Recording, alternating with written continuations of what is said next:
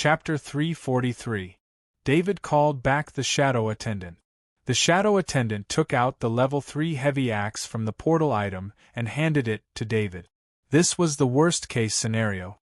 If he made a mistake, he would quickly kill the iron wing bat bug guarding the door.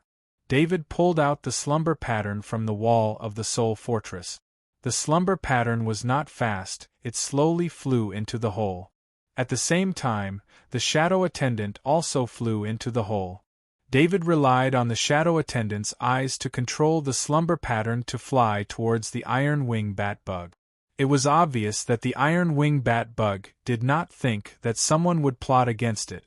It maintained a sound wave transmission to its surroundings. As long as there was any creature within the range of the sound wave, it would be able to detect it. Therefore, even though the iron wing bat bug did not look around, it actually knew everything around it like the back of its hand. This was an innate ability. In a dark environment, it used sound waves to replace its eyes. However, this innate ability could only be used on physical objects. Whether it was the slumber pattern or the Shadow Attendant, it could not be detected by this innate ability. The slumbering pattern flew into the body of the iron wing bat bug. Clearly, this level 1 iron wing bat bug didn't have a very strong soul. It couldn't even detect the slumbering pattern, let alone resist it. After a minute, the iron wing bat bug opened its iron wings and opened its eyes to look around. At this time, David directly walked into the hole. The iron wing bat bug acted as if it did not see David. At this time, a strange connection was formed between the iron wing bat bug and David. The slumbering pattern within the iron wing bat bug had already turned into a bewitching pattern after a minute. This iron wing bat bug had become David's puppet. David did not bring the iron wing bat bug with him. Instead, he left it here. David walked along the tunnel inside the hole for 20 meters. During this distance, not a single iron wing bat bug appeared. After 20 meters, the space suddenly opened up, and a space of several thousand cubic meters appeared. This was a huge cave. Originally, it should have been dark and gloomy, but because of some light spots on the cave walls, the cave was brightly lit. The Shadow Attendant flew to a spot of light and saw the real body of the light. It was a piece of Krypton source ore, and it was of good quality. The light spots here were all Krypton crystals. These Krypton crystals provided light for this space. On the walls of the cave there were dozens of holes. Similarly, there were no iron wing bat bugs in the cave, but there were some traces left behind by the iron wing bat bugs. The bottom of the cave was full of bones, excrement, and so on. If David did not have the custom-made exoskeleton armor's air filtration system, he would have been overwhelmed by the smell in the cave. David looked at the dozens of holes, and his face was a bit ugly. He had wasted a lot of time, and the king of the iron wing bat bugs had a bit of time to breathe. Now, if he slowly searched the holes one by one, it was very likely that by the time he found the king of the iron wing bat bugs, the king of the iron wing bat bugs would have recovered from most of its injuries. At that time, it would be hard to say if he killed the king of the iron wing bat bugs, or if it was the king of the iron wing bat bugs that killed him. Just as David was getting anxious, Little White, who was in the custom-made exoskeleton armor, suddenly twisted its body. David connected his mind to it. It should be known that Little White was usually very quiet, and it would not disturb David. Now that it moved, it should have found something. Sure enough, Little White sent a warning to David. There was an extremely terrifying aura nearby. Little White, do you know the direction of this aura? David tried to ask through his mind. Little White immediately sent a direction to David. There was a hole in that direction. David comforted Little White with his mind, then flew into the air and flew towards the hole. Of course, the Shadow Attendant had already flown there. It was 40 meters away from David, so that David could detect any possible danger in advance. When he flew to the hole, David immediately sensed the rich aura of Krypton crystal energy. With the nature of Krypton crystal energy, Such a rich aura could only mean that the amount of krypton crystals here had reached a very terrifying level. The shadow attendant entered the hole and saw that the walls of the hole were densely packed with krypton crystals. It was many times denser than the big hole outside. No wonder there was such a rich aura of krypton crystal energy. With so many krypton crystals here, David was confident that this was the cave of the king of the iron wing batbugs. The shadow attendant looked inside. There was no need to search any further. 200 meters inside, the king of the iron wing batbugs was stuffing a piece of krypton crystal into its mouth. At this time, the injuries on the king of the iron wing batbugs were much better than before, especially the damage on its iron wings. As a flying bug, the king of the iron wing batbugs instinctively prioritized healing over its iron wings, which were the most important to it. Therefore, its iron wings were the fastest to repair. If David didn't see that the deep wounds on the king of the iron wing batbugs hadn't healed yet, he would have turned around and left. No matter how much wealth there was, or how tempting the knowledge of the king of the iron wing batbugs was, it was not as important as his own life. After the king of the iron wing batbugs swallowed a piece of krypton crystal, it seemed that it was still not satisfied. It picked up another piece of krypton crystal and swallowed it again. Only then did it hang upside down and relax its body to digest the krypton crystal, speeding up the healing of its injuries. This group of iron wing batbugs hadn't been here for long. If they had been here for a long time, they would have been discovered by the Academy.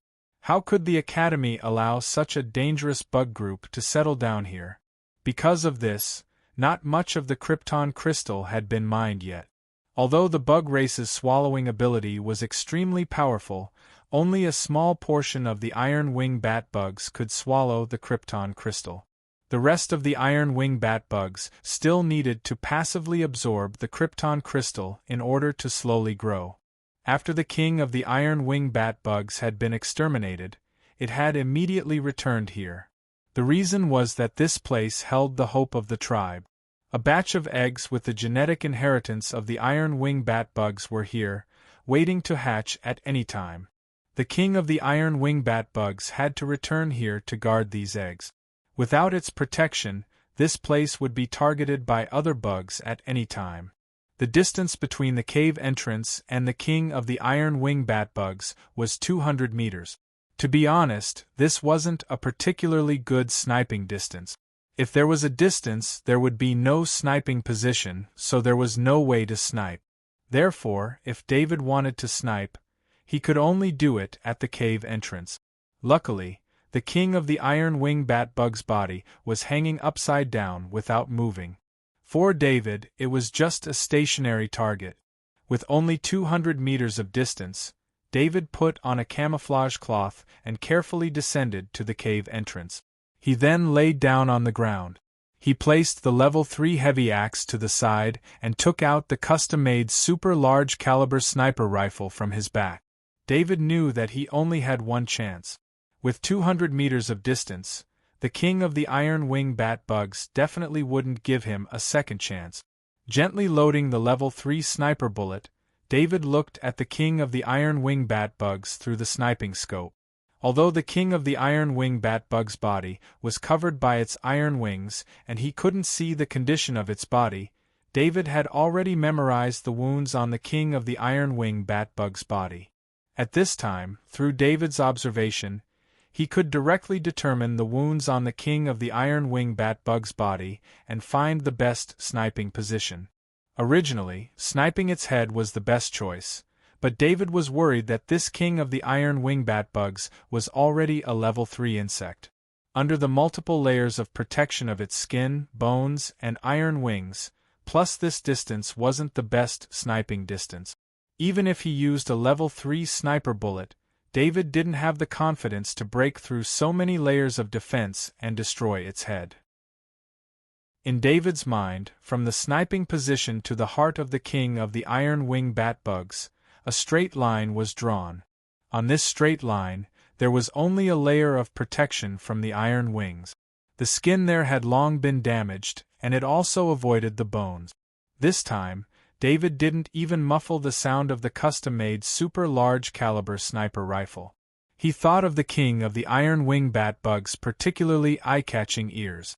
Although there was a distance of 200 meters between his sniping position and the king of the iron wing bat bugs, there was a straight path between them, which was very convenient for sound transmission. Boom! A loud sound rang out, but what was faster than the sound was the level 3 sniper bullet. The speed of a level 3 sniper bullet was much faster than the sound. The sniper bullet instantly crossed the distance of 200 meters after leaving the sniper rifle barrel and appeared outside the iron wings of the king of the iron wing bat bug. The king of the iron wing bat bugs had actually been maintaining sound transmission, but it was injured, so it controlled the transmission of sound to a range of 100 meters. This was also the reason why he was confident in the safety of this nest. There were iron wing bat bugs guarding outside. If there were enemies, they would make a special sound, and it would immediately receive it. When the level 3 sniper bullet entered the range of 100 meters, the king of the iron wing bat bugs was startled awake. It didn't even have time to move its body before the level 3 sniper bullet hit its iron wings. The iron wings weren't able to defend against it. After the level 3 sniper bullet lost some of its impact, it made a small hole in the iron wings and continued to shoot towards the body of the king of the iron wing bat bug. Just as David expected, the level 3 sniper bullet hit the muscles that weren't protected by the skin, passed through the bones, entered the chest, and hit the heart. Half of the heart of the king of the iron wing bat bugs exploded, turning into a pool of blood and minced meat. The level 3 sniper bullet then passed through the muscles on the back of the king of the iron wing bat bugs and got stuck in the bones. David's judgment was correct. Because this wasn't the best shooting distance for the custom-made super large caliber sniper rifle, the level 3 sniper bullet didn't reach the best speed, and its power wasn't fully displayed. Therefore, the fact that the level 3 sniper bullet couldn't even completely penetrate the body of the king of the iron wing bat bugs proved this point. However, the result was still good. David was sure that the sniper bullet had successfully hit the heart of the king of the iron wing bat bug. Squeak! Contrary to David's expectations, the king of the iron wing bat bugs didn't die immediately. Instead, it used all of its strength to let out a wave of screams. This wave of screams was the sound wave attack that the king of the iron wing bat bugs released with all of its strength. David could almost see that the king of the iron wing bat bugs was the starting point, and a transparent wave was rushing towards David. At this time, the sound of the custom-made super large caliber sniper rifle also passed through the hole and reached the king of the iron wing bat bug. The two sound waves collided, and the sound of the custom-made super large caliber sniper rifle was instantly dispersed. The transparent wave continued to rush towards David.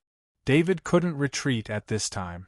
He didn't understand why the king of the iron wing bat bugs still had the strength to attack when its heart had already been hit. The speed of the transparent wave was too fast. Even if he wanted to retreat, he wouldn't be able to make it in time. Moreover, if he retreated, the king of the iron wing bat bugs might have a chance to recover. Maybe there would even be a second or third attack. In addition, this was the nest of the iron wing bat bugs. David couldn't guarantee that there were many iron wing bat bugs here. This kind of noise would definitely attract the rest of the iron wing bat bugs.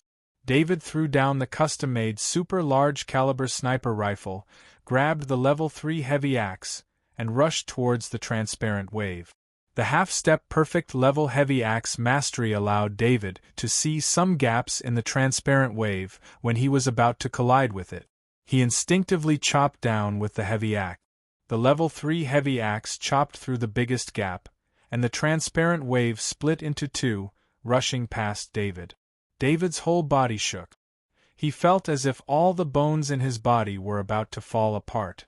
Almost without any hesitation, a bottle of holy water of eternal youth was injected into his body. The only person who could use the holy water of eternal youth as a healing potion was probably David. If anyone from the Interstellar Federation saw David using the holy water of eternal youth like this, they would want to strangle David to death. This was an extreme waste. After the holy water of eternal youth entered his body, his originally powerless body was cleansed by a warm energy, and he regained his strength once again. Compared to David's body, his soul didn't receive much of an impact. The most serious impact was split open by his half-step perfect level heavy axe mastery. In addition, his soul fortress and soul crystal were 2 layers of protection, so his soul wasn't injured at all. The only pity was that the soul crystal that David had been condensing for many days had broken. Luckily, as long as David continued to practice the crystal meditation, he would be able to recover again. Outside of David's soul fortress, the crystal barrier turned into specks of starlight and dissipated. The remaining sound wave hit the soul fortress, and the sound wave itself turned into threads of energy and dissipated. The collision between David and the high-frequency sound wave attack only lasted for 1 second. In this 1 second, although David looked very relaxed, in reality, without the half-step perfect level heavy axe mastery, the holy water of eternal youth, and the powerful soul fortress, he would have been heavily injured or even killed by this wave of high-frequency sound wave attack. Chapter 344. David's body stopped for a second while he was charging forward. Then the transparent ripple split into 2 and continued to rush behind him. His body started to move again. Although David's charging speed had slowed down a lot, and his strength could only be maintained at the most basic level of Kaji, he still rushed towards the king of iron-winged bat-bugs. The king of iron-winged bat-bugs fell to the ground from its upside-down state. The reason it could stand up again was because of the krypton crystal energy it had swallowed. After receiving a fatal attack, the king of iron-winged bat-bugs directly crushed a few krypton crystals in its body. The majestic krypton crystal energy crazily surged in its body. Normally, the king of iron-winged bat-bugs wouldn't dare to do this. If it swallowed the krypton crystals, it could rely on the digestive fluid in its body to speed up the absorption. However, if it directly crushed the krypton crystals, even the king of iron-winged bat-bugs couldn't withstand this huge amount of energy. However, the king of iron-winged bat-bugs had suffered a fatal injury, so it didn't care about this. The only thing it wanted to do was to persevere and kill its enemy. The king of iron-winged bat-bugs tried hard to gather the remaining energy in its body and turned it into high-frequency sound wave. It waited for David to get closer and make the final attack. It wasn't that the king of iron-winged bat-bugs didn't want to attack from a distance, but it didn't have enough energy right now. It couldn't even move its body. Its life was barely supported by the krypton crystal energy. Perhaps in the next moment, its body wouldn't be able to withstand the surge of krypton crystal energy and would collapse. The distance between David and the king of iron-winged bat-bugs was getting shorter and shorter. He could clearly feel the extremely dangerous aura coming from the other side. He immediately used all his means. First, the arrow of spirit flew out first, followed by the enchantment pattern. David didn't think that the arrow of spirit would succeed. He wanted to use the arrow of spirit to affect the king of iron-winged bat-bugs and then use the tracking ability of the enchantment pattern to make the king of iron-winged bat-bugs dodge. This would disrupt the king of iron-winged bat-bugs' attack. But what David didn't expect was that the king of the iron-winged bat-bugs didn't even try to dodge. Instead, it forcefully took the hit of the arrow of spirit, and then the bewitching pattern entered its body. This situation caused David's body to slow down, and he stopped 20 meters away from the iron-winged bat-bug king. He had seen powerful beings who were able to dodge the spirit arrow and bewitching pattern attacks, but he had never seen a creature that could withstand them. At this moment, he hesitated.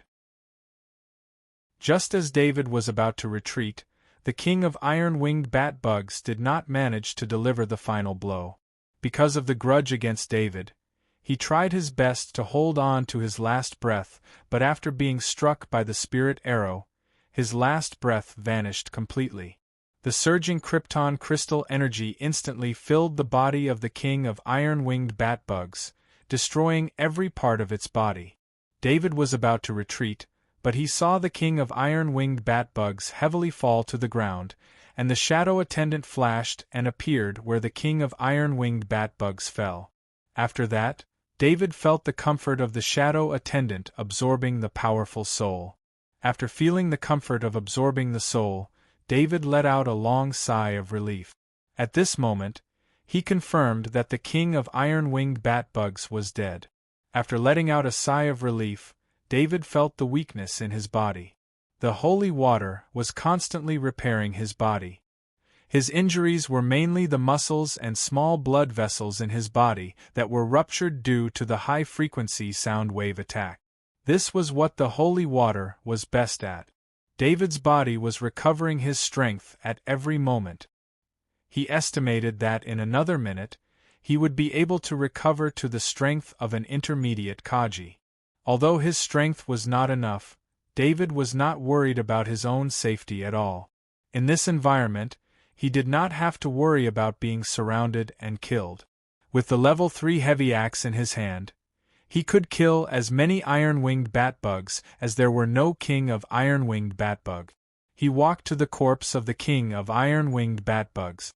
Originally, he was wondering if there would be a king's core, but when he saw half of its heart, he knew that even if there was a king's core, it would have already been destroyed by him. David stayed in the cave for a few minutes, waiting for the holy water to fully take effect. Only then did he carry the corpse of the king of iron-winged bat-bugs and walked out of the cave. In these few minutes, there were no iron-winged bat-bugs outside the cave. At the entrance of the cave, he put away the custom-made large-caliber sniper rifle on his back and came out of the cave. When he came to the big cave outside, he still did not see any iron-winged bat-bugs. Could it be that there is only one iron-winged bat-bug guarding the entrance of the cave? David thought to himself.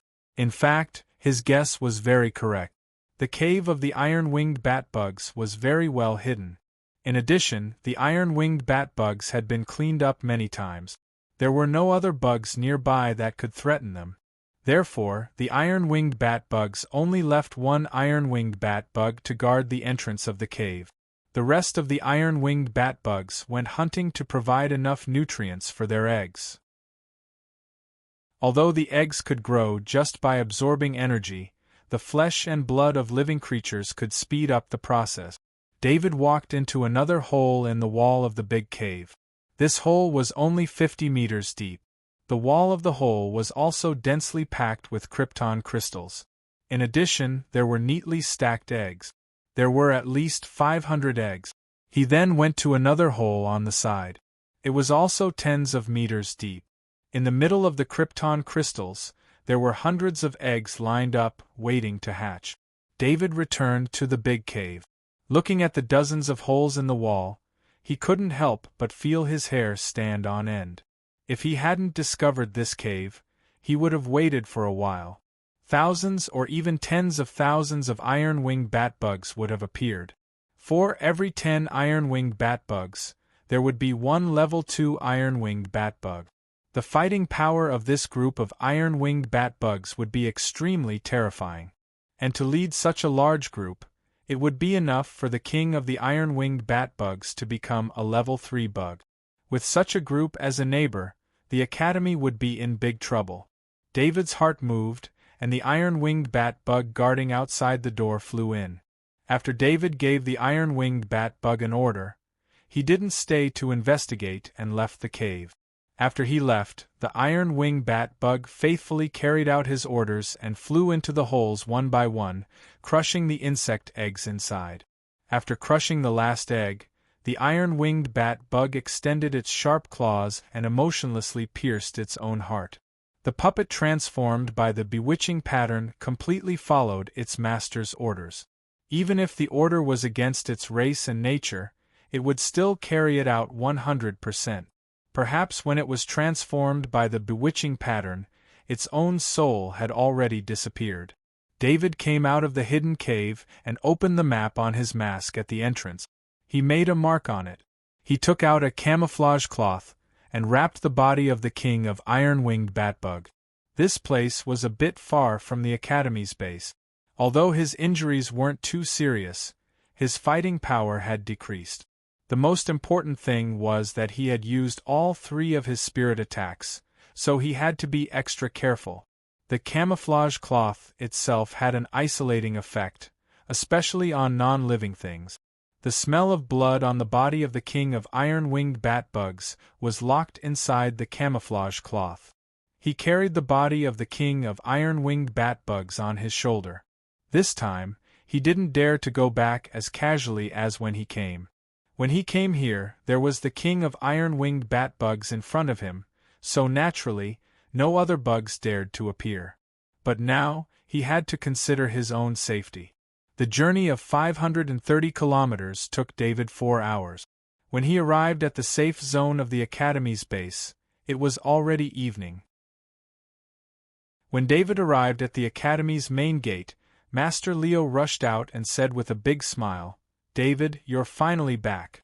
David knew why Master Leo was waiting for him here, so he said gratefully, "Leo, I've made you worry."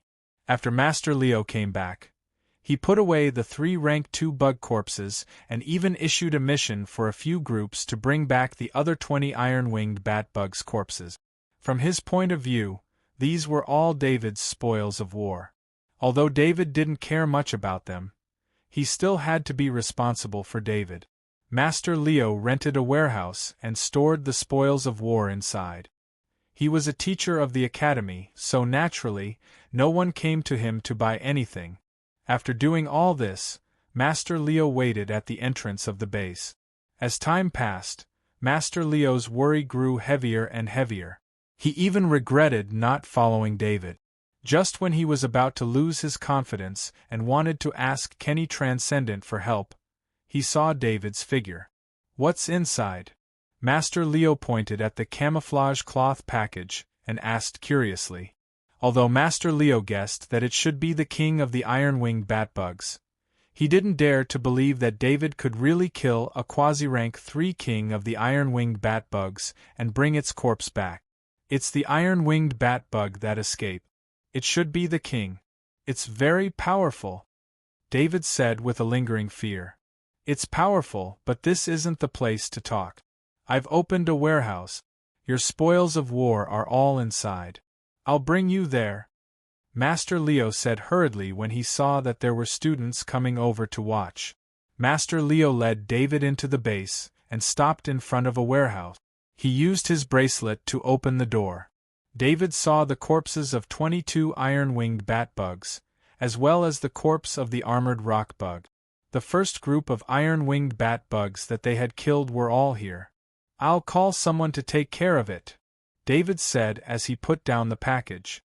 He took out the king of the iron-winged batbugs' corpses from the camouflage cloth. The material of the camouflage cloth was not bad. After all, it was a military item. The blood on it was gone after a few gentle shakes. After putting away the camouflage cloth, David used his bracelet to send the location of the warehouse to David and told him to come and receive it. After a few minutes, David appeared outside the warehouse with a transport hover car. He jumped off the hover car and entered the warehouse. The first thing he saw was the insect corpses all over the floor. "David, did you kill the entire iron-winged batbug clan?" David asked in shock as he pointed at the iron-winged batbugs' corpses on the floor. He had done a lot of research on the insect race. Naturally, he could tell that 2 of the corpses were rank 2 insect. The other iron-winged batbug was probably a rank 3 insect. How could he not be surprised? This was the iron-winged batbug, one of the most terrifying insects. "This is the result of me and Leo working together. Give me an estimate and I'll leave it to you," David said with a smile. I don't dare to take the credit. You killed all of them alone," Master Leo quickly said.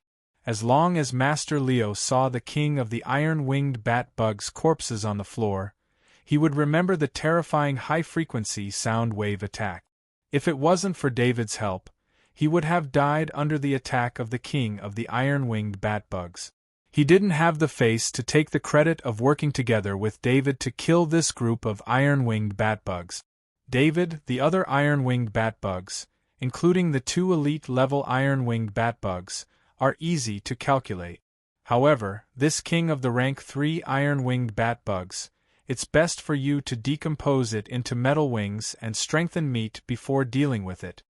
David stepped forward and examined them carefully. He quickly calculated the value of this batch of iron-wing bat-bugs, but he still tried to persuade him. David, the person you found is not bad. I've never seen someone do business like this. Master Leo said to David as he looked at him with admiration.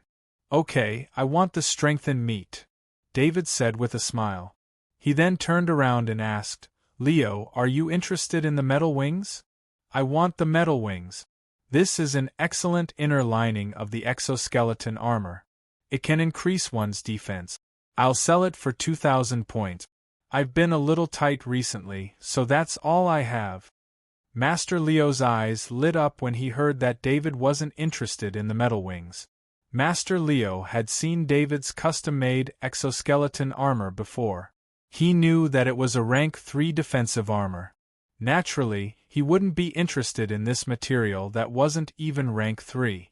However, to Master Leo, this was an extremely precious material for the exoskeleton armor. It was worth it if he took out all the points he had to exchange for it. Forget about the points. This time, it's also thanks to you, David said with a smile as he shook his head. David, if you want to be friends with me, then accept my point. If you bring this metal wings to the auction, it will definitely be worth more than 2,000 points.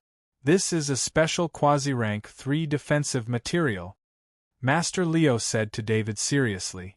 Okay, as long as you think it's worth it. David didn't say anything else and nodded. David stepped forward and took out his decomposing knife.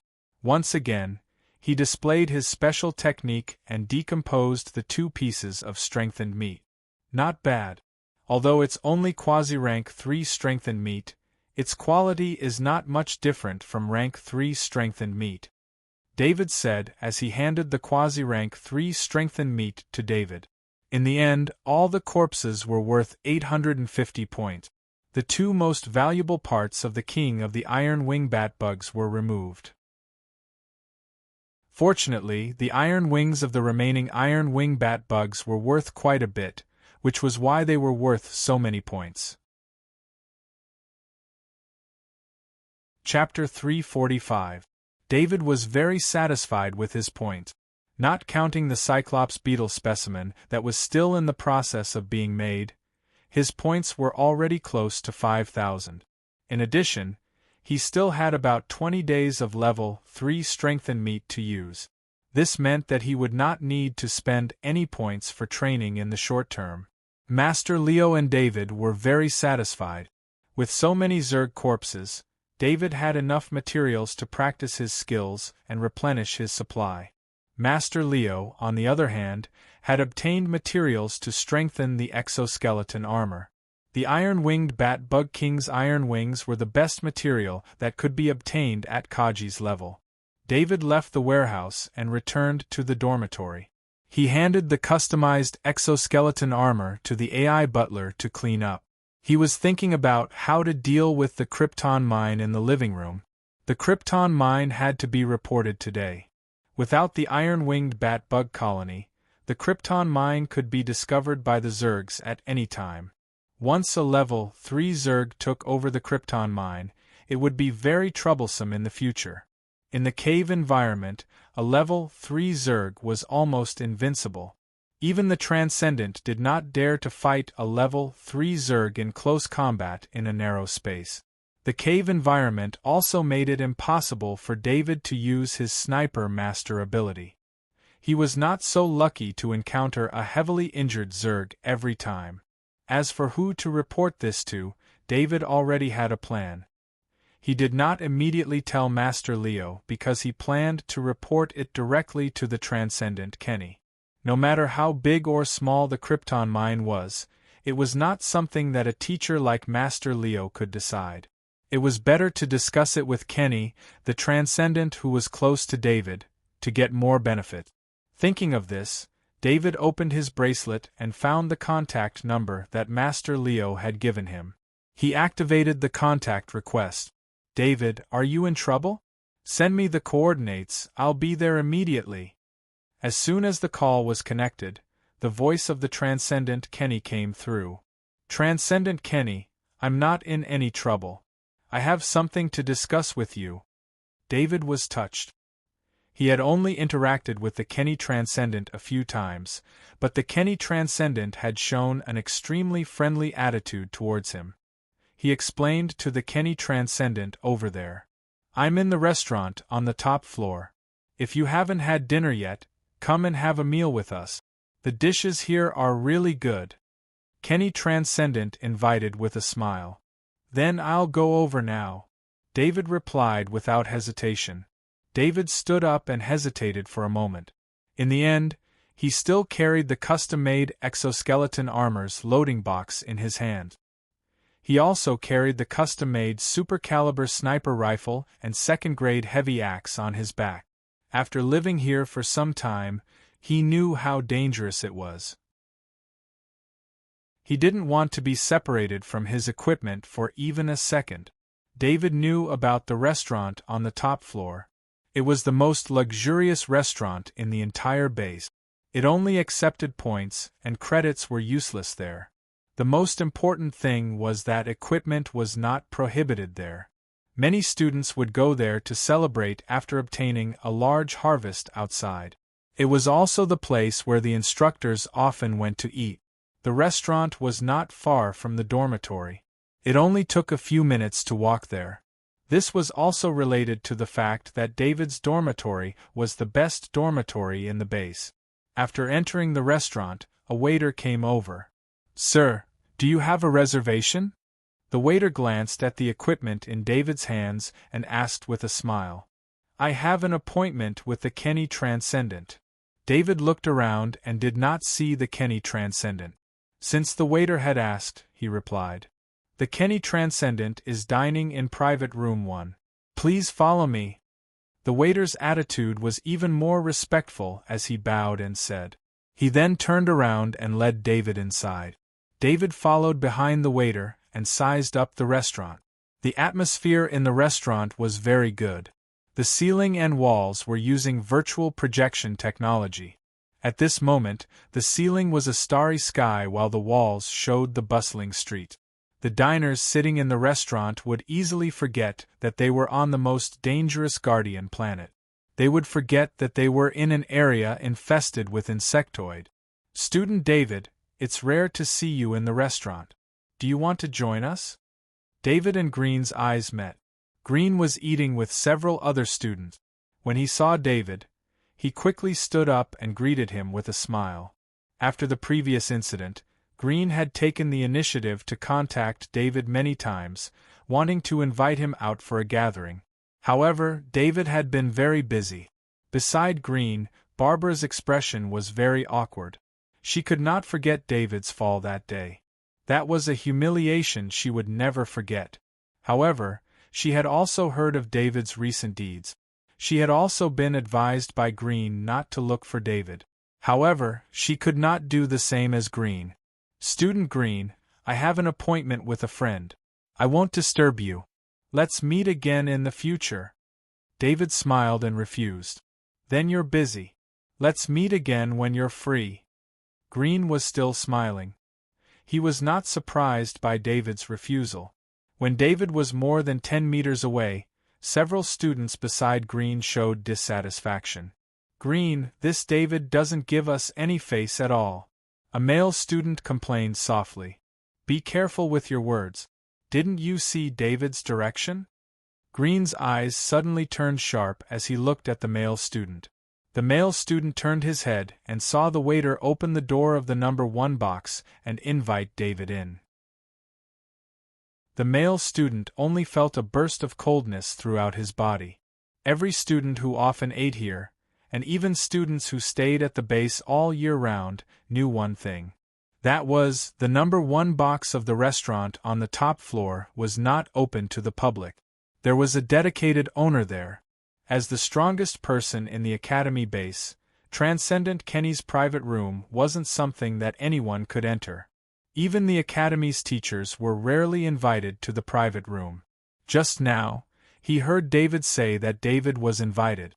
Moreover, David used the term friend. To be honest, at this moment, Green's heart was extremely agitated.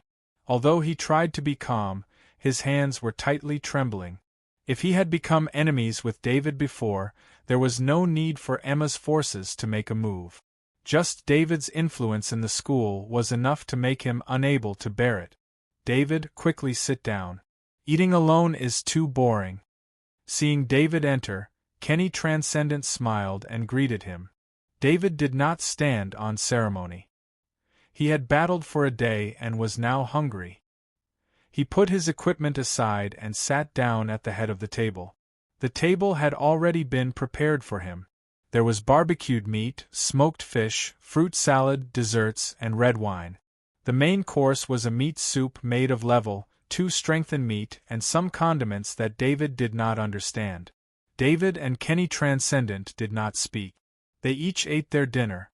Their valiant bodies allowed them to eat very quickly. After the waiter came in and took away the plates, the two sat on the sofa at the side, each holding a cup of fruit juice in their hands. "David, you don't look for me if there's nothing. What happened?" Kenny Transcendent looked at David and asked with a smile. He invited David to dinner because he knew that David's matter was not urgent. If it was, David would have mentioned it over the phone. "I found a krypton mine." David took a sip of the fruit juice and replied with a smile. "Krypton mine discovered." Kenny smiled casually as he repeated. Suddenly, he paused, and the cup in his hand that he was about to put into his mouth was suspended in midair. "What did you say? You found a krypton mine?" he asked with a serious tone. It was no wonder that Kenny Transcendent did not believe him. Due to environmental issues, there were not many krypton mines on the Guardian planet. David had only been on the Guardian planet for a short while, and he had already found a krypton mine. "Yes, I met a group of iron-winged bat-bugs today. In order to track down the king of the iron-winged bat-bugs, I found out that the nest of the iron-winged bat-bugs is a krypton crystal mine."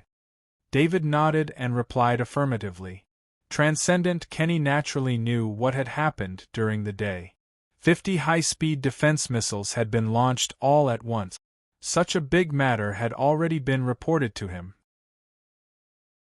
If it were not for Master Leo's participation, David would have to pay a large sum of compensation for the loss of 50 high-speed defense missiles just by luring a group of iron-winged bat-bugs into the safe zone. Of course, with Kenny Transcendent there, the compensation of 50 high-speed defense missiles would not be paid by David. There had always been a rule that the safety of the Academy's base was the top priority. Students were not allowed to use the safe zone to eliminate the Zergs. Any loss caused by a student luring the Zergs into the safe zone without permission would be borne by the student. This was to prevent students from abusing the defense system. The defensive weapons in the Academy's base were limited. Although they would be replenished every once in a while, the Academy's defense would drop if they lost too much before the replenishment. "Wait, you went to track down the king of the iron-winged bat-bugs alone?" Kenny Transcendent interrupted David and asked in a deep voice. "The king of the iron-winged bat-bugs was heavily injured. I didn't want to give up the opportunity," David explained. "David, you are a student with a lot of potential. You are a sniper master, but that doesn't mean that your combat power can fight against the king of the iron-winged bat-bugs. The king of the iron-winged bat-bugs has a high-frequency sonic attack ability. It can easily kill you with one hit." Kenny Transcendent's tone was very heavy, but it showed that he cared about David. "I will pay attention in the future." David did not explain the origin of his confidence. Instead, he took the initiative to say it. Kenny Transcendent saw David's proactive attitude, and could not help but soften his tone. I don't want the most talented student in the academy to die in the process of growth. There are some unnecessary dangers that you don't need to take. For example, in the case of the king of the iron-winged bat-bugs, you should go through the academy or directly through me. Right, the Krypton crystal mine. Where is the Krypton crystal mine? Take me there now. Kenny Transcendent suddenly remembered the Krypton crystal mine and quickly said. In the heart of Kenny Transcendent, the Krypton crystal mine was very important. However, a genius like David was even more important. That was why he had forgotten about the Krypton crystal mine in order to educate David. Do you want to go now? It's already dark. David asked hesitantly. Although they could not see the sky outside, it was already past 8 o'clock. Night had long fallen. On the Guardian planet, the night represented danger. In the dark, human eyes lost their best vision. Although there were scanning devices on the exoskeleton armor, there was no guarantee that they would be able to detect hidden insectoid. The night was the best camouflage for the insectoid. The insectoids were born with an innate sensitivity to auras and life. Their night vision allowed them to easily fight in the dark as compared to during the day. Therefore, almost no students in the academy would leave the base at night. Even if there were students who insisted on fighting, they would only stay in the safe zone. Don't worry, I can guarantee your safety, Kenny Transcendent promised with a smile. David nodded. He took the custom-made exoskeleton armor from the side and quickly attached the armor to the weapon. Kenny Transcendent was also covered in green Transcendent equipment when David finished putting on the armor. David, let's fly over. You take the lead and I'll take the back. Kenny's feet left the ground as he floated towards the door of the private room. He didn't forget to turn around and give David an order. The short wings on David's back spewed out energy. He also left the ground and flew toward the outside. What's going on? The students and teachers who were dining outside could not help but exclaim when they saw Kenny Transcendent and David fully armed. Kenny Transcendent ignored them. He only wanted to get to the Krypton mine as soon as possible. David sped up and chased after him. The two of them disappeared from the entrance of the restaurant. Grimm and Barbara looked at each other. Previously, there were rumors that David and Kenny Transcendent had teamed up. However, those were just rumors. Now that they had seen the two of them in full armor, the rumors were confirmed. In the eyes of these students, David was a legend among them. A new student who came to the Guardian planet as soon as he entered the school, and then teamed up with the Transcendent to fight. This kind of story was unbelievable even if it was written into a novel. David flew in the night sky. Although he had Kenny Transcendent's guarantee, he still released the Shadow Attendant. It would give him at least a few dozen meters of space to be alert. If he encountered an enemy, he would be able to react in time. After flying out of the safe zone, there were more noises around. Under the cover of the night, a large number of larvae began to move. The larvae looked for food everywhere. Strange signs of life appeared in the wilderness of the Guardian planet. Don't worry about these insects. These larvae can't be killed. The Guardian planet's energy source is limited. These larvae have limited growth potential, Kenny Transcendent explained to David. As he spoke, an energy beam lit up the night sky. The energy beam was aimed at David. David had already sensed the danger when the energy beam rose. He immediately dodged in the air, and did not let the energy beam hit him.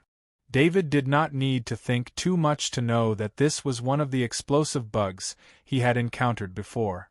Damn it! Kenny Transcendent roared. His body turned into a green ribbon in the air, and flew to the ground. Then, there was an explosion on the ground. Kenny Transcendent's body returned to the sky. The whole process took only a few seconds. How could Kenny not be angry? He had just guaranteed that David wouldn't be in any danger, but when he came out, he was ambushed by the explosive spray bugs. If it wasn't for David's intuition towards danger, he would have been hit long ago. Chapter 346. For the rest of the journey, the Kenny Transcendent flew below David to maintain the best response to danger. David felt that it was a pity that he lost the soul of the explosive bug, but he had no reason to fly down and absorb it. Although the Kenny Transcendent treated him well, he still had to pay attention to his actions. Don't think that the Transcendent was stupid. Any carelessness could cause the Kenny Transcendent to become suspicious. The Kenny Transcendent killed a few more Zergs along the way. Fortunately, they didn't encounter any level 3 Zergs, so they arrived at their destination very smoothly. Is it here? The Kenny Transcendent looked at the valley below and asked aloud. Yes, the entrance is between those few boulders. David pointed at the boulder below and said, "Let's go down and take a look." The Kenny Transcendent said as he descended first. "This place is quite well hidden." The Kenny Transcendent observed the entrance and said in a deep voice. He was in front, and David was behind him as they entered the cave. A lifestone. David, your luck is really good." The Kenny Transcendent turned on the searchlight and saw the rocks on the wall in the dark tunnel. He couldn't help but laugh. "You can see some krypton crystals from here." David also turned on the searchlight and said. The searchlight on the exoskeleton armor wasn't dazzling, but it was a scattered natural light source. This was to make it easier for them to work together during a night battle and not to be affected by the strong light source. In this regard, the Interstellar Federation had almost reached the pinnacle. When they arrived at the big cave again, David saw the puppet he left behind. It was now dead on the ground in a strange position. The Kenny Transcendent also saw the iron wing bat bug and couldn't help but look at David strangely. He didn't think that the iron wing bat bug had committed suicide. Instead, he thought that David had used the iron wing bat bug to stab its heart with its claws. However, thinking back to the battle in the bar where David's unarmed combat strength had practically crushed the Academy's geniuses, Grim and Barbara, it wasn't strange that David would use such a method to kill the iron wing bat bugs. Geniuses always had some quirks. Regarding David's behavior, Kenny Transcendent would only think that it was a hobby of David's. Krypton Crystal Source, Oregon. Unfortunately, there aren't enough of it. The Transcendent Kenny also saw the light spots on the wall of the cave and sighed as he flew up. Of course, he knew that this was just the Krypton Source ores that were exposed outside. He needed to check the quality of the Krypton Source ores to determine the grade of the Krypton Source ores. Only then could he decide what to do next. The Transcendent Kenny arrived next to a Krypton Source, Oregon. Equipped with the Transcendent armor, he inserted his palm into the rock wall and easily extracted the Krypton Source, Oregon. David, this is a high-grade source, Oregon. There is a lot of mining value here. Next, we'll have to see the reserves here. The Transcendent Kenny said to David in surprise. How do we check the reserves? David also flew to the Transcendent Kenny and asked. First, we'll use our experience to determine, then we'll have someone measure it. The Transcendent Kenny said with a smile as he played with the Krypton Source ore in his hand. He then flew to another cave on the wall of the cave. The moment he entered the cave, he stopped.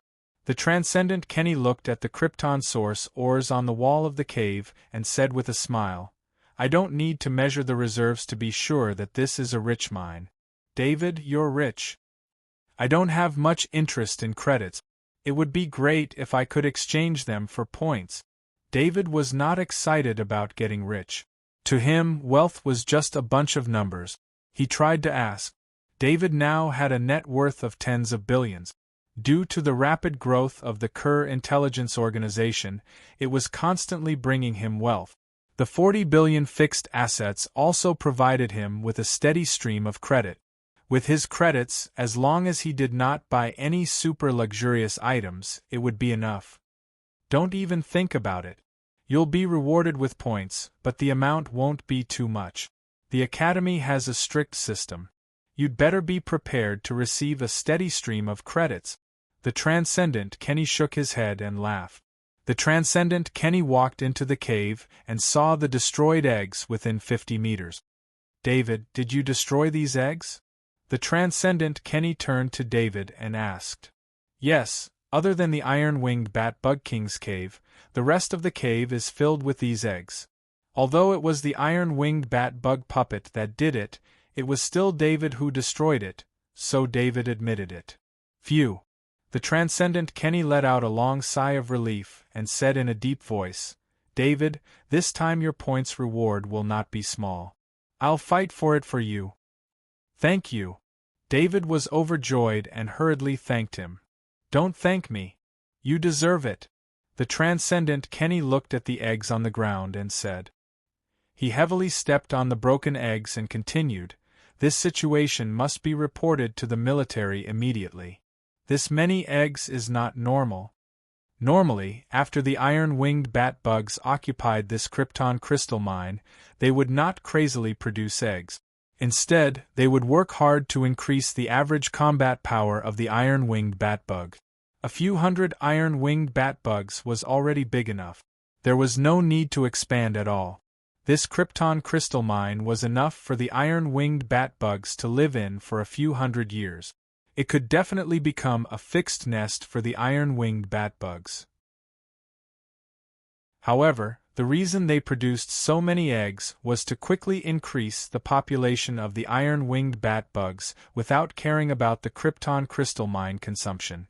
There was only one possibility for this situation, and that was that the Zergs needed the iron-winged bat-bugs to increase their population. Combined with the recent frequent movements of the Battlestar Zergs, the Transcendent Kenny had a bad feeling. The Transcendent Kenny was afraid that David would think too much, so he explained in advance, David, I'll call Glenn and Galton over. We can discuss this with the military together. It's all up to you. David did not think too much about it. He was a student of the academy and believed that the Transcendent Kenny would not do anything to harm him, so he said with a smile. The Transcendent Kenny nodded heavily and turned on the Transcendent Armor's communicator. After a while, the Transcendent Kenny said to David, We'll wait for them outside. The two of them flew into the valley. After more than an hour, two faint green ribbons of light flew from the sky and stopped in front of the two of them when they got close. They put away the Transcendent Armor's visors. It was the Transcendent Glenn and the Transcendent Galton. The Transcendent Glenn patted David's shoulder and greeted him. David, we meet again. The Transcendent Galton also smiled and nodded at David. The Transcendent Kenny smiled at the two Transcendent and said, I need your help. David discovered this krypton mine, and there are some things that need to be reported to the military. I'm worried that the military will take over the krypton mine, so I need your help. The Transcendent Glenn asked, Since it was discovered by David, it's the Ministry of Education's krypton mine. How can we let the military get involved? But why do you have to report it to the military? This type of krypton mine was a very important discovery. Due to the special nature of krypton mines, they would only report it to the military after they had full control of it. There must be something wrong with the report now. The Transcendent Kenny said helplessly, There are tens of thousands of iron-winged bat-bug eggs in here. Don't you think it's very serious? God. The expressions of the Transcendent Glenn and the Transcendent Galton changed drastically. They could guess the source of the trouble. You guys are a bit faster. The military will be here in 10 minutes. Stay with me and wait for a while. Kenny continued. The Transcendent Glenn and the Transcendent Galton nodded at the same time. The Transcendent Protector of the three academies in this area had a special relationship with each other. The three Transcendent Protectors helped each other to protect the three academies. At the same time, the close relationship between the academies and the Transcendent Protectors made the relationship between the three Transcendent Protectors go beyond ordinary friendship. The three Transcendent Protectors shared the same interests. The resources produced in this area ensured the safety of their respective academies. Therefore, when the Transcendent Kenny needed 2 Transcendent Protectors, the 2 Transcendent Protectors stood on the side of the Transcendent Kenny without hesitation. David, you're rich now. Remember to treat us when the time comes. The Transcendent Glen joked with a smile. At their level, the attraction of credits to them was extremely limited. The things they needed could not be bought with credit. Anytime, David replied with a smile. The military is here. The Transcendent Kenny announced loudly. David looked up at the sky. In the dark night, 6 huge glowing objects were approaching. David could tell that they were 6 destroyers. As the 6 destroyers approached, 4 of them surrounded the valley. The lights on the destroyers illuminated the valley as bright as day. One of the destroyers stopped in the air above the valley. The other 5 had the entire valley under their control. The last destroyer landed. Its huge nozzle blew the gravel and dust on the ground everywhere. David and the 3 Transcendent Protectors had no choice but to put their helmet back on. I hate the military's extravagance. The Transcendent Glen grumbled unhappily. The military has no choice. Normal soldiers are too weak here. The Transcendent Kenny explained in an understanding tone. David understood the military's helplessness after listening to the Transcendent Kenny's explanation. It was impossible for everyone on the destroyer to be Kaji. It was almost impossible for non-Kaji to survive on the surface of the Guardian planet. It was not because of the environment, but because of the Zergs that could appear at any time.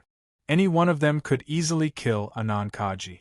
It was even more impossible for the special analysts to be Kaji. The destroyer landed steadily on the ground, occupying more than half of the huge valley. The destroyer spewed out a mist. The dust in the sky slowly dissipated with the mist. The ship's door opened. A major general walked out.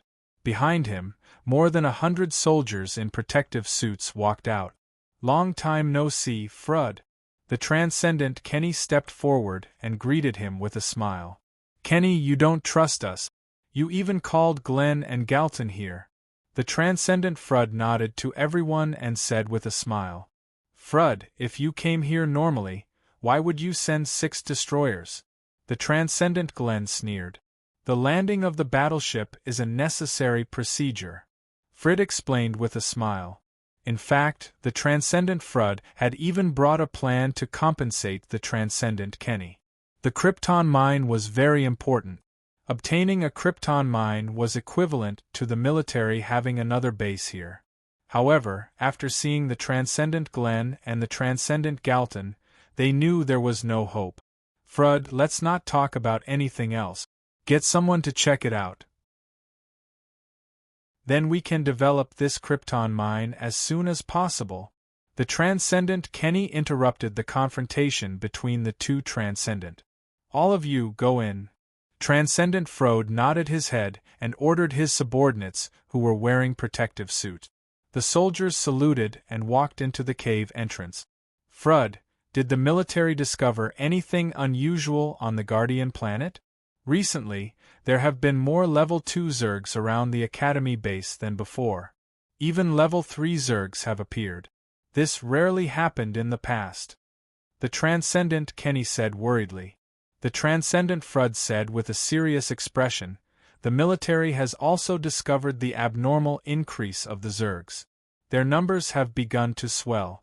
With the resources on the Guardian planet, this situation should not have happened.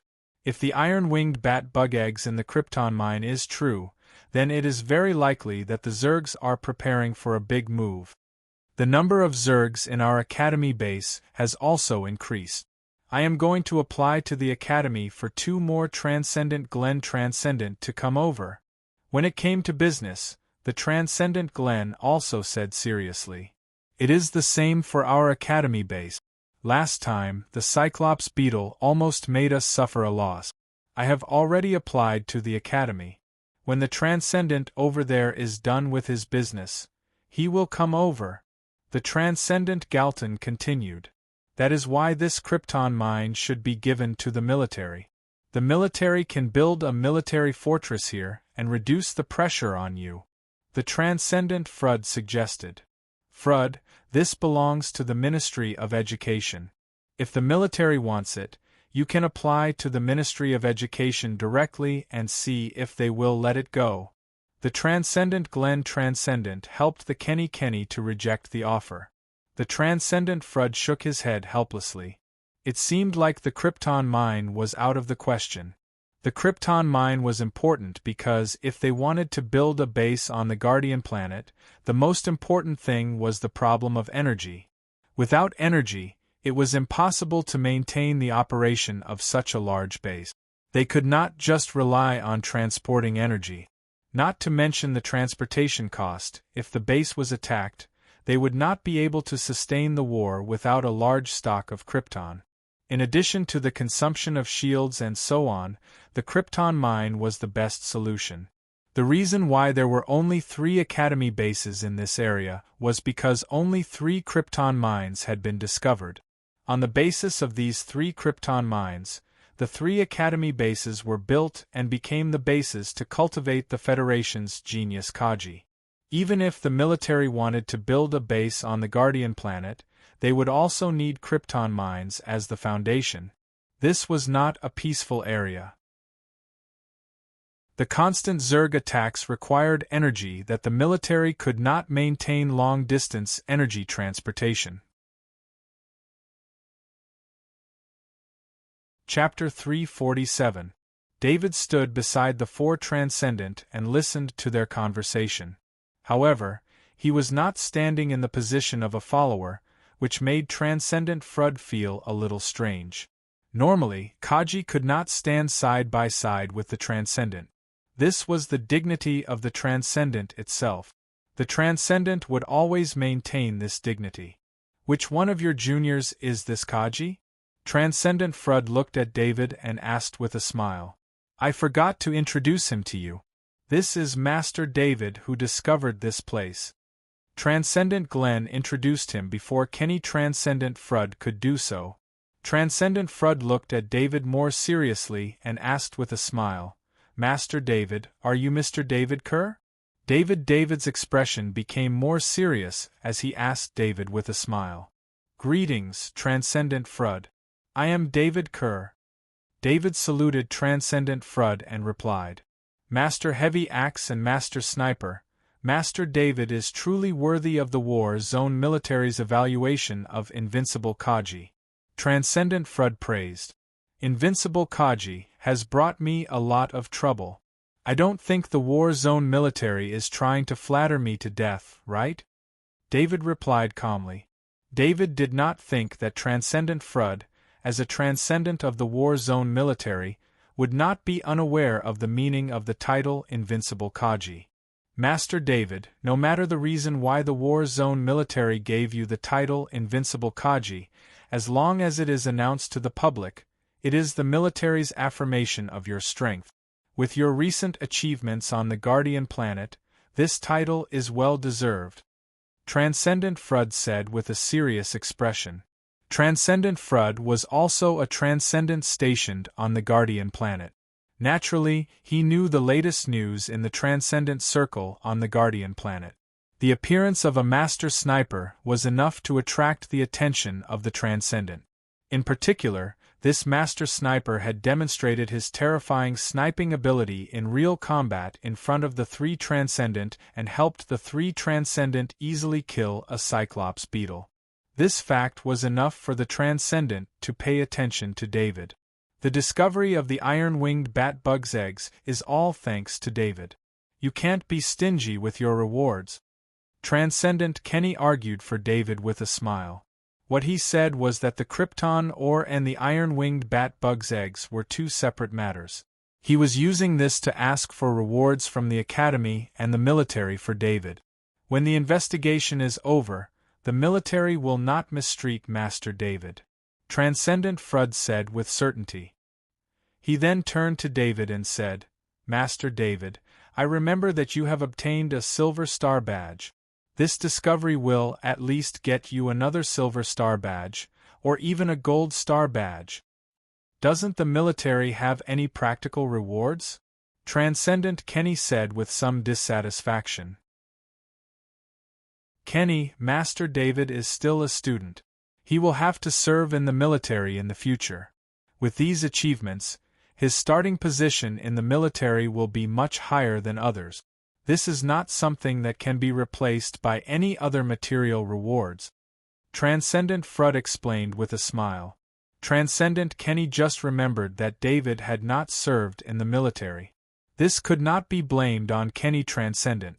David's current identity as a master sniper often made Kenny Transcendent forget David's identity as a student, let alone the fact that he had not served in the military. Master David, perhaps you don't know the importance of the iron-winged bat bug's eggs to the military. Although the military has discovered some abnormalities in the Zergs in recent years, and the number of Zergs has increased abnormally, these are not substantial evidence. The iron-winged bat bug eggs being placed in Krypton mines to hatch on a large scale has exceeded the intelligence the military has on the Zerg. After the military confirms this, they will carry out a large-scale investigation of hidden Krypton mines and focus on the Krypton mines to find out whether the iron-winged bat bug eggs were an accident or a plot by the Zerg. Your discovery is very important to the military's future strategic planning. Transcendent Frud explained to David. David nodded. He now understood why Transcendent Kenny had such an expression when he saw the iron-winged bat bug eggs. Time passed little by little. The Transcendent talked for 2 hours, and it was late at night. The soldiers in the cave finally came out. One of them, a major wearing a protective suit, walked in front of Transcendent Frud and saluted. He looked at the people next to him and didn't know if he should report here. What are the results of the inspection? The few of you here can know. Transcendent Frud saluted back and said, General, there are a total of 12,534 eggs in the cave. Through genetic screening, we found that they are all iron-winged bat bug eggs with the elite iron-winged bat bug gene added. This phenomenon has never happened before. The Major reported in a deep voice. The Interstellar Federation had a very detailed study on the population structure of the iron-winged bat bug. Out of every 10 iron-winged bat bugs, there would be one elite iron-winged bat bug. This structure was the code of the iron-winged bat bug genetic inheritance. All of them were elite iron-winged bat bugs. This broke the inheritance of the iron-winged bat bug. It was an extremely abnormal behavior. Generally speaking, Zerg larvae did not have a specific direction of evolution. When they obtained energy during their growth, they would choose the most suitable gene and transform into the Zerg with that gene. The elite iron-winged bat bug eggs were forcibly injected with the elite iron-winged bat bugs genes by the iron-winged bat bug group. Only then would there be more than 10,000 elite iron-winged bat bug eggs. The more abnormal it was, the more problematic it was. The Zergs were originally an extremely orderly race. They followed the genetic inheritance, but this time they broke through the constraints of the genetic inheritance. Major, according to your estimation, what is the cause of this? Transcendent Frud trusted the investigation of professionals. He wanted to know the opinions of professionals more. General, war. The Zergs want to start a war. All of this is preparation for war. If possible, I request all the organizations on the Guardian planet to start an operation to investigate unknown kryptonite mines. I believe there must be a large number of Zergs in kryptonite mines that we have yet to discover. Just like here, 12534 level 2 iron-winged bat bugs appeared in a group. Even the Transcendent wouldn't be able to stop them. Before the military's super firepower arrives, no base can withstand the destruction of the iron-winged bat bugs. The Major replied in a deep voice. The Transcendent and David did not say anything. Everyone knew that the war the Major was talking about was not a normal war, but a war that concerned the safety of the Guardian planet.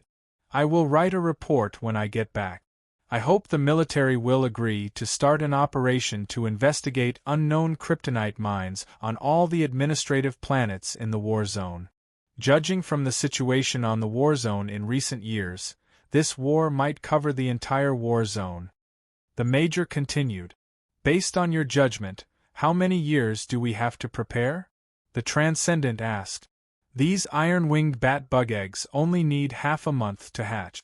After that, if we don't consider the cost and potential, they can grow into elite iron-winged bat bugs in a year at most. The Major did not directly answer the Transcendent's question. Instead, he gave the data he had obtained on the iron-winged bat bug egg. However, the Transcendent and David all understood the Major's meaning. The shortest time was about a year. After a year, a war could happen at any time. Thank you, Major. You can return to the warship first. The Transcendent saluted the Major. The Major saluted back and then returned to the destroyer. I hope you won't spread what happened today. This is my request on behalf of the military. The Transcendent looked at the three Transcendent and David. Don't worry. We know what's at stake. The Transcendent Kenny nodded. The other two Transcendent also nodded.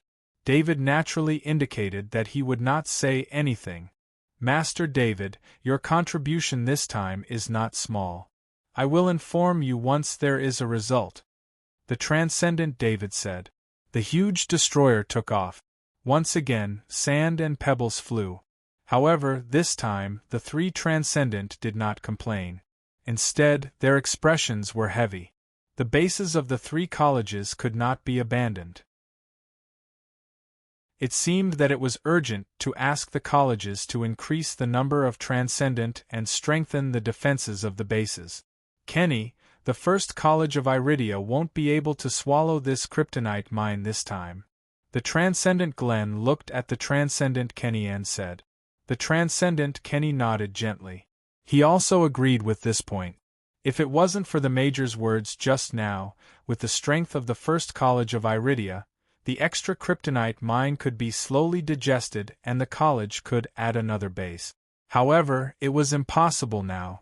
Once the war came, the first college of Iridia would not be able to split its forces to open the defenses of the two bases. David, I need to explain to you that I will discuss this kryptonite mine with the college. The biggest possibility is to get another college to build a base here. This way we will have 4 bases in this area and our strength will be greatly increased. However, this way I can't give you a clear number for your reward in a short period of time. It will need to be confirmed after negotiations. The Transcendent Kenny said to David with some embarrassment. I believe in the college, David said with a smile. The Transcendent Kenny patted David's shoulder and said in a deep voice, Don't worry, David. I still have enough influence. This time, it's all thanks to you. You won't be short of your reward. Anyone who dares to affect your reward will be my enemy. The Transcendent Glenn also said with a smile, Master David, this matter will definitely go through the Ministry of Education. The Cater College will speak up for you. The Transcendent Galton added, The Volgo College also has influence in the Ministry of Education. We won't let you suffer any losses. They had all received help from David. This matter was as easy as lifting a finger for them, so they naturally rushed to help. In the Interstellar Federation, military merit and development were inseparable. David's actions this time were both military merit and development merit. On a planet like the Guardian Planet, which was full of insectoid resources, the discovery of a high-quality kryptonite mine was the birth of a permanent base. This was the merit of development. At night, David and the 3 Transcendent did not return. They stayed in the cave. Of course, their living conditions were not bad. The 3 Transcendent all had a portal item. Although it was not big, it was still very rich for a night's worth of living materials. David was also given a tent. Since he was the weakest, he stayed in the cave that originally belonged to the king of the iron-winged bat-bugs. The 3 Transcendents cleaned up an area in the cave to isolate the effects of the smell and set up their tents to settle down. After the crystal meditation ended, David fell into a deep sleep. Since the 3 Transcendent were there, he did not check the knowledge orb that the king of the iron-winged bat-bugs had given him. He did not even absorb the soul energy that the shadow attendant had absorbed. At 6 o'clock in the morning, David woke up. He went to the big cave and saw the three transcendents sitting in front of a device. They seemed to be communicating with someone. David did not disturb them. Instead, he went to the side. With the three transcendent present, he did not wear the exoskeleton armor. This was for the convenience of training. He took out a portion of level 3 strengthened meat that he had prepared beforehand. This was level 3 strengthened meat that had been processed by the AI butler. He swallowed the level 3 strengthened meat into his stomach. After that, David began to practice the advanced Kaji body art. His constitution had already met the requirements of the advanced Kaji body art. Therefore, the injuries on his body were very light. He did not need the gene repair pod to heal him. He only needed to rest for 1 or 2 hours to recover on his own. On the other side, the three transcendent also ended their communication. They looked at David excitedly as he trained. Kenny, why is Master David practicing the advanced Kaji body art? The First College of Iridia did not give Master David a better body art. How can you treat such a genius like this? The transcendent Glenn was the first to complain. The advanced Kaji body art was considered a very good body art among the normal Kaji body art. However, this did not include the large factions or the top colleges. For example, the three transcendent present here, the colleges behind them had many body arts that were better than the advanced Kaji body art. The advanced Kaji body art was difficult to learn and master. Not to mention the fact that the training could not be interrupted and the damage to the body, the advanced Kaji body art could only be considered a high-level body art. It was far from being a top-level body art. Glenn, didn't you check David's background? He's still a new student. After he enrolled, the only thing he was interested in was the spirit axe technique. Even I did not have the authority to give it to him. The transcendent Kenny said helplessly. The transcendent Galton shook his head and said, "No matter what, you are treating Master David too badly. Look at David. He actually trained the advanced Kaji body art to the level of master. This is destroying a genius." The advanced Kaji body art was so difficult to master, but David had trained it to the level of master. It was obvious that David was talented in body arts. The reason why so many weapon masters did not become transcendent was because they had unparalleled combat talent, but their training talent was not as dazzling as their combat talent. This caused many weapon masters to be stuck at the level of Kaji. Chapter 348. After David finished his practice, he returned to the cave. He took off his clothes and put on the custom-made exoskeleton armor. He used the internal cleaning function of the exoskeleton armor to remove the stains on his body. Only then did he put on his clothes and return to the cave. "Master David, come and have breakfast." Transcendent Glenn greeted with a smile. On a small square table, there were some fresh fruits, a few pieces of heated bread, and some barbecued meat. David smiled and sat down on the custom-made exoskeleton armor's loading box. He took a piece of barbecued meat and started eating. The barbecued meat in his hand was obviously not good. It was much worse than David's AI butler. However, in this environment, the Transcendent personally made the food. This kind of treatment was unimaginable for ordinary people. David ate 2 pieces of barbecued meat, a few pieces of bread, and some fruits in big bite. Only then did he stop. "David, are you done eating?" Transcendent Kenny asked with a smile as he watched David finish eating. "Thank you, I'm done." David nodded and said, "I saw the physical skill you just practiced.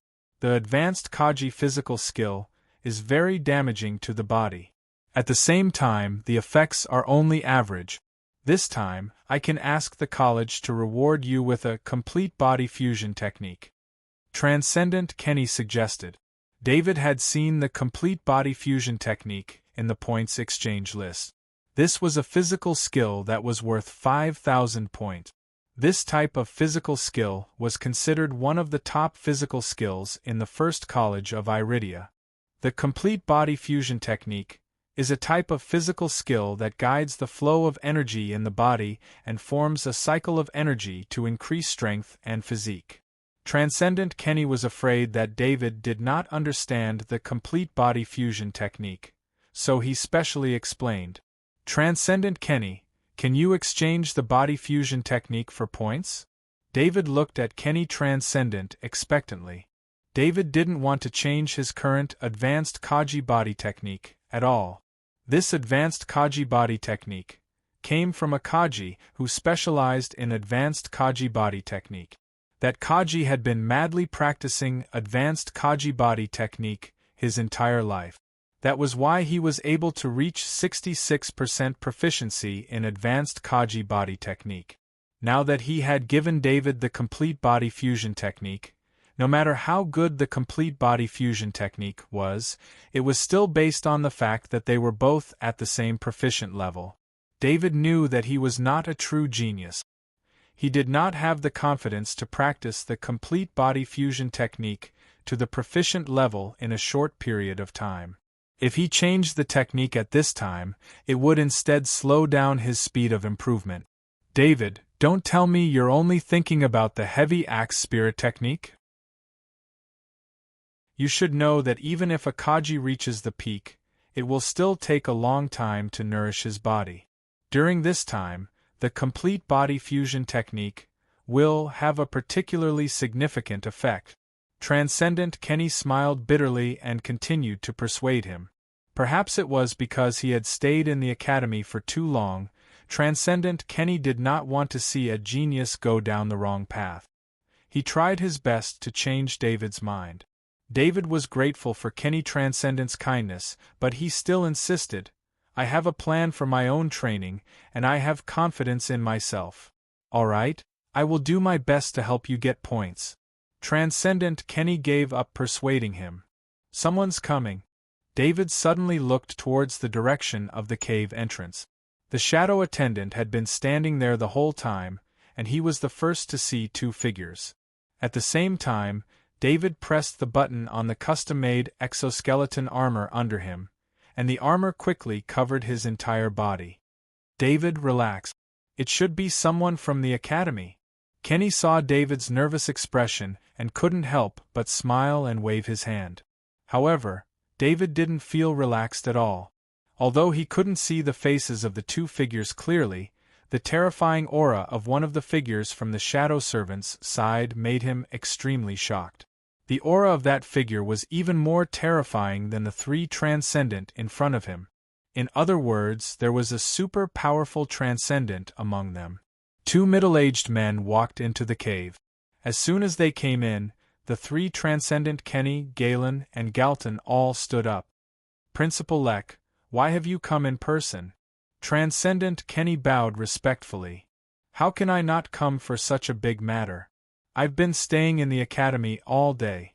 If I don't come out for a walk, my body will rust." It was the middle-aged man with the terrifying aura that the shadow attendant had sensed. He smiled and helped Transcendent Kenny up. "Greetings, Principal Lek." Transcendent Galton and Galton also bowed respectfully. "Thank you for your trouble." Transcendent Lek smiled and returned the greeting. "This is David, right? What a strong spirit. No wonder he is so talented." Transcendent Lek turned to look at David and his eyes lit up. David was relieved. This was the legendary principal of the first college of Iridia. He was one of them. "Principal." David also bowed. Transcendent Lek looked at David with admiration. He couldn't accurately describe David's spirit, but he was 100% sure that David's spirit was extremely strong. It was stronger than all the Kaji he had met. This didn't mean that Lek Transcendent's spirit was stronger than David's, but that Lek Transcendent practiced a secret spirit technique that allowed him to observe a person's talent.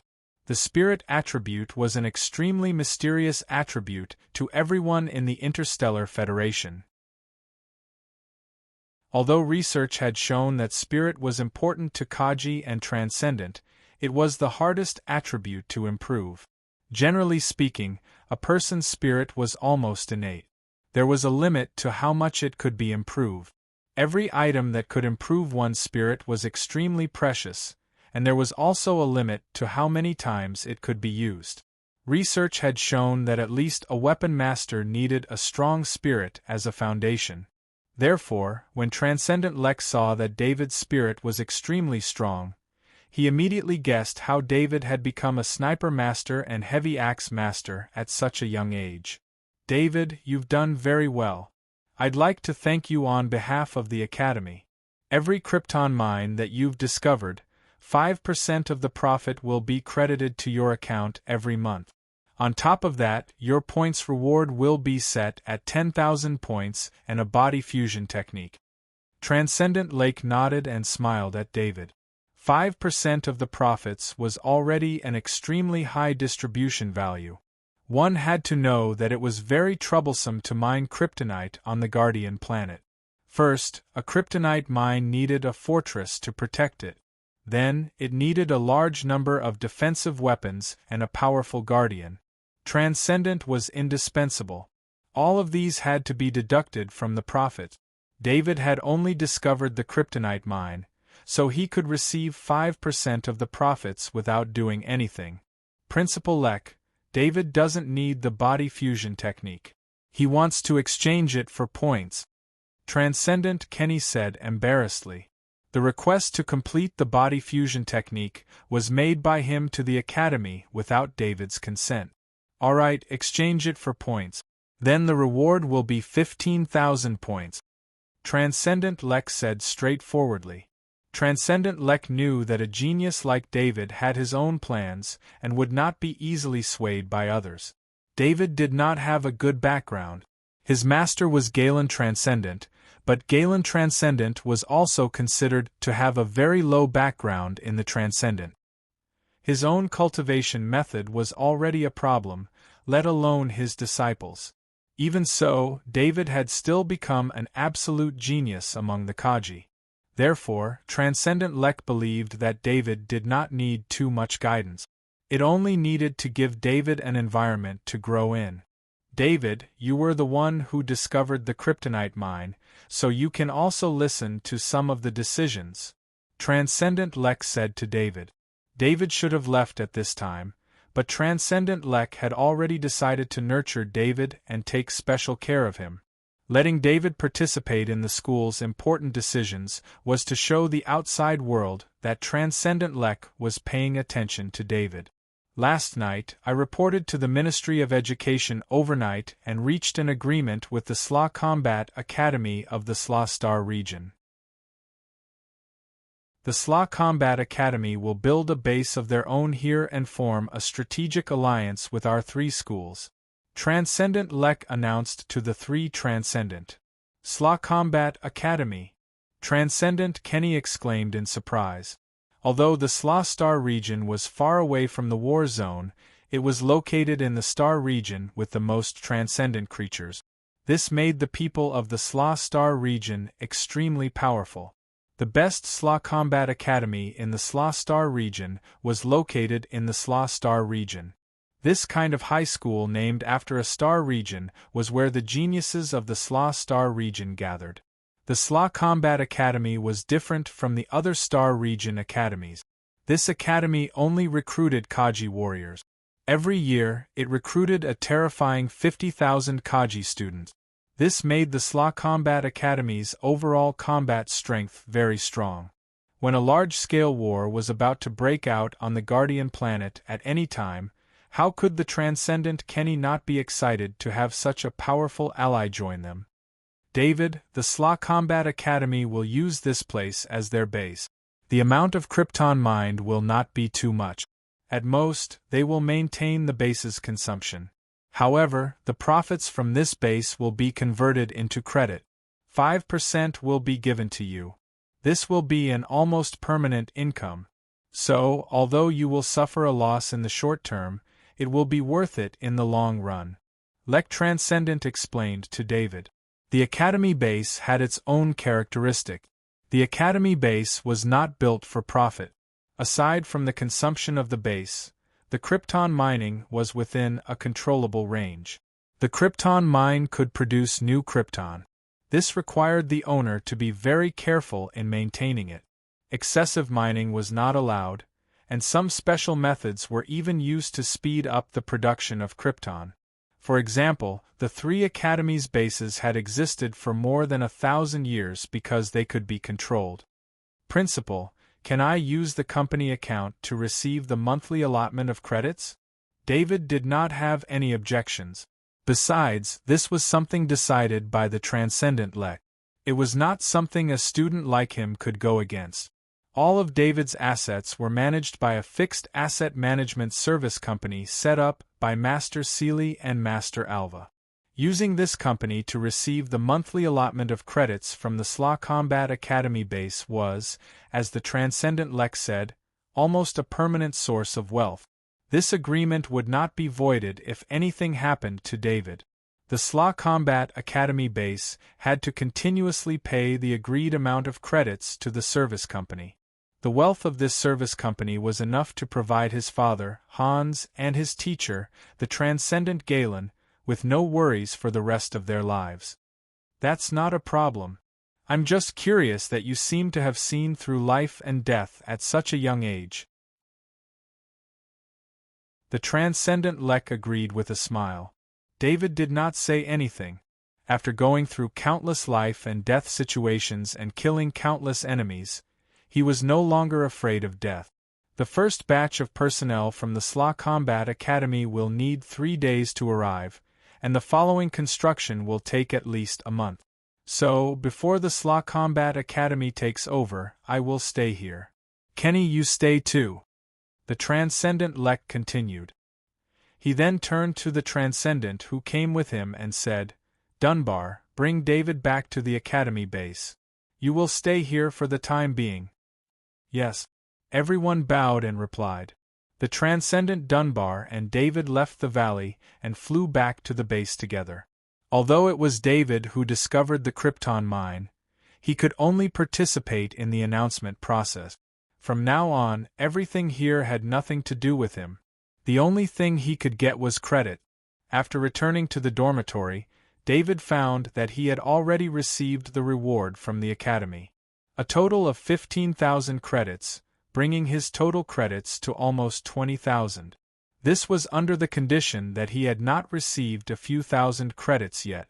David summoned the shadow attendant and pressed his hand on its shoulder. Immediately, a stream of soul energy was transferred from the shadow attendant to David's body and was absorbed by his soul. Unfortunately, the eggs of the iron wing bat bugs did not provide any soul energy. The soul energy provided by a quasi-level 3 iron wing bat bug king was not enough to increase David's spirit by 0.01. So, in the attribute panel, there was no change to the spirit attribute. Of course, there was a change, but it could not be shown. David had already guessed that this would happen. His goal was not this. He had already set his sights on the knowledge orbs. This was the knowledge orb of the Iron Wing Bat Bug King. Last time, he had obtained the knowledge orb of the Hunter Mantis King. At that time, he had obtained the extreme speed talent, which had increased his speed to a terrifying level. David mentally sent an order to the shadow attendant. A white knowledge orb was separated. This was the knowledge orb given by the Iron Wing Bat Bug King. On the white knowledge orb, there was a name: high-frequency sound wave talent. David's heart became excited. This was a talent, and it was a talent that could be used directly. The rest of the knowledge orbs, like Death Ray talent, cannot be used, and Mutated Lightning talent cannot be used, were extremely powerful. However, all of them could only be fused after becoming a transcendent. Right now, he could only look at them but could not use them. However, the high-frequency sound wave talent was different. There was no cannot be used restriction. David focused his mind on the high-frequency sound wave talent. He wanted to know the use and effect of this talent. High-frequency sound wave talent was a talent that used high-frequency sound as a weapon. Its power depended on the strength of the creature's high-frequency sound. Seeing this, David could not help but be shocked. The human body was different from the iron-wing bat-bugs. It was hard to say if they could even produce high-frequency sound, let alone strong high-frequency sound.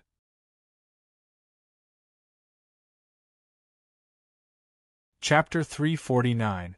David used his mind to control the shadow attendant to transfer the high-frequency sound wave, talent, knowledge ball into his body.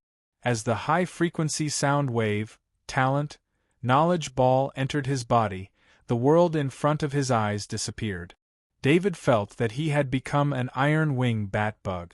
This was an iron-wing bat-bug that had just evolved from a larva.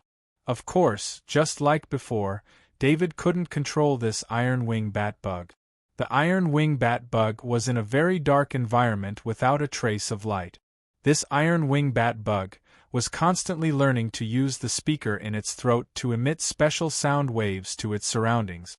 The iron-wing bat-bug's ears were sensing the sound waves' feedback and judging the surrounding environment. Although the genetic inheritance and the body structure of the iron-wing bat-bug helped it to have the ability to see through sound waves, it still needed practice. In the beginning, the iron-wing bat-bug could only judge the general environment around it. Slowly, it could judge what the sound wave feedback was and what kind of characteristics it had. After a period of practice, finally, when the iron-wing bat-bug used sound waves, it received feedback through its ears and automatically created a scene in its brain that was similar to what it saw with its eyes. During this period of time, the iron-wing bat-bug had also grown. It had become an elite iron-wing bat-bug and had the ability to attack with sound waves. When it went out to fight, sound wave attacks became the first weapon to be used.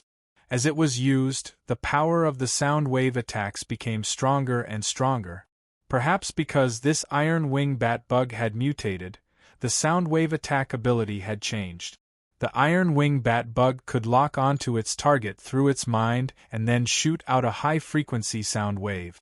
This distance was getting bigger and bigger, and in the process, the iron-wing bat-bug had also become a king. David slowly opened his eyes. In his attribute panel, there was an additional ability, high-frequency sound wave talent. He tried to use the high-frequency sound wave talent. It seemed that because of this talent, he felt that his control over his own voice had increased by many times. Of course, this increase was mainly in the high pitch. He tried to open his mouth, and then a sharp sound came out of his mouth. The longer he spoke, the more silent it became. In fact, this wasn't true silence. It was just that the frequency of the sound exceeded the hearing ability of the human ears, creating the illusion of silence. David's vocal system wasn't strengthened after he acquired the high-frequency sonic wave talent, but his body had been strengthened over a long period of time. Overall, he was stronger than a normal person. It was the same for the voice system. However, almost none of the Kajis had practiced controlling their own voices. David, on the other hand, had been able to control the high pitch to the limit of his throat after obtaining the high-frequency sonic wave talent. Under such circumstances, David made a silent high-frequency sound. David was very clear that the high-frequency sound he emitted was many times different from the high-frequency sound emitted by the iron-wing bat-bug king. Because of this, David's high-frequency sound wave talent had very limited lethality. Or rather, it didn't have any lethality at all. At most, it could only cause the enemy to fall into a momentary trance when they were unaware. David shook his head in disappointment. This ability was far from what he had imagined. Thinking back to the iron-wing bat-bug king, it could use the high-frequency sonic wave to kill the enemy from thousands of meters away. Compared to that, David's high-frequency sonic wave talent was less than 1,000th of its actual power. David tried it out. His high-frequency sonic wave range was only about 100 meters. It could be considered as a compromise for his current attacking method. After staying in the dormitory for an hour, David put on his custom-made exoskeleton armor and left the base with 2 weapons on his back. This time, he didn't go far. Instead, He found a location 100 kilometers away from the base. There were two groups of Kajis fighting against level 1 Zergs. This was also the process that most of the students would go through. After a long period of practice, the knowledge of cooperation on paper would be integrated into the battle. Compared to the Kajis who didn't graduate from a specialized academy, the Kajis who came from an academy would be able to cooperate more perfectly. Their combat strength would be better displayed. The students would obtain the corpses of level 1 Zergs from battle after battle. They would sell the corpses to exchange for points and use the points to strengthen themselves. This was a process of continuous growth. This was also the reason why the Academy chose this place as their base. David was one of the most special ones ever since he came to the Academy. He skipped this process and could directly enter the area 200 kilometers away to kill stronger level 2 Zergs and obtain more points. For a normal student to do this, they would need to be at least in their 4th year to be able to kill level 2 Zergs with the cooperation of multiple Kajis teams. David didn't disturb the two groups of Kajis who were fighting. One of the Kajis team recognized David. "It's David!" One of the Kajis shouted in surprise. "Call him Master David," another Kajis reminded. The two Kajis were distracted, causing problems in the coordination of the teams. The level 1 Zergs instinctively seized the opportunity to block an attack and attacked one of the Kajis who was speaking. "Be careful," the team leader shouted. However, things happened too quickly. The level 1 Zerg's front claws were about to hit the Kaji's head. This Kaji's exoskeleton armor was only a normal exoskeleton armor. It couldn't completely block the full force attack of a level 1 Zerg. Especially when the level 1 Zerg's attack was aimed at a vital part of the Kaji's body. If this attack was successful, the consequences would be severe injuries or death for the Kaji. At this critical moment, the level 1 Zerg's body paused. The sharp claws stopped 10 centimeters away from the Kaji's head. Taking advantage of this time, the Kaji's large shield slammed into the level 1 Zerg and knocked it away. The Kaji's face was pale. He was on the brink of death and was scared out of his wits. "Don't be distracted again. Otherwise, not only will you kill yourself, you will also kill us," the team leader reprimanded loudly. They didn't understand why the level 1 Zerg would stop. They thought it was just a coincidence. However, David, who was standing 100 meters away, was very clear. He had just used his high-frequency sound wave talent to attack the level 1 Zerg. The effect was pretty good. His face was covered by the helmet, so other people couldn't see the movement of his mouth. In addition, the high-frequency sound wave couldn't be heard by the human ear. Therefore, although the attack wasn't strong, it was very hidden. "Master David, where are you? If you have time, please contact me." David, who was standing there, felt a new message from his bracelet. He checked his helmet and found out that it was from David. From the way David addressed David, it could be seen that David was now very famous in the academy base. Everyone knew that he was a weapon master. "David, what's the matter?" David activated the communication and asked. "Master David, the Cyclops giant beetle specimen will be auctioned tonight. If you participate in the auction, it might increase the value of the Cyclops giant beetle specimen." David replied.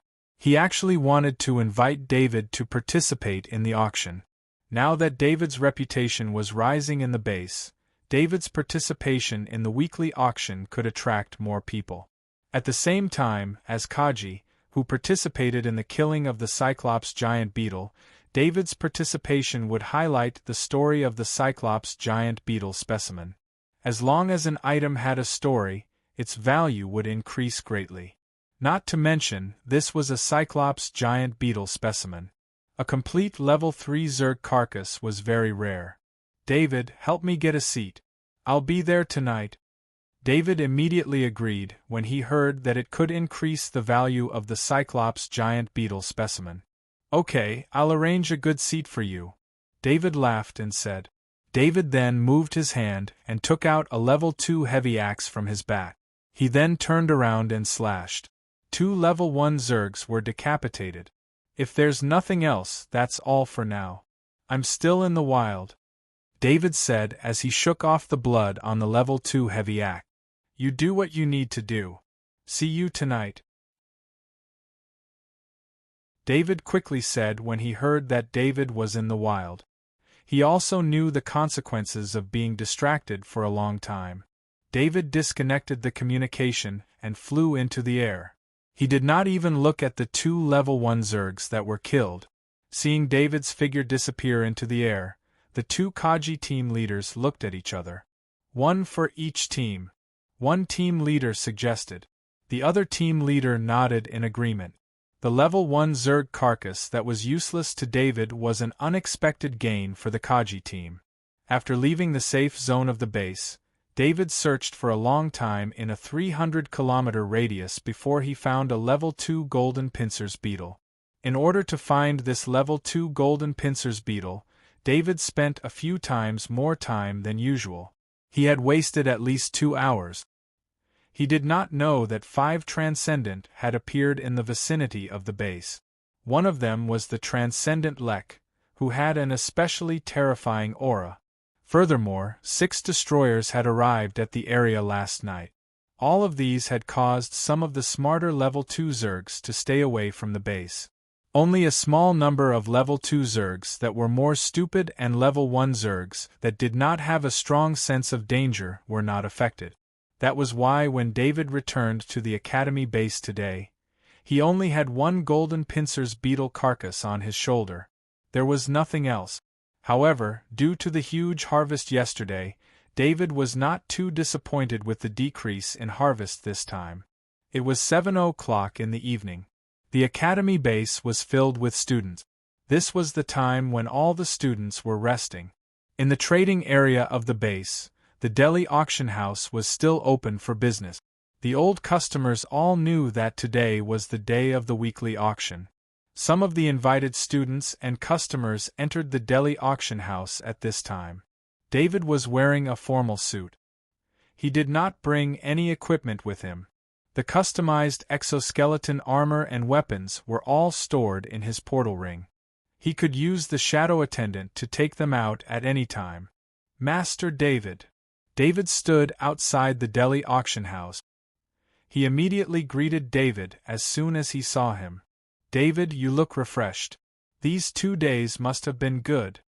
David also saw David and joked with him. David was also wearing a formal suit. His complexion was very different from the first time David saw him.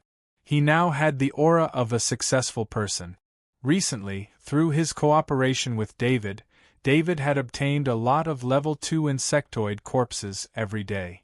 Especially after David became famous, as David's designated seller, David's business was very different. I should thank you. It's all thanks to your help, David said with a smile. For someone like him to say something like that, it must be what he was thinking. David showed his invitation and entered the Delhi auction house with David. The auction house was very big. However, David was curious about the layout of the place. Although the decoration of the auction house was very luxurious, there were also many devices. David recognized them as virtual reality projectors. Master David, only a small number of people are participating in the auction at the base. The rest of the participants are at the headquarters of the Delhi auction house, located in Chia City on Lunka planet. David saw David's confusion and explained with a smile. David could not help but be amazed by the means of the Delhi auction house. One had to know that to achieve this requirement, interstellar communication was required. The cost of transmitting video data in such a big auction house was not small. Master David, what a coincidence! This was Cotton, who David had met when he first arrived. Their group was here. Today, Cotton was not as casual as before. He only had a sense of restraint. He was not the only one like this. The 5 companions beside him were the same. These days, Cotton and the others had been listening to the legends of David. His identity as a sniper master made them have to be careful when interacting with David. "Cotton, I didn't expect you to come to the auction too." David smiled and greeted when he saw an acquaintance. "We have an item to auction, so everyone is here to take a look," Cotton said with a smile. Seeing that David's attitude was the same as before, Cotton was relieved. At this time, more and more people entered the auction house. Cotton and the others returned to their seat. Then, David saw Green and Barbara, Manager Jonah from Noto Equipment, and Manager Carey from Delon Trading Company. Master Leo walked into the hall and saw David at a glance. He walked over and said in surprise, "David, you rarely participate in these kinds of events. Why are you here today?" "I have no choice. You know I need points. There is a specimen of the Cyclops beetle in the auction," David said with his hands spread out. I know you just got a lot of points," Master Leo said a little vaguely because the Krypton crystal mine had not been made public yet. However, David understood. "I'm still a long way from getting the heavy axe technique," David said helplessly as he shook his head. "With your speed, you can accumulate enough points this year at most," Master Leo said with a smile. Sitting on David's left was David, and on his right was the owner of a medium-sized shop. When he saw Master Leo talking to David, he quickly stood up and gave up his seat.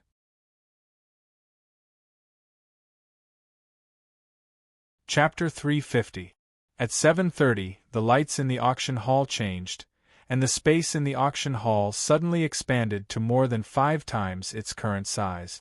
The extra space was filled with people in luxurious clothes, and around the auction hall, private rooms on the second floor appeared. David knew that these were the images of the Delhi auction house headquarters in Kia City. Through virtual reality projection, the two auction houses that were separated by a few star fields were merged into one. "Dear distinguished guests, good evening. I am the auctioneer for this auction, Beryl." On the auction stage in front, an enchanting blonde beauty walked up. She looked at everyone present with a pair of crystal-clear eyes and said with a smile. Even though he knew that this was a virtual reality projection from Kia City, David's sensitive hearing could still hear some sighs in the hall. These were sighs of admiration for the beauty of the auctioneer Beryl. Don't underestimate this woman. She is the ace auctioneer of the Delhi auction house. With her in the auction, the value of the auction will increase a little. David whispered to David. David nodded. For such a beautiful woman to come to the auction, not to mention to gain the favor of the beautiful woman, but to gain some face in front of the beautiful woman, some people would be more impulsive than usual. The first auction item is from the First College of Iridia Base. This is 1 kilogram of Ghostface spider silk. The starting price is 8 million credits. Auctioneer Beryl said with a smile as she waved her hand in front of her, and a ball of white silk appeared in front of her. Why are they using credits to auction? David frowned and asked David. He was not very interested in credit. After discovering the kryptonite mine, he did not have to worry about credits anymore. This is just a weekly auction. The items before this are all more ordinary items. David explained to David. David, the items auctioned in this auction are mostly items with special value. Some are especially rare and some have special effects. Unless the auctioneer specifies, these items are normally settled with credits. Master Leo said. The following auction items were mostly the same. There were items from the base, and there were also items from Kia City. The auction items at the base were mainly items related to the insectoid. As their research deepened, many insectoid body parts could have special effect. Of course, there were also arachnid-related items that were purely ornamental. For example, the silk of the Ghostface spider was a top-grade material. The auction items in Kia City were more complicated.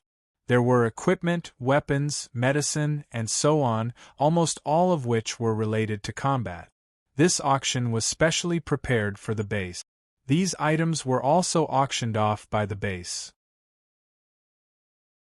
After the auction, The Delhi auction house would send the corresponding items from the Iridia star field to the base via a transport ship.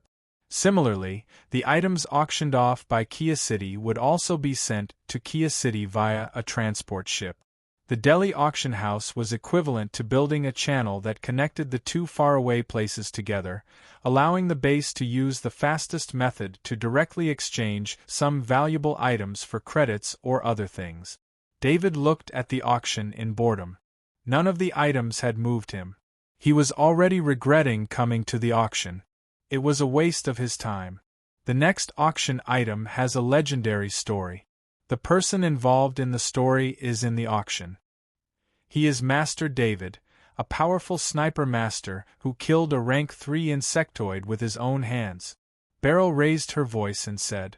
Then, a beam of light shone on David, making David particularly eye-catching. David did not expect the Delhi auction house to introduce him in such a way. This was basically completely erasing the contributions of the three transcendent. Although with his relationship with the three transcendent, there would not be any trouble, the Delhi auction house's actions would definitely bring him trouble. Under the light, David looked at Beryl. A figure with a terrifying spiritual pressure appeared in the auction hall of the Delhi auction house headquarters in Kia City through a virtual projection technology.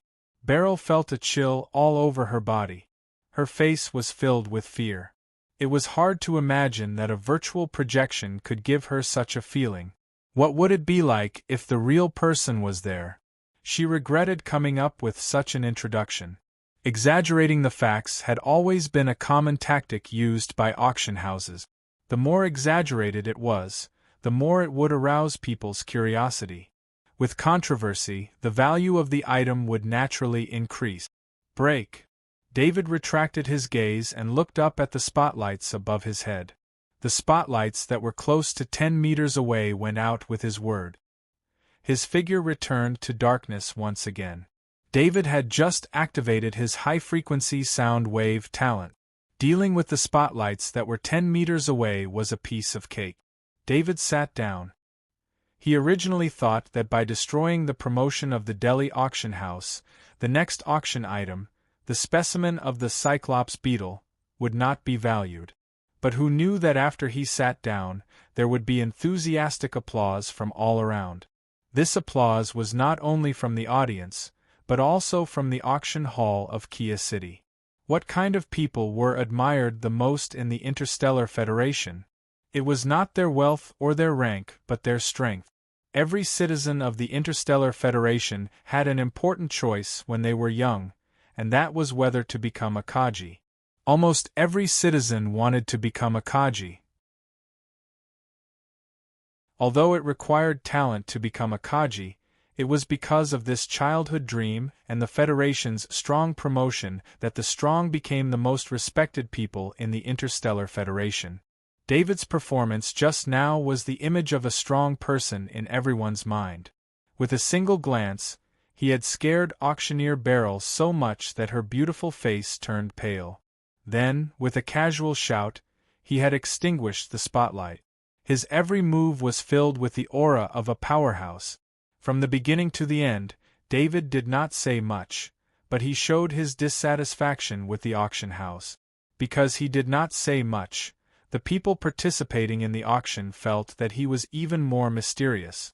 A young sniper master, a strong person who had participated in the killing of at least a level 3 Zerg, and a super genius of the first college of Iridia. This was how everyone felt about David. "I'm sorry, Master David." Auctioneer Beryl came back to her senses. She had a lot of experience in dealing with special situations. She smiled and apologized to David. The next auction item is the specimen of the Cyclops beetle. It was killed by Master David and 3 Transcendent members. Only the eye is missing. The rest of the parts have been made into specimens. At the same time, the craftsman used a gem that is very similar to the original eye to replace the eye. This is a rare auction item. If it were not for Master David's request, this item would have been in the season or even the annual auction. Auctioneer Beryl understood David's personality. She told him the truth and introduced the auction item at the same time. Many people in the virtual projection focused. What was a level 3 Zerg? It was an existence that was on par with or even stronger than the transcendent members.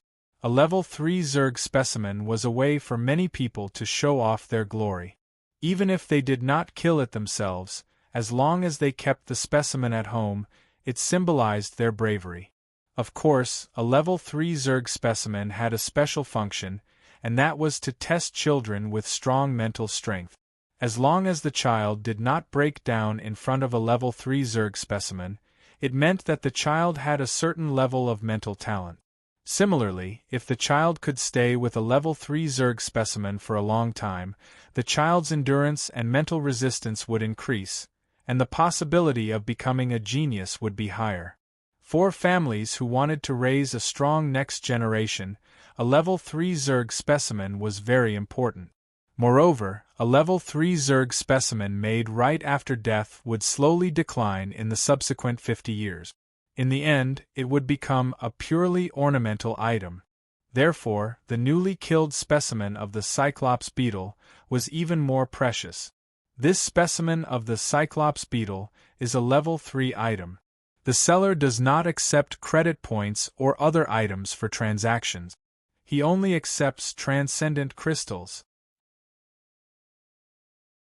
Auctioneer Beryl continued. This did not raise any suspicions. Almost no one would price a level 3 item using credit points. The transactions between level 3 items would usually only appear at transcendent gatherings. The starting price is 1 transcendent crystal. The auction starts now. Auctioneer Beryl said in a deep voice. What's the exchange rate between transcendent crystals and points? David asked when he heard that the starting price was only 1 transcendent crystal. The exchange rate between transcendent crystals and points is 1 to 1,000. The first college of Iridia's points value is very standard. Most of the other colleges are the same. Only a few colleges have some changes in their points, but it's generally the same ratio. 1 transcendent crystals. Someone in the virtual projection said. 2 transcendent crystals. Someone else went over the top. The value of the transcendent crystals kept increasing. It was obvious that there were many people interested in the specimen of the Cyclops beetle. This was because David only accepted transcendent crystals, so some of the auctioneers were unable to bid. Transcendent crystals were the most high-end currency. Only a few large factions with legacies would have them. These factions now or in the past had transcendent crystals. The transcendent had obtained these transcendent crystals themselves or through other means. In the end, these became the basis for these factions to exchange for level 3 items. A middle-aged man smiled and bowed to David, then raised his hand and said, I represent the Interstellar Flyboy Company to bid 2 transcendent crystals. It seemed that this person recognized David. Through this method, he achieved his goal and also brought the relationship between the Interstellar Flyboy Company and David closer. David was a little surprised. The Interstellar Flyboy Company had also come to participate in the auction. They had even increased the price of transcendent crystals to 2 transcendent crystals. The Menlo Financial Group bids 1 transcendent crystals. Another person greeted David with a smile and raised his hand. The Menlo Financial Group was the property of David's classmate, Mike's family. They were using this relationship to express goodwill to David through the auction. The Interstellar Flyboy Company has increased the price to 3 transcendent crystals. The middle-aged man said loudly. Aren't the Interstellar Flyboy Company afraid of losing money by increasing the price like this? There were already people discussing softly below. In fact, every level 3 item had a general value. Unless there were some special circumstances, the value of a level 3 item would not fluctuate by more than 20%. This 20% was the difference between a weekly auction and an annual auction. This Cyclops giant beetle specimen was only worth 2 transcendent crystals. When the Menlo Financial Group bid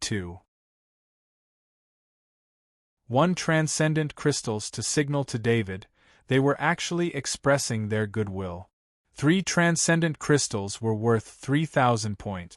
Theoretically, 3,000 points could be exchanged for 30 level 2 Zerg corpses. Regardless of whether this exchange was accurate or not, other than organizations that could set up bases in the war zone, it would be very difficult for other forces to obtain 30 complete level 2 Zerg corpses. Business was business. After the Interstellar Flyboy Company bid 3 transcendent crystals, no one else made a sound. A premium of 50%. This kind of bid did not seem like something a commercial organization like the Interstellar Flyboy Company would do. 3 transcendent crystals. Is there anyone who wants to bid higher? Auctioneer Beryl's eyes were filled with excitement. She did not even put in much effort, but the price was already so high. No one answered below. There were only whispers. They were all discussing the Interstellar Flyboy Company's bid. In the end, the Interstellar Flyboy Company obtained this Cyclops giant beetle specimen. After Auctioneer Beryl asked several times in a row, she was convinced that this was the final result. She finally said, "Master David, Melvin Transcendent asked me to say hello to you." The middle-aged man said to David with a smile. After learning that there was a specimen of the Cyclops beetle that David entrusted to auction in this auction, the middle-aged man received a message from Transcendent Melvin, asking him to raise the price of the auction item and bid for it at a premium. No one knew how terrible David was. Many people speculated about the destruction of the 3 large mercenary corps, but only Melvin Transcendent knew what happened. After learning that David had the ability of a sniper master, Melvin Transcendent paid more attention to David. That was why they expressed goodwill this time and deepened the already good relationship. "You also thank Melvin Transcendent on my behalf," David said with a smile. The level 3 items that were auctioned after that were some small amounts of level 3 materials. David just looked at them and did not pay special attention to them. The weekly auction was the weekly auction. Some of the items were only the Cyclops giant beetle specimen, and the rest were common level 3 items. At the end of the auction, David did not leave immediately. He needed to pay the auction fee to the Delhi auction house and recover the 3 transcendent crystals. "Master David, I'm very sorry. I meant to increase the attention of the auction item for you. I didn't think of anything else." Auctioneer Beryl, who was in contact with David, was projected. Although she apologized to David during the auction, she still explained, "It's okay. I'm here to pay the fee." David could see Auctioneer Beryl's sincerity. He got a lot of points through the auction, so he would not care about Auctioneer Beryl's mistake. "Miss Evelyn has waived the fee for you. Do you want to accept the transcendent crystals or exchange them for points?"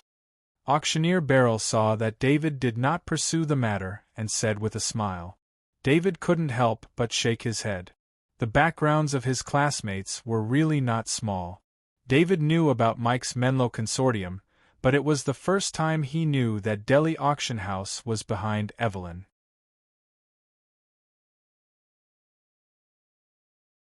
Chapter 351. In the morning, a classroom in the First College of Iridia had just ended. The students left the classroom in small groups.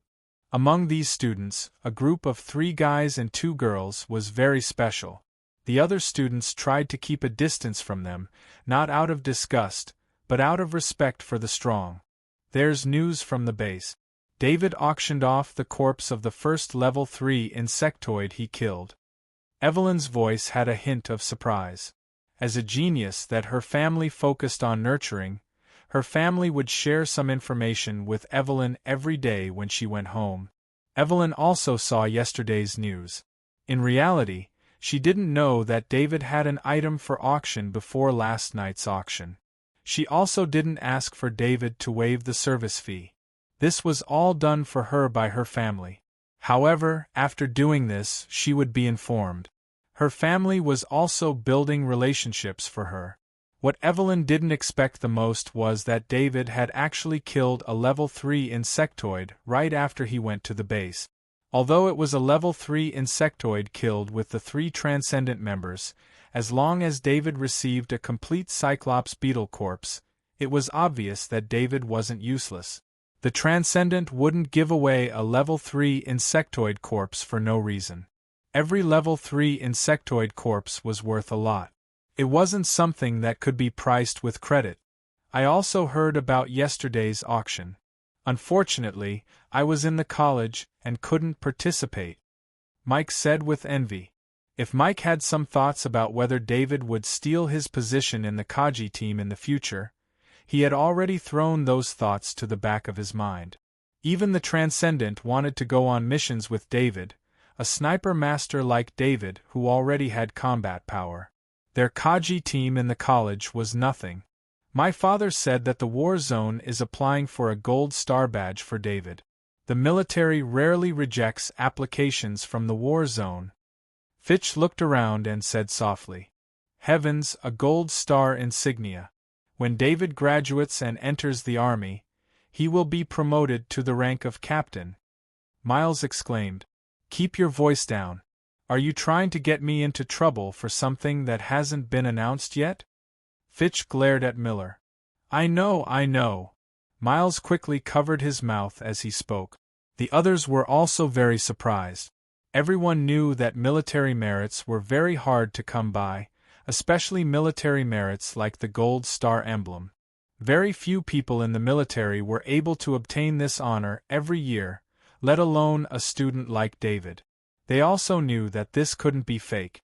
Fei Chi's father held a high position in the military, and many of his family members also held positions in the military. They were a military family. "Fitch, do you know what David did to obtain the Gold Star badge?" Mike asked curiously. "I don't know. Father isn't too sure either. He only heard that David made an outstanding strategic contribution, which was why he was nominated for the Gold Star badge." Fitch shook his head and said, "How much longer do we have to study here before we can meet up with David?" Louise unhappily kicked the ground beneath her feet as she complained. She was the big shield Kaji, so her chances of obtaining military merits were very low. If she went to the base early and worked together with David, then her chances of obtaining military merits and points would greatly increase. It's still early. Everyone go back and revise well. Try your best to complete the cultural knowledge exam in 3 months. Our combat ability shouldn't be a problem for us. Mike looked at Louise, then looked at the others and said in a low voice, "Do you guys think we can catch up to David?" Miles asked softly. "Probably. Even if everyone present were the top geniuses of this year, they still didn't have the confidence to answer this question." While they were chatting, David was currently 400 kilometers away from the Academy base, carefully observing the situation. Due to the sudden decrease in the number of Rank 2 insectoids, David could no longer easily encounter Rank 2 insectoids whenever he went out like before. Fortunately, he saw a mission brief in the mission system. It was an open mission. A group of stone skin worms has appeared in a pile of rocks 405 kilometers southwest of the Academy base. You don't have to accept this mission. Just exchange the corpses of the stone skin worms for points. Each corpse can be exchanged for 120 points. This mission had actually been posted many days ago. At that time, many of the upperclassmen Kaji's groups from the Academy had gone to complete this mission. After a few days of fighting, the number of stone skin worms had not decreased. Instead, it had increased from 40 to 80. In the past few days, Kaji's group had already handed in 20 stone skin worm corpses to the Academy. Following that, the Academy had increased the purchase price of the stone skin worms from 100 points to 120 points. Originally, the stone skin worms were Rank 2 insectoids with high defense, weak attack, and average speed. They were the Rank 2 insectoids that the students liked the most. However, due to the increase in their numbers, Kaji's group no longer dared to hunt them. Even if the points increased, it was the same. When David saw this mission, he was very satisfied. A large number of stone-skin worms had appeared. Although there was nothing special about the stone-skin worms' corpses, 120 points for one. As long as there were enough of them, the daily harvest would be more. The shadow attendant observed the pile of rocks in the air. The environment of this area was very messy. Rocks that were about 5 meters tall were irregularly piled up in an area with a radius of 10 kilometers. This made this area the best hiding spot for the insectoids. This was also the reason why the upperclassmen did not dare to hunt the stone-skin worms when there were so many of them. Amidst the rubble, it was impossible to find the stone-skinned worms nearby.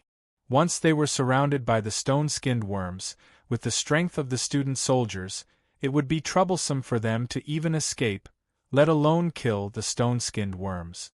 After a few groups encountered danger here, Kaji's group could no longer be seen.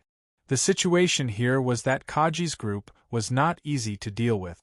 It was not worth the Transcendent's attention, and it was not high enough for the military to deal with. If the number of stone-skin worms continued to increase, the military would appear. There were indeed a lot of stone-skin worms here. The shadow attendant soon found a stone-skin worm. The stone-skin worm's body was very similar to the color of the rocks. When it was not moving, it was almost one with the rock. It did not have any limbs, so it moved by twisting its body. This made it lack the spikes of other rank 2 insectoid. Its attack power was reduced, and at the same time, the harvest of killing it was also reduced. This rank 2 insectoid was sold to the academy. Very few shops would be willing to buy it for 100 points. The shadow attendant moved in the air and observed the pile of rocks below from different angles. About 100 meters away from the first stone-skin worm, it saw another stone-skin worm. Then the shadow attendant saw the third and fourth stone-skin worms. Since the shadow attendant could not fly further, it could not see more, but based on the observations, David could make some judgments. The positions of the 4 stone-skinned worms were marked on the map. Although there was a small difference, the 4 stone-skinned worms were about 100 meters apart from each other on the map. Instead of saying that these stone-skin worms were moving around the pile of rocks, it was more like they were guarding it. There was one stone-skin worm every 100 meters. As long as one stone-skin worm noticed something, the 100-meter distance was enough for the slower stone-skin worm to rush over to help. David's curiosity was piqued. He didn't know why the stone-skinned worms were gathered here, and what were they guarding. This time, David did not use his custom-made sniper rifle. The environment here was not suitable for sniping. When he walked into the pile of rocks, the shadow attendant flew back and passed by his right hand. A rank 3 heavy axe appeared in his right hand. The shadow attendant flew above David again and circled in the air to make sure that David would not be surrounded by the stone-skin worms. His footsteps landed softly. He was getting more and more familiar with the silent sneak. David used one of the stone-skin worms as his target and kept moving closer. When he was 100 meters away from the stone-skinned worm, David suddenly felt as if he was being watched. It was as if some creature was watching him. At the same time, the shadow servant in the sky saw the stone-skinned worm 100 meters away. It tensed up and got into a battle stance. The stone-skin worm can sense the creatures within 100 meters? David immediately thought of something, but he did not believe it. According to the knowledge he learned in the academy, the stone-skin worm did not have this ability. However, it really appeared in front of him. When he was about 100 meters away, David sensed the stone-skin worm with his sharp spirit. Then, the stone-skin worm reacted to the attack. All this proved that the stone-skin worm did have this ability. The shadow attendant saw the stone-skin worm open its mouth and was about to make a sound. How could David let it do as it wished? He sent out a high-frequency sound wave. The stone-skin worm was about to sound the alarm, but it was hit by the high-frequency sound wave. Its body froze. David rushed over in a flash. With the extreme speed and the short wings on the back of the exoskeleton armor, the distance of 100 meters was covered in a breath. When he appeared in front of the stone-skin worm, the stone-skin worm had just recovered from the high-frequency sound wave. The stone-skin worm bit towards David. It was very confident in its defense.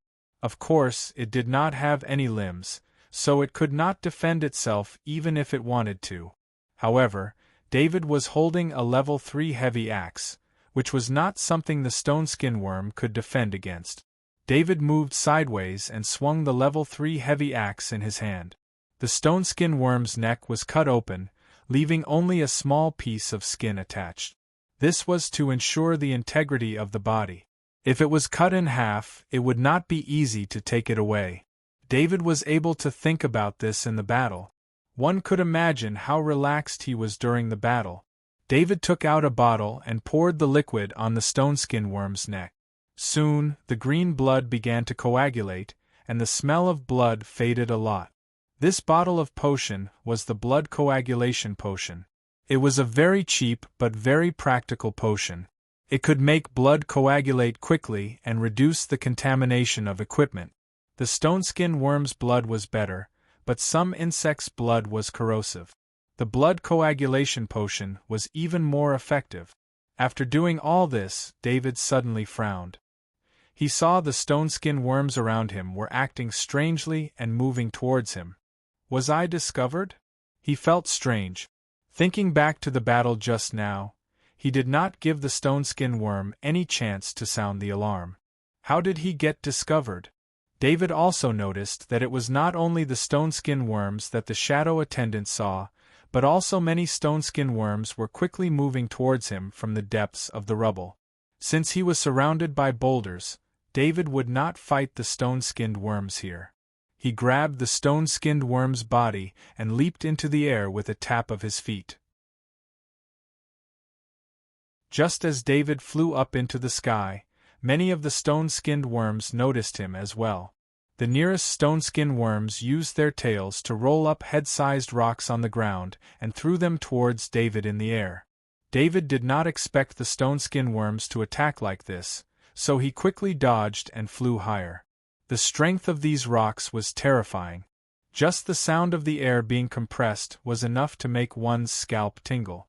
Luckily, David was at the edge of the rubble. As long as he flew out of the rubble, he could escape the stone-skin worm's attack. After escaping for a few kilometers, David landed on the ground. He looked at the pile of rocks in the distance and analyzed the problem of how he was discovered. It's the high-frequency sound wave. Thinking back to what happened just now, the only possibility was the high-frequency sound wave. David just realized that he was facing the insects. The insects' hearing was completely different from humans. Humans could not hear the high-frequency sound wave, but to the insects, it was most likely a loud scream. When David recalled how he had shouted in the midst of the stone-skinned worms in the rubble just now, he could not help but smile helplessly. It seemed like the high-frequency sound wave could not be used as a normal combat skill. Luckily, he was facing the stone-skin worms. The stone-skin worms were not fast, so he still had a chance to escape. If he were to use the high-frequency sound wave while fighting against the fast zergs, he would probably attract all the zergs in the entire region. What a useless ability! David was very disappointed with the high-frequency sound wave talent.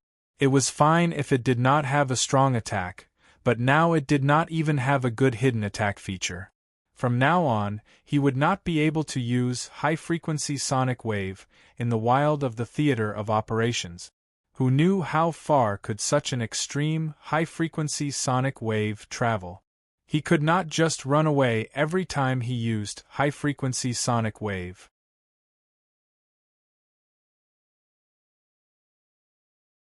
Chapter 352. After tidying up recently, David put some of the food that was easy to store in the dormitory and emptied some of the space in the portal item. So when he was ready to return to the pile of rocks again, he asked the shadow attendant to put the bodies of the stone-skinned worms into the portal item. The shadow attendant flew 40 meters in the air, and looked down at the pile of rocks. After what happened just now, the number of stone-skinned worms in the area near David had increased by several times.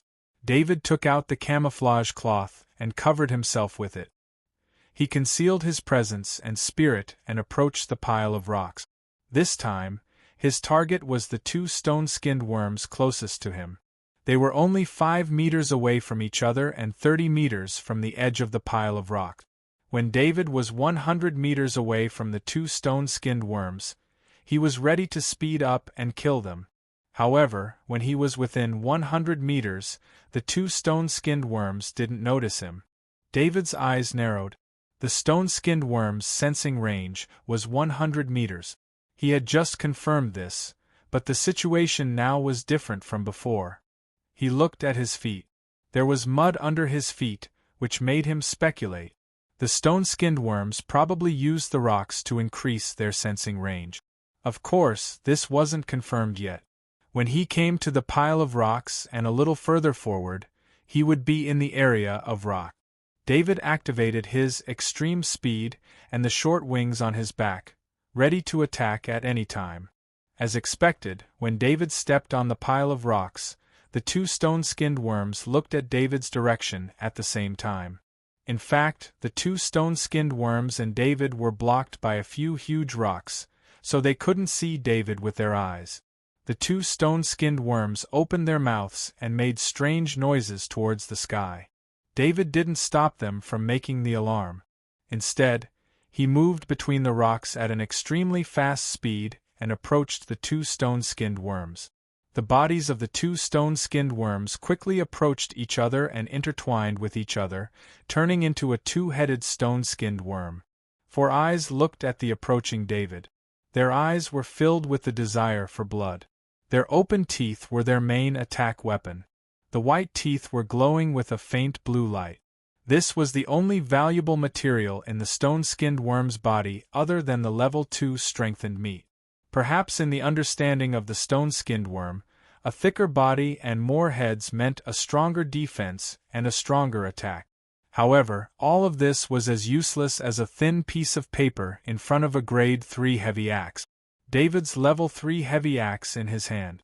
A green arc of light appeared in the air and the 2 stone-skinned worms' heads were cut open by 80% at the same time. This time, David didn't leave through the air. Instead, he threw the level 3 heavy axe to the shadow attendant. The shadow attendant put it away. David then rushed out of the rocks with 1 stone-skinned worm in each hand. The other stone-skinned worms heard the noise, but they couldn't keep up with David's speed. When a group of stone-skinned worms rushed over, David had already left the rocks.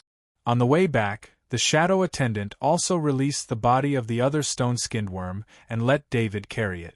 Master David. When he entered the base gate, many students greeted David. At the same time, they looked at the spoils of war on David's back with envious eyes. Luckily, David was wearing a custom-made exoskeleton armor and carrying 3 stone-skinned worms' bodies, so he didn't need to do anything. He didn't go to the trading point. Instead, he went to the mission reception. Master David, I'm here to serve you. In the mission reception area, a staff member with a staff badge on his chest ran over and said respectfully, I'm here to turn in the mission, David said as he threw the 3 stone-skinned worms' bodies on the ground. You came at the right time. The Academy just changed the reward for the stone-skinned worms' mission. The reward for each stone-skinned worm's body has been increased to 150 points. The staff member said with a smile. David was stunned. What a coincidence. He checked the mission system and saw that the stone-skinned worms' bodies had been increased from 120 points to 150 points. The staff member took out a device and scanned the stone-skinned worms' bodies. Then, 3 robots appeared and dragged the 3 stone-skinned worms' bodies inside. Master David, the 3 stone-skinned worms are very complete. The total reward for the mission is 450 points. Please check. The staff member operated the photon computer and said to David. David also received a notification. He had completed the mission of killing stone-skinned worms 3 times and received 450 points. Master David, you are amazing. Ever since the stone-skinned worms' bodies were increased to 120 points, no one has been able to turn in the mission anymore. Because of this, the Academy has increased the reward for the stone-skinned worms' bodies. The staff member finished his work and praised David. David couldn't stand the staff member's gaze. He nodded politely and left. He knew very well why no one wanted to kill the stone-skinned worms. With the density of the stone-skinned worms and their strange sensing ability, it was very difficult to kill them in the rubble. Unless one could kill a stone-skinned worm like David and leave the battlefield quickly, one would have to face a large number of stone-skinned worms. David was very satisfied with the mission of killing stone-skinned worms. 150 points for each stone-skinned worm. This was almost the same as the level 2 worms he sold. However, those level 2 worms were not easy to find. They were not like the stone-skinned worms that appeared in group. David did not stay in the base for long. After he walked out of the gate, he directly flew towards the rubble. For the next few days, the rubble became David's hunting ground. He killed stone-skinned worms one after another. David didn't want to fight at all. Every time he killed a stone-skinned worm, he would immediately leave. Although every worm would send out an alarm, he never let the stone-skinned worms surround him. David once again walked into the mission reception area with 2 stone-skinned worms. It was still the same staff member. Master David, I am very sorry. The stone-skinned worm's body has been reduced to 100 points each. The staff member said carefully. Let's do it according to the Academy's rules. Although David was a little unhappy, he did not have any other thoughts. He had killed more than 30 stone-skinned worms in the past few days and obtained 5,000 points. Of course, the Academy would not allow David to earn points without limit. Although only David could use this method. David now had more than 28,000 points. The Academy had rewarded him with 15,000 points. He had accumulated 5,000 points before, 3,000 points from the auction, and 5,000 points from the past few days. He had already completed half of the 50,000 points he needed. Unfortunately, if the Academy had reduced the stone-skinned worm's price a few days later, he would have been able to exchange for the spirit-severing heavy axe technique. Master David, I heard that it was the student council that proposed to reduce the stone-skinned worm's price. President Canning of the student council came to the base yesterday. The staff member looked around and reminded him softly. Thank you. David thanked him sincerely. As a staff member of the base, it was not easy to risk offending the student council by reminding him. You are the pride of the Academy, the staff member said softly. He then waved his hand and a robot came forward to drag the stone-skinned worm's body away. After calculating the points, David felt a little depressed. He did not have any grudges with President Canning, so why did the president keep targeting him? As soon as he walked out of the mission reception area, he saw President Canning. Strangely, President Canning was looking at David with a smile on his face. Master David, we had some misunderstandings in the past. Those are all part of the Academy's traditional activities for new students. Please don't take it to heart. President Canning said with a smile. What is it, President Canning? David looked at him calmly and asked. I just heard that you brought back 2 stone-skinned worms to turn in your mission. The Academy has lowered the price of the stone-skinned worms. I'm negotiating with the Academy right now. I should be able to raise the price soon. Consider this my apology to Master David. President Canning said with a smile. After learning of David's achievements in the base, President Canning was filled with regret. He had offended such a genius. However, when President Canning found out that David and Green had calmed down and became friends, he thought that David was very easy to trick. So he arranged this opportunity. In his mind, Using his power to gain benefits for David should earn David's forgiveness. He could even become David's friend. These days, President Canning and David's bad relationship had spread throughout the academy. Some members of the student council looked at him with a strange expression. There was also news that the academy wanted to replace the president of the student council. It was precisely because President Canning wanted to resolve the conflict between him and David that he came up with this idea. It was not President Canning's fault.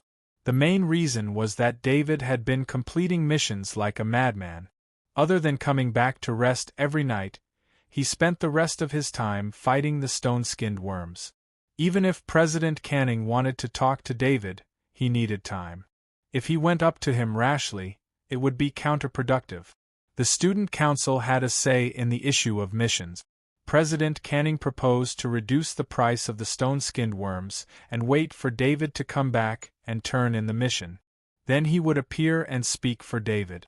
This way, he could rebuild his relationship with David. President Canning, the stone-skinned worm mission was issued by the Academy. The price is set by the Academy. I won't break the rules and let the Academy take the loss, David said with a mocking tone. After that, David ignored President Canning and turned to leave. Even though each stone-skin worm cost him 50 points, it was still worth it to David. After killing more than 30 stone-skin worms, he had only cleared less than 10% of the area around the rubble. In addition, David also felt that the Academy had suffered a loss by reclaiming the corpse of the stone-skin worm for 150 points. President Canning looked in the direction David left. His eyes were filled with anger and viciousness. He was the president of the student council of the First College of Iridia, not only because he was strong, but also because of the power behind him. But this time, he didn't come to the base just for David. He also came with a mission from Badu Energy, the company behind him. Most people didn't know that a krypton mine had been discovered near the Academy. At least, they wouldn't know until it was publicly announced. However, a large energy company like Badu Energy had its own channels. President Canning's mission was to get the krypton mine development project and the base construction project to Badu Energy. As long as Badu Energy could get involved in the development of the krypton mine on the Guardian planet, they would have some say in the new base. At least, Badu Energy could get some rights to the new base. Even if it was just a small amount, it was still very important to Badu Energy. It was important to note that every base on the Guardian planet belonged to the various old academies or the military. Other factions had no way of interfering with them. The resources of the insectoids on the Guardian planet were also controlled by the military and the education department. The benefits were unimaginable. Just looking at the insectoids that were killed outside the base, the amount of resources generated was enough to support a large Kaji team. With the base, they could get even more precious level 2 and level 3 insectoid. The Guardian planet's location was very special. It was very close to the Warstar. Insectoids from the Warstar would enter the Guardian planet from time to time. However, there were very few level 4 and above insectoids near the Guardian planet. This was because the strongest fleet of the Interstellar Federation was stationed outside the Guardian planet to stop level 4 and level 5 insectoids. The Guardian planet was relatively safe and had an endless supply of insectoid. It was a natural insectoid resource bank. President Canning let out a sigh of relief. He put on a smile and headed to the restaurant on the top floor. President Canning had received news that Kenny Transcendent had returned from the Krypton mine and was dining with Transcendent Dunbar. This was an important opportunity. He was confident that the two Transcendent would be moved by Badu Energy's sincerity. President Canning walked into the restaurant and saw Green and Barbara eating. They also saw President Canning. Barbara wanted to stand up and greet President Canning but was stopped by Green. Green shook his head at Barbara. Barbara understood what Green was thinking. President Canning wanted to teach Green a lesson.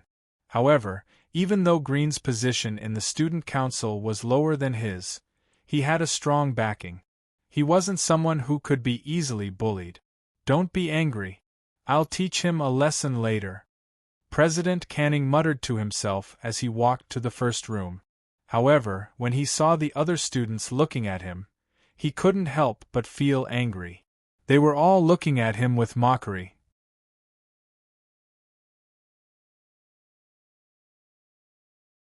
Chapter 353. President Canning came to the door of private room number 1 and took 2 deep breaths to calm himself down. He raised his hand and knocked on the door of the private room. He knocked very softly because he knew that no matter how soft the knock was, the 2 transcendents inside would hear it. "Come in." Transcendent Kenny's voice came from inside the room. President Canning turned around and glanced at the dining room. Although he didn't show it on his face, there was a hint of pride in his eyes. This was the power of status. The student council had a lot of power and was only responsible to the school leaders. The only ones who could control the student council were the school leaders and the transcendent. President Canning opened the door and walked in. The pride in his eyes was still there, but there was a look of surprise on his face. In the room, he saw the person he didn't want to see the most, David. David was eating and didn't even glance at President Canning's arrival. When President Canning approached the room, David saw him through the shadow attendant. Perhaps President Canning didn't know that David's expression had been captured by the shadow servants. If it weren't for the fact that President Canning was the president of the student council, David would have already planned to get rid of him. In David's mind, only a dead enemy was a good enemy. "Transcendent Kenny, Transcendent Dunbar, good evening." President Canning hesitated and greeted the 2 transcendent. David didn't even look at him. "Canning, what's the matter?" Transcendent Kenny didn't ask President Canning to sit down. Although he was the president of the student council, he didn't have the right to sit there. The 2 transcendent were smart people. When they saw David's attitude, they knew that there was a conflict between David and President Canning.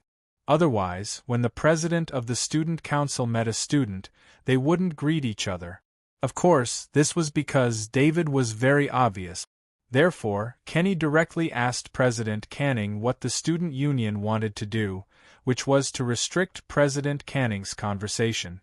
This was to tell President Canning that he could only talk about matters related to the student union and nothing else. "Transcendent Kenny, I heard that the school found a kryptonite mine." President Canning obviously knew what Kenny Transcendent meant, but the kryptonite mine was too important. He had to bring it up. "Canning, the matter of the Krypton crystal mine has nothing to do with the student council. Moreover, this matter is a secret of the academy. No matter where you heard it from, don't mention it again." Kenny interrupted President Canning's words. "My father wishes to meet you at the academy's base." President Canning's expression changed slightly, and he quickly corrected himself. "I'm not interested in meeting him. You can go now." Transcendent Kenny waved his hand. As a transcendent, Kenny had already transcended the normal social circle. He had the right to refuse any invitation.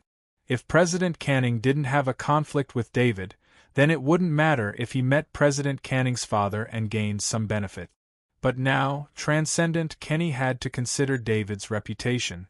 No matter what, David's identity as a sniper master was very useful to him. President Canning wanted to say something, but after opening his mouth, he didn't dare to say anything. Kenny Transcendent told him to leave. If he spoke now, he would completely offend Kenny Transcendent. Before President Canning turned to leave, he glanced at David, who was eating. His eyes flashed with hatred. In his opinion, the biggest reason why things went wrong this time was because of David. Just as President Canning showed his hatred, Kenny Transcendent moved. In an instant, Kenny Transcendent turned into a shadow and appeared behind President Canning.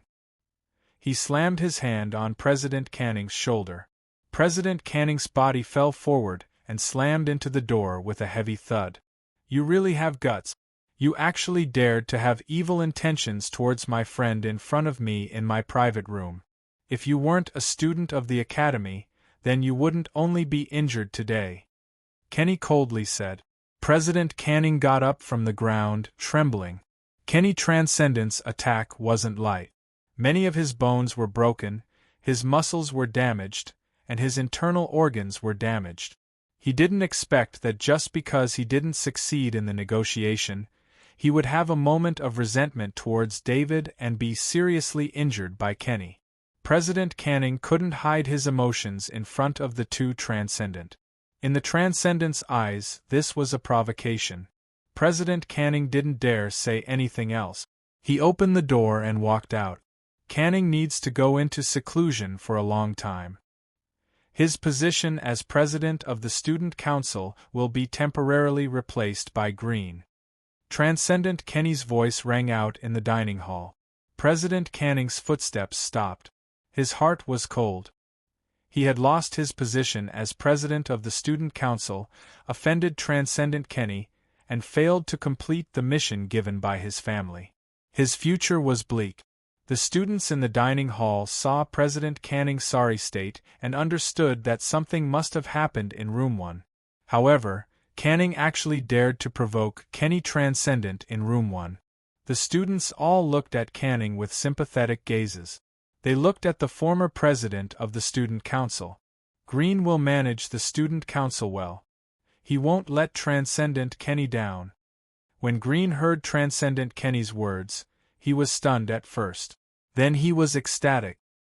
He stood up and shouted towards room 1. Green knew that David was the main reason he was the president of the Student Council.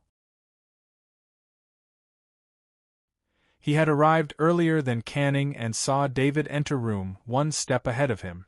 Although he didn't know what had happened in room 1, he guessed that Canning had offended David and angered Transcendent Kenny.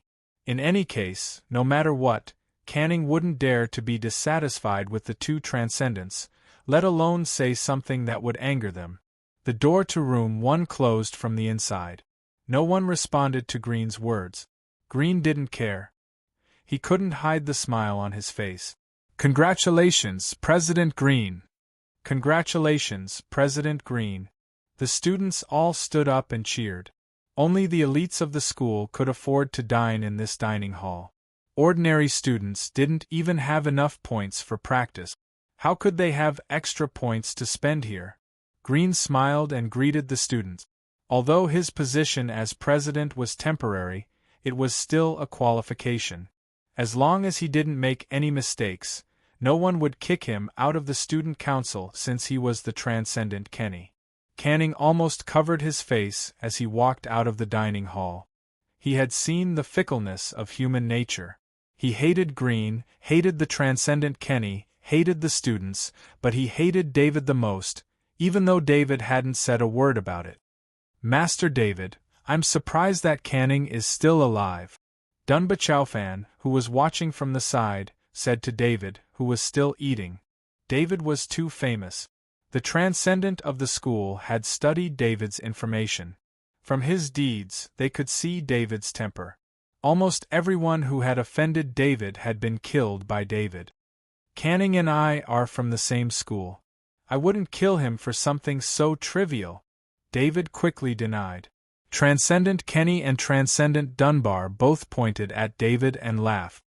"Master David, don't tell us that you weren't the one who killed Gabriel Transcendent," Transcendent Dunbar said with a smile.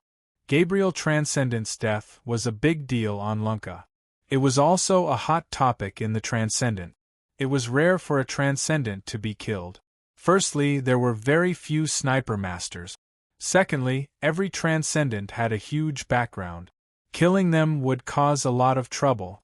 However, Gabriel Transcendent's death was untraceable. Sniper masters' whereabouts were very clear. No matter how hard Lunka tried, they couldn't find out who the killer was. It wasn't until David showed his skills as a sniper master that the investigators realized who he was. No one would have guessed that David was the one who killed Gabriel Transcendent. Everyone knew that Gabriel Transcendent was there to capture David.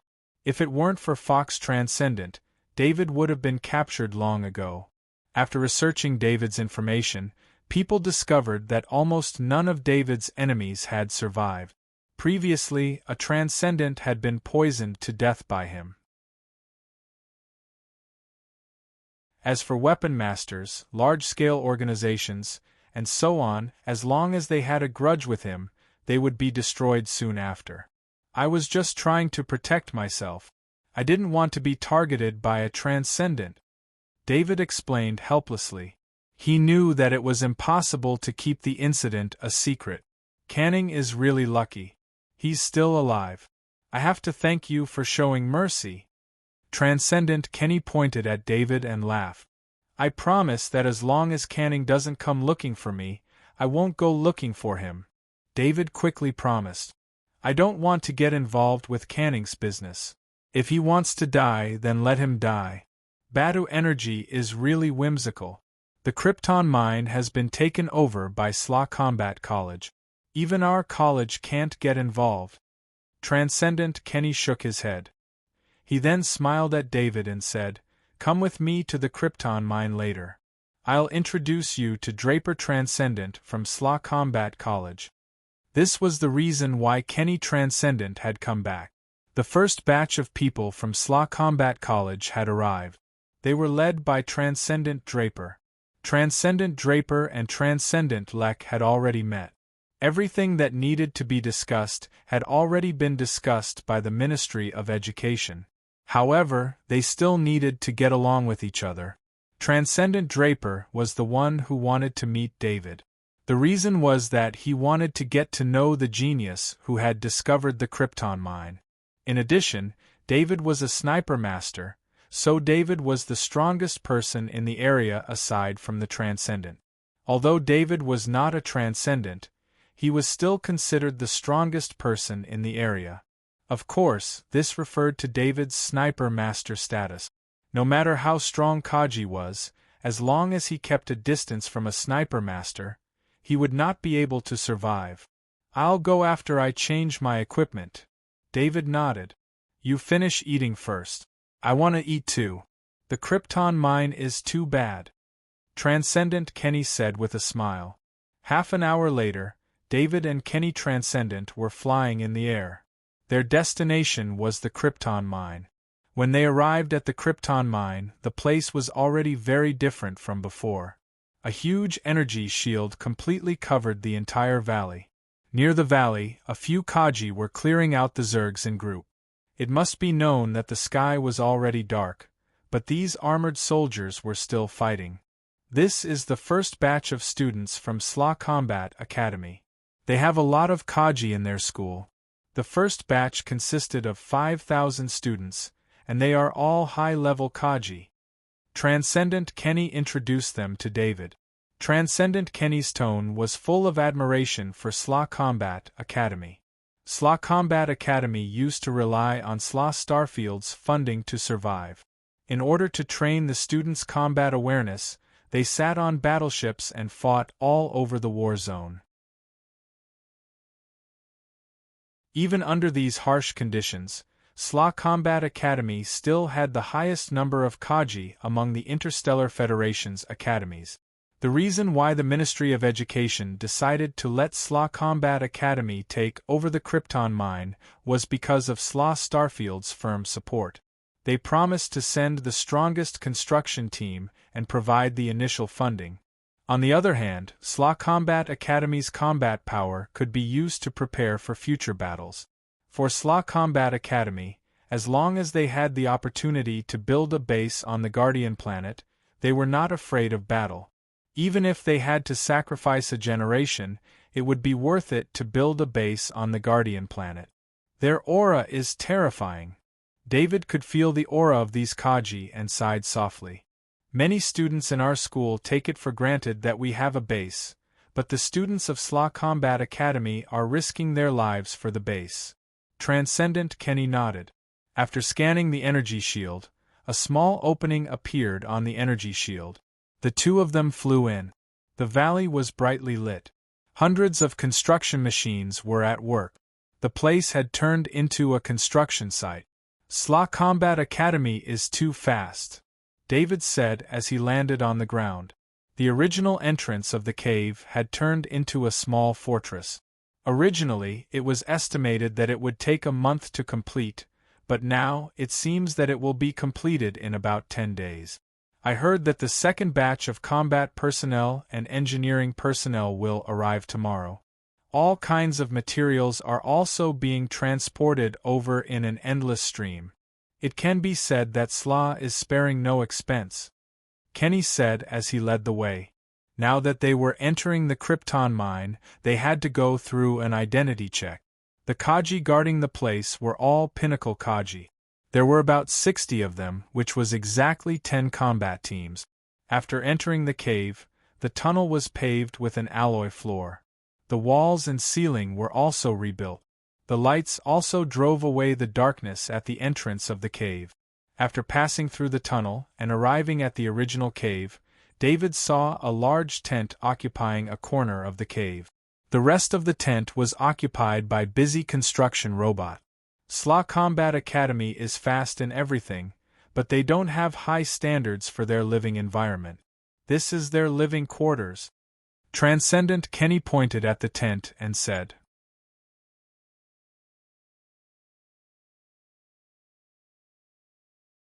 Chapter 354. They walked into the tent and realized that it was a suite with a living room. There were only 2 people in the living room, Transcendent Lek and a middle-aged man. "You must be Master David. You're so young."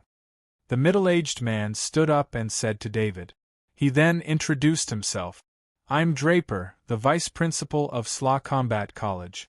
Thank you for finding the Krypton mine and allowing our college to have our own base on the Guardian planet." Draper's extraordinary attitude was very serious.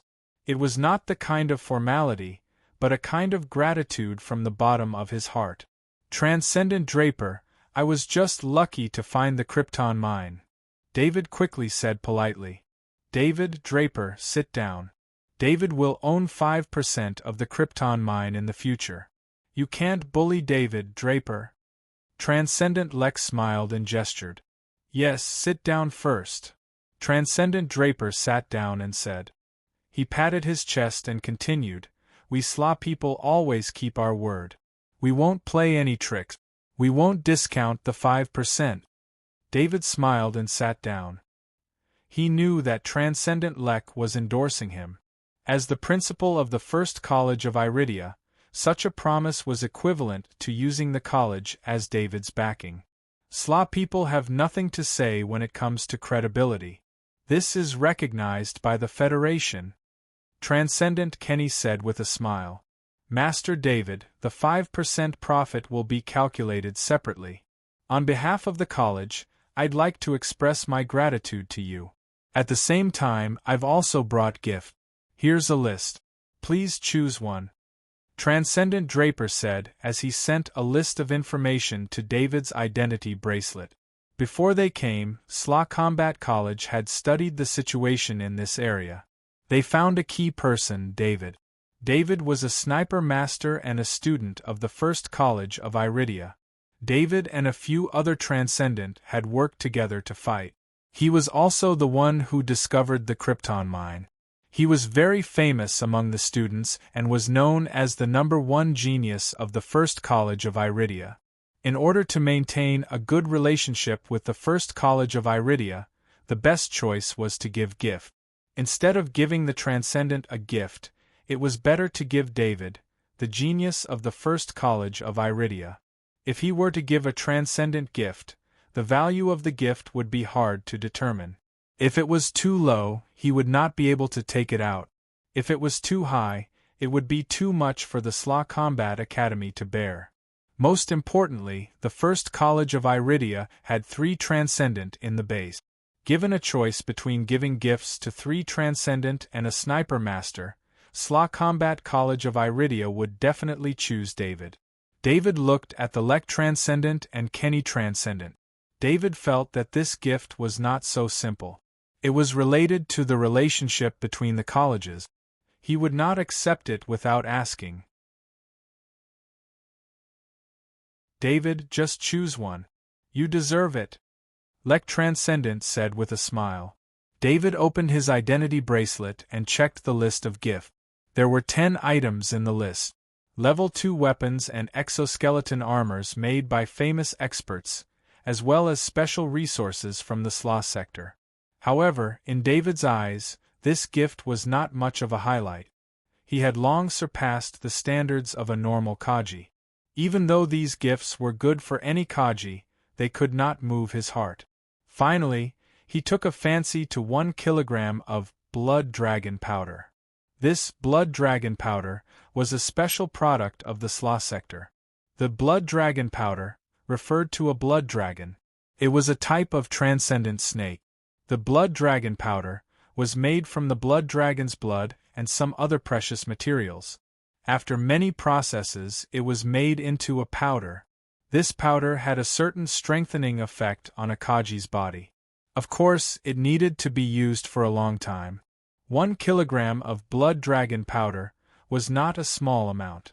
If it was used daily, 10 grams per day would be enough for David to use for 100 days. A normal blood dragon powder would not have much effect after 30 days. It was obvious that the Slaw Combat College had prepared this gift because the value of the blood dragon powder was not enough. David wasn't interested in the blood dragon powder's ability to strengthen one's physique. Instead, he was interested in another effect of the blood dragon powder. It could evolve the bloodline of a snake-type transcendent creature. Although the effect was small, as long as it succeeded, the snake-type transcendent creature would be greatly improved. I choose the blood dragon powder, David interrupted the Draper Transcendent who was chatting with the Transcendent Lek. Are you sure you want to choose the blood dragon powder? The Draper Transcendent asked with a strange expression. He knew that the blood dragon powder was just a gift. If David did not choose it, it would be kept in the base as a resource for points exchange. Yes, David said with certainty. The Transcendent Lek and the Transcendent Kenny didn't say anything. This was David's choice. In their hearts, they all thought that David had made the wrong choice. Although the blood dragon powder was precious, its effect was almost the same among the training resources of the first college of Iridia. The Draper Transcendent took out the blood dragon powder from his portal item and pushed it in front of David and said, "Here is 1 kilogram of blood dragon powder!" David was about to take it when he felt Little White wiggling in his exoskeleton armor. It wanted to come out. David didn't have to worry about Little White as a pet. It was not a secret. He pressed lightly on the exoskeleton armor. A hole opened and Little White swam out. "Is this a black silk snake?" the Draper Transcendent said with uncertainty. The Transcendent was a real transcendent expert. Even Kaji in the Sira sector had done research on transcendent creatures. The Sira sector was the largest gathering place of transcendent creatures in the Federation. The Draper Transcendent was 100% sure that he had never seen this kind of transcendent creature in any record. He could only guess the original breed of the white snake based on its appearance. "Master David, how did this black silk snake of yours become a transcendent creature? And how did you tame it?" Draper asked after confirming it several times. His eyes flashed with a glint. He was 100% sure that this was a normal black silk snake. Although Little White's body had turned white, there were very few snakes this small. The only one with the same appearance was a black silk snake. David, who was opening the blood dragon powder to feed Little White, stopped what he was doing. He didn't understand why the Transcendent Draper was so excited. Although there were many transcendent creatures in the Sira sector, there were very few transcendent creatures that could be tamed. It was all luck. There was no experience to speak of. Little White was different. It obviously didn't have the blood of a transcendent creature. It was transformed and David had tamed it as a pet. There was a high possibility that there was a connection. If David's method could be used as a reference, it would be of great help to the related research in the Sira sector. The transcendent Lek looked at the transcendent Draper with some dissatisfaction and said to David, "David, if there's any secret, you don't have to say it. There's nothing that can't be said. The transcendent Gabriel captured me in the suburbs of Gia City and was injured by the Fox Transcendent. A drop of his transcendent blood was absorbed by Little White. That's how Little White successfully evolved into a transcendent creature. I also tamed Little White at that time," David said honestly. The transcendent Gabriel wasn't a secret, so David didn't need to keep it a secret. The transcendent Draper shook his head and said, "I don't think Little White's bloodline can be achieved by absorbing a drop of transcendent blood." The transcendent Draper knew that transcendent blood could trigger the evolution of ordinary creatures, but the chances were too slim. Not to mention that no transcendent Draper would waste his own transcendent blood. It was almost equivalent to consuming his own lifespan. Even if he had transcendent blood, he couldn't find a creature that was 100% compatible. However, Little White's current situation had long surpassed the level of a new transcendent creature. It didn't seem like a level that could be achieved by relying on a drop of transcendent blood. David comforted Little White, who didn't eat the blood dragon powder, and explained, after the transcendent Gabriel escaped, "I tracked him down and sniped him from afar. Then, his transcendent blood was completely absorbed by Little White." This time, it was the transcendent Draper's turn to gasp. He looked at David and Little White in a different light. David had just admitted that he had killed a powerful transcendent, so this was the first time the transcendent Draper heard about it. Little White, on the other hand, had absorbed all of Gabriel's transcendent blood. In the future, Little White's potential would be amazing. Unfortunately, Little White wasn't a battle-type creature, so its combat ability was limited. The transcendent Draper made a promise to David. "Thank you for your explanation, Master David. When the base is built, you can use the base's teleportation gate at any time." The promise sounded generous, but David could only use the base's teleportation gate to go to the Slaw Combat Academy, which was further away from the First College of Iridia than from the Guardian Planet to the First College of Iridia. David, Kenny, and the Transcendent Draper, including the Transcendent Lek, and the Transcendent Draper left. From now on, the Krypton mine belonged to the Slaw Combat Academy, so they would be guests if they came again. "This Draper is so stingy," the Transcendent Kenny said on the way back to the Academy's base. "Kenny, it's not easy for Draper either. I heard that the Slaw Combat Academy almost emptied their pockets for the materials for the teleportation gate." The Transcendent Lek shook his head. They had taken over the First College of Iridia's base on the Guardian Planet from their predecessors, so they did not know how difficult it was to build it. The materials for the teleportation gate were too precious, and the main material, the Level 3 material, was the easiest to find. The rest of the materials had to be collected at a huge cost. Even with the help of the Slaw Starfield, the Slaw Combat Academy was still overwhelmed. "David, when you become a Transcendent in the future, use their base's teleportation gate to look for Level 3 materials. There are many transcendent creatures in the Slaw Starfield, and some of them can produce Level 3 materials." The Transcendent Kenny smiled and said to David, Don't be a bad influence on David. The transcendent creatures in the Slaw Starfield that can produce Level 3 materials are closely watched by the Slaw Starfield.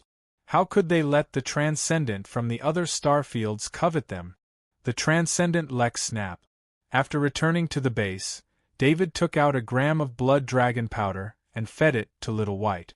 After eating the blood dragon powder, Little White quietly curled up on David's wrist. Its body moved unconsciously, as if it was digesting the blood dragon powder. David had also consumed 10 grams of blood dragon powder. The blood dragon powder was very gentle, and he could feel his blood slowly heating up. His blood kept washing his body, bringing warmth to his whole body. His body temperature kept rising. A large amount of sweat was expelled from his body. Luckily, David had experienced the advanced Kaji body art, so the impurities in his body had been mostly cleared. The sweat didn't have much of a smell. The absorption of the blood dragon powder only lasted 10 minutes, and David could feel the temperature in his blood dropping rapidly. Soon, it was back to normal. He summoned the shadow attendant and activated the attribute panel, but he found that his vitality didn't change. However, he could sense through his spirit that his physique had improved, but this improvement was too little. No wonder the two transcendent looked at me like I was at a disadvantage. The blood dragon powder's effect is really weak. David shook his head and said to himself with a bitter smile. He looked at Little White again. Little White was still absorbing.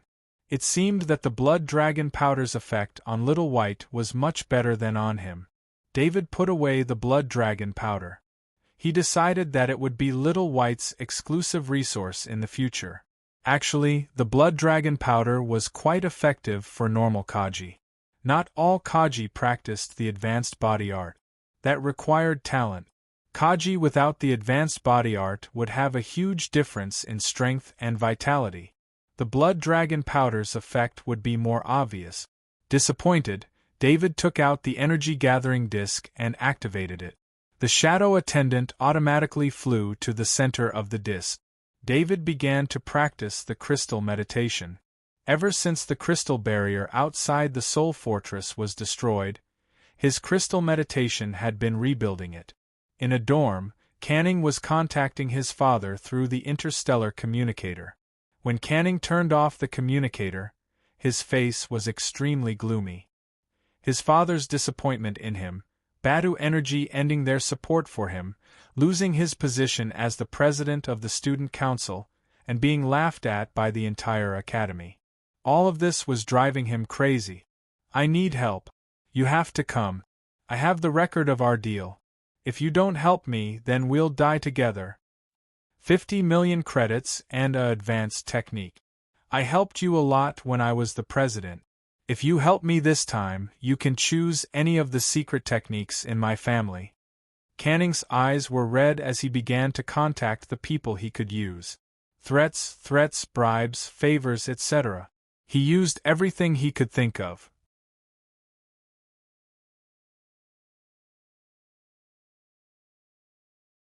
Chapter 355. Although each stone-skinned worm could only be exchanged for 100 points, David still gained a lot in the next 2 days. He could get 600 to 800 points every day. One morning, after David finished his training as usual, he put on his exoskeleton armor and flew out of the base. What he didn't know was that an hour before he left, Canning sneaked out of the base in an ordinary exoskeleton armor without notifying anyone. The reason Canning did this was because the Transcendent Kenny had announced that he was going into seclusion. Even though he didn't need to, and the Transcendent didn't order him to, as long as the Kenny Transcendent made the announcement, he couldn't appear in front of the students anymore. When Canning arrived at the pile of rocks, there were already 5 Kaji waiting for him. The weapons of the 5 soldiers were all second grade, and the exoskeleton armors had been disguised to cover up the markings on them. Canning, this is the only time. If you reveal my identity after this, then even if something happens to me, I will make you and the faction behind you pay the price. The soldier with the second grade heavy axe said in a deep voice. Of course. This time, I didn't tell anyone else about your identities except for me. We'll just use numbers instead of names. We'll have nothing to do with each other after this. Canning nodded. In order to invite these Kajis, Canning had used his previous relationship with the powerful Kajis that he could have used illegal means to force them to come. After this, it would be a big problem for him to explain himself to the Kajis. However, Canning didn't want to do anything. All he wanted was to kill David. Of course, it wasn't that he didn't know how strong David was.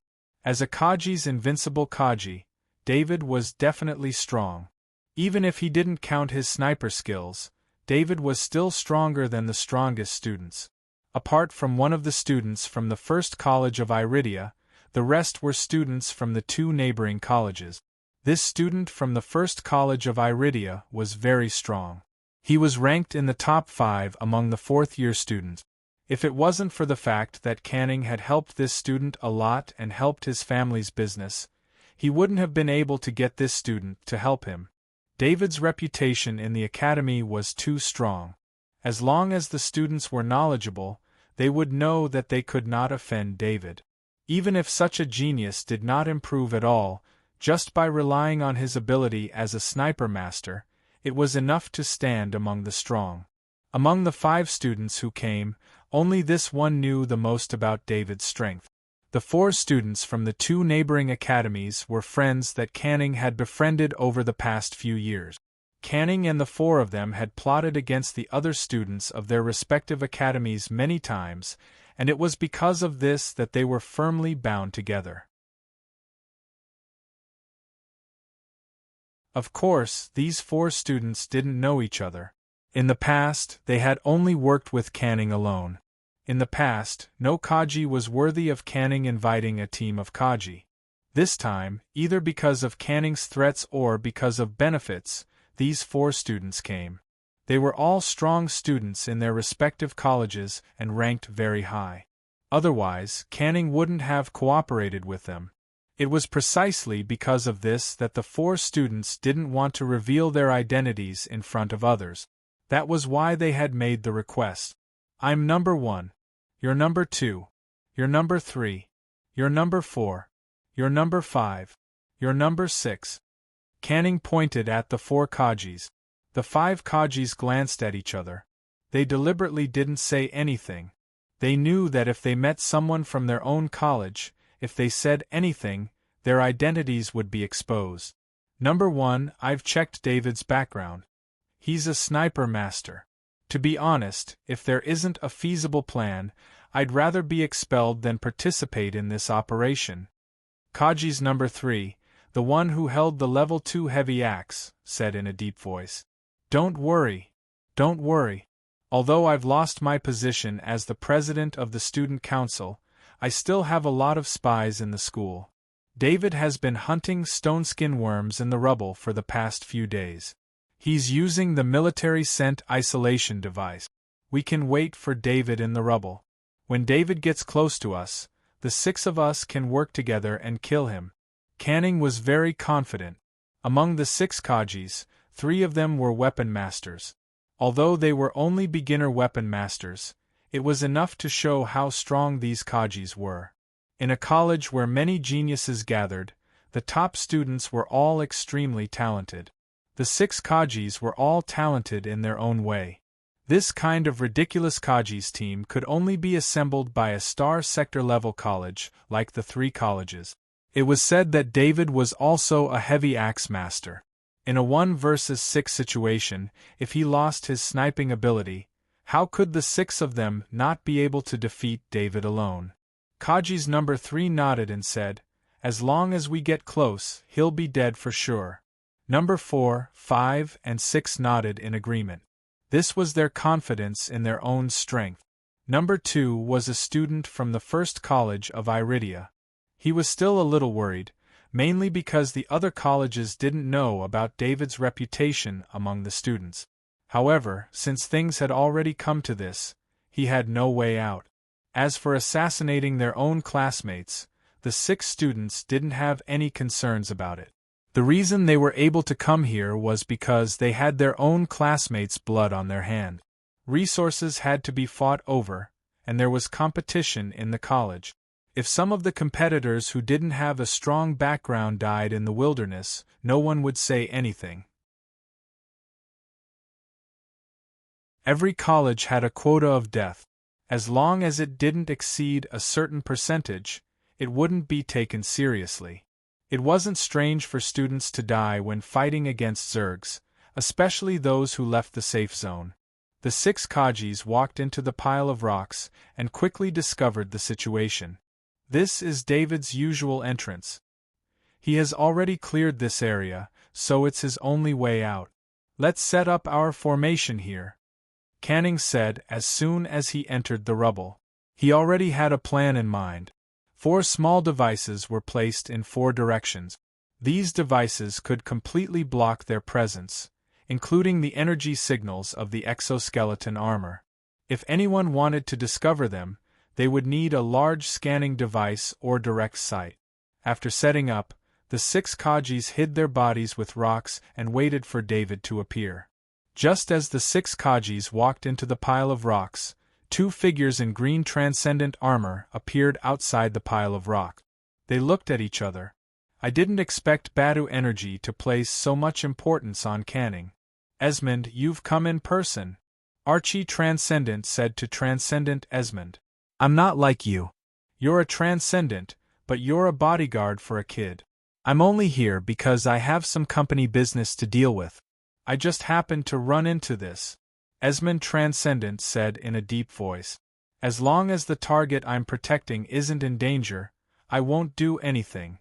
It seems that David is dead for sure. Even if these kids can't kill David, you'll still help them. Archie Transcendent shook his head.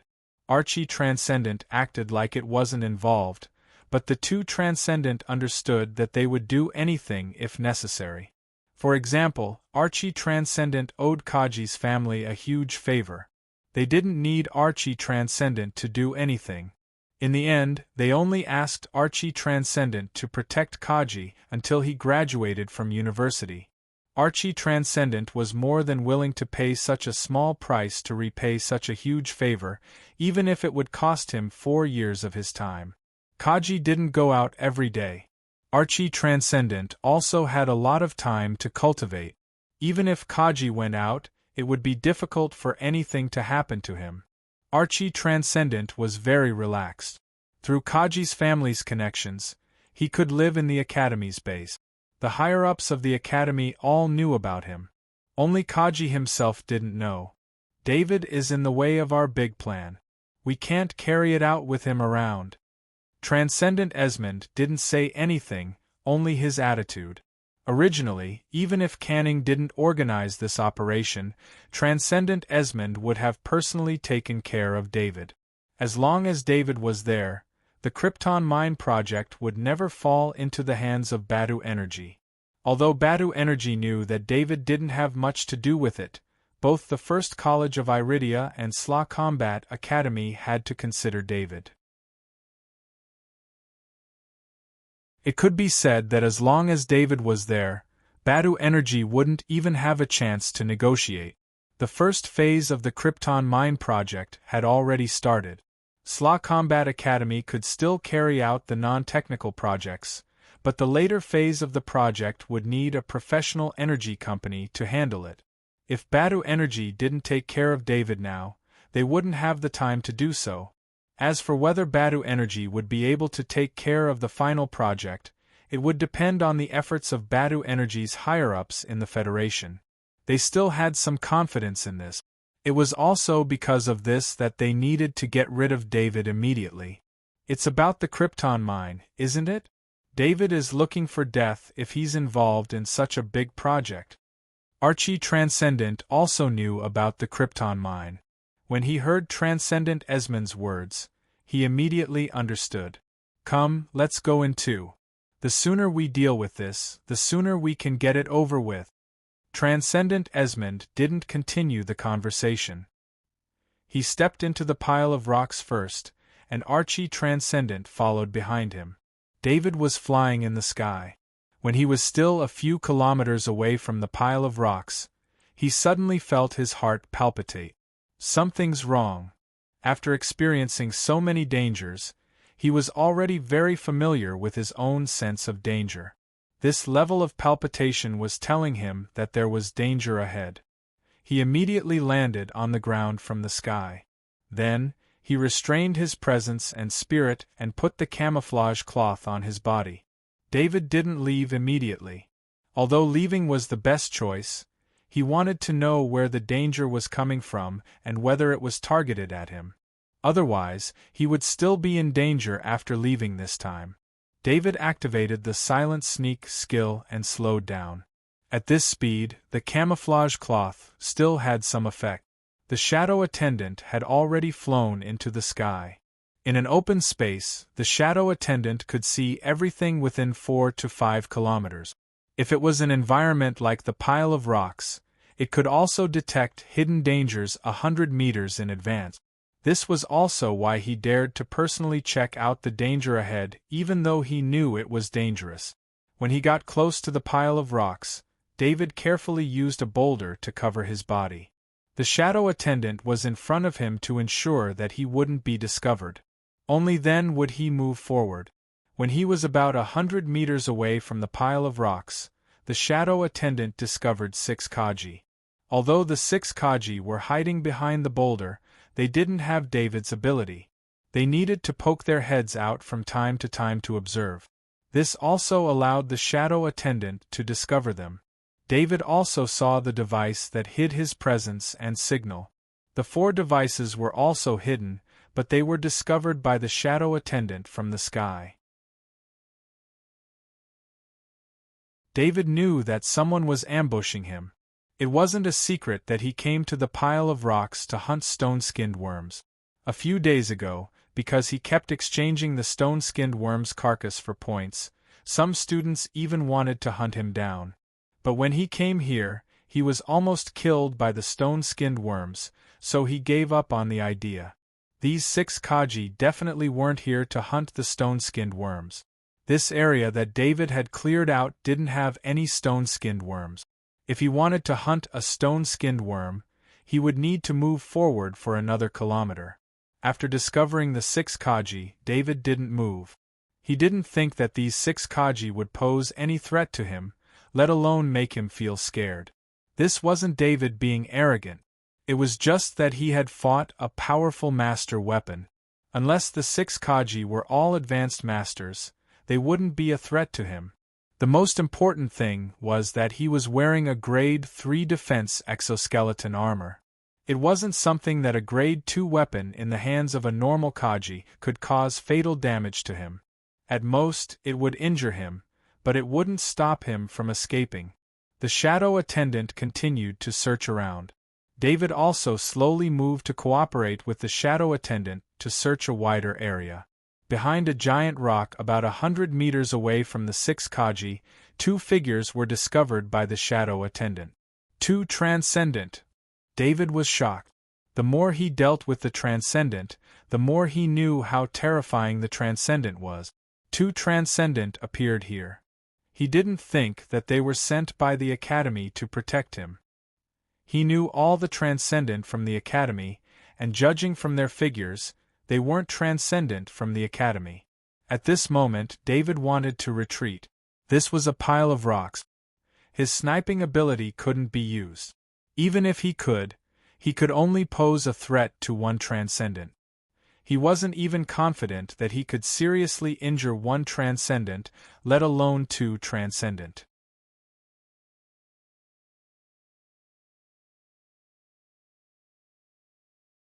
Chapter 356.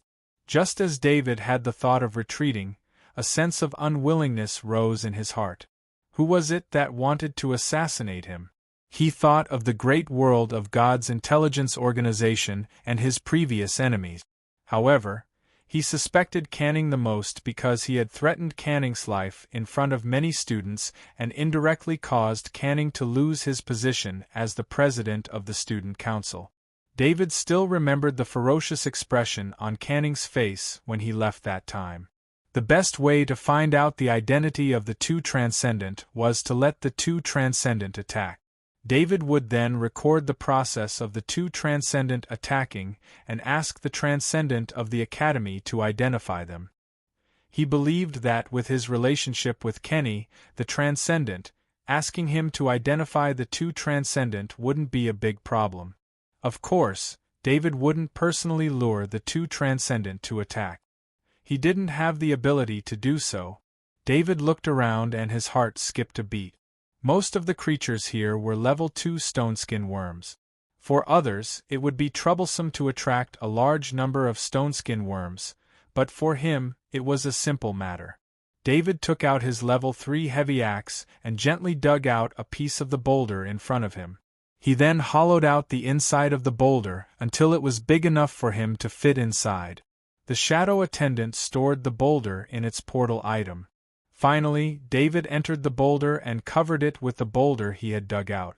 This way, he would truly disappear from the spot.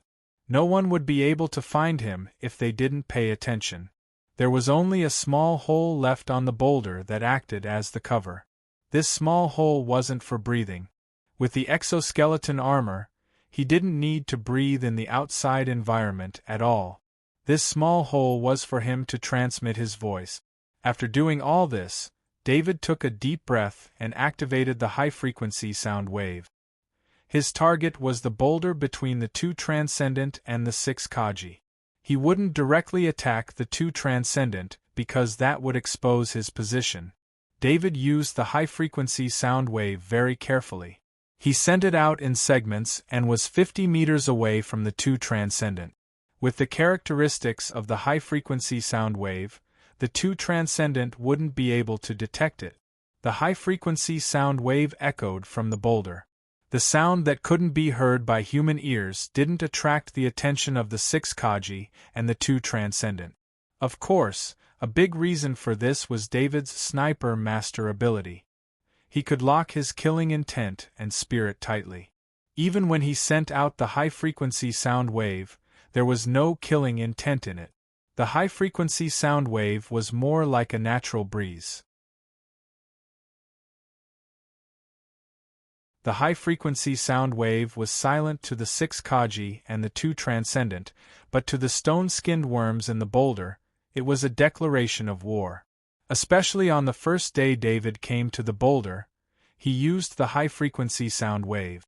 After that, he killed the stone-skinned worms one after another for many days. The stone-skinned worms had already noticed that a large number of them were killed, but for some special reasons, they didn't pursue the matter. Instead, they guarded the boulder. However, today was a little different. The stone-skinned worms had finished guarding the boulder. The consequence of provoking the high-frequency sound wave was that all the stone-skinned worms seemed to have gone crazy and rushed towards the high-frequency sound wave. The stone-skinned worms seemed to have a command as they split into several directions and surrounded the source of the high-frequency sound wave. Strange, it's getting late.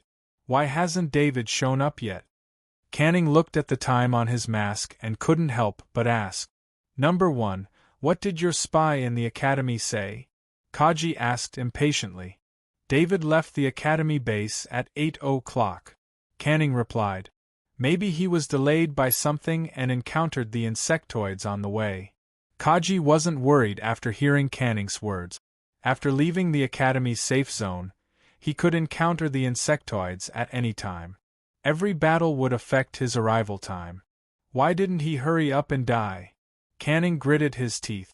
100 meters away, the 2 transcendents were chatting as well. Esmond, I feel like something is wrong. Transcendent Archie looked around and felt that something was wrong. You have the same feeling too? Transcendent Esmond suddenly stood up and asked. The 2 transcendent looked at each other and jumped towards the boulder at the same time. If it was just one of them, then it was possible. However, if both transcendent felt something was wrong, then something was really wrong. Standing on the boulder, they couldn't see much inside the boulder. There were too many boulders blocking their view.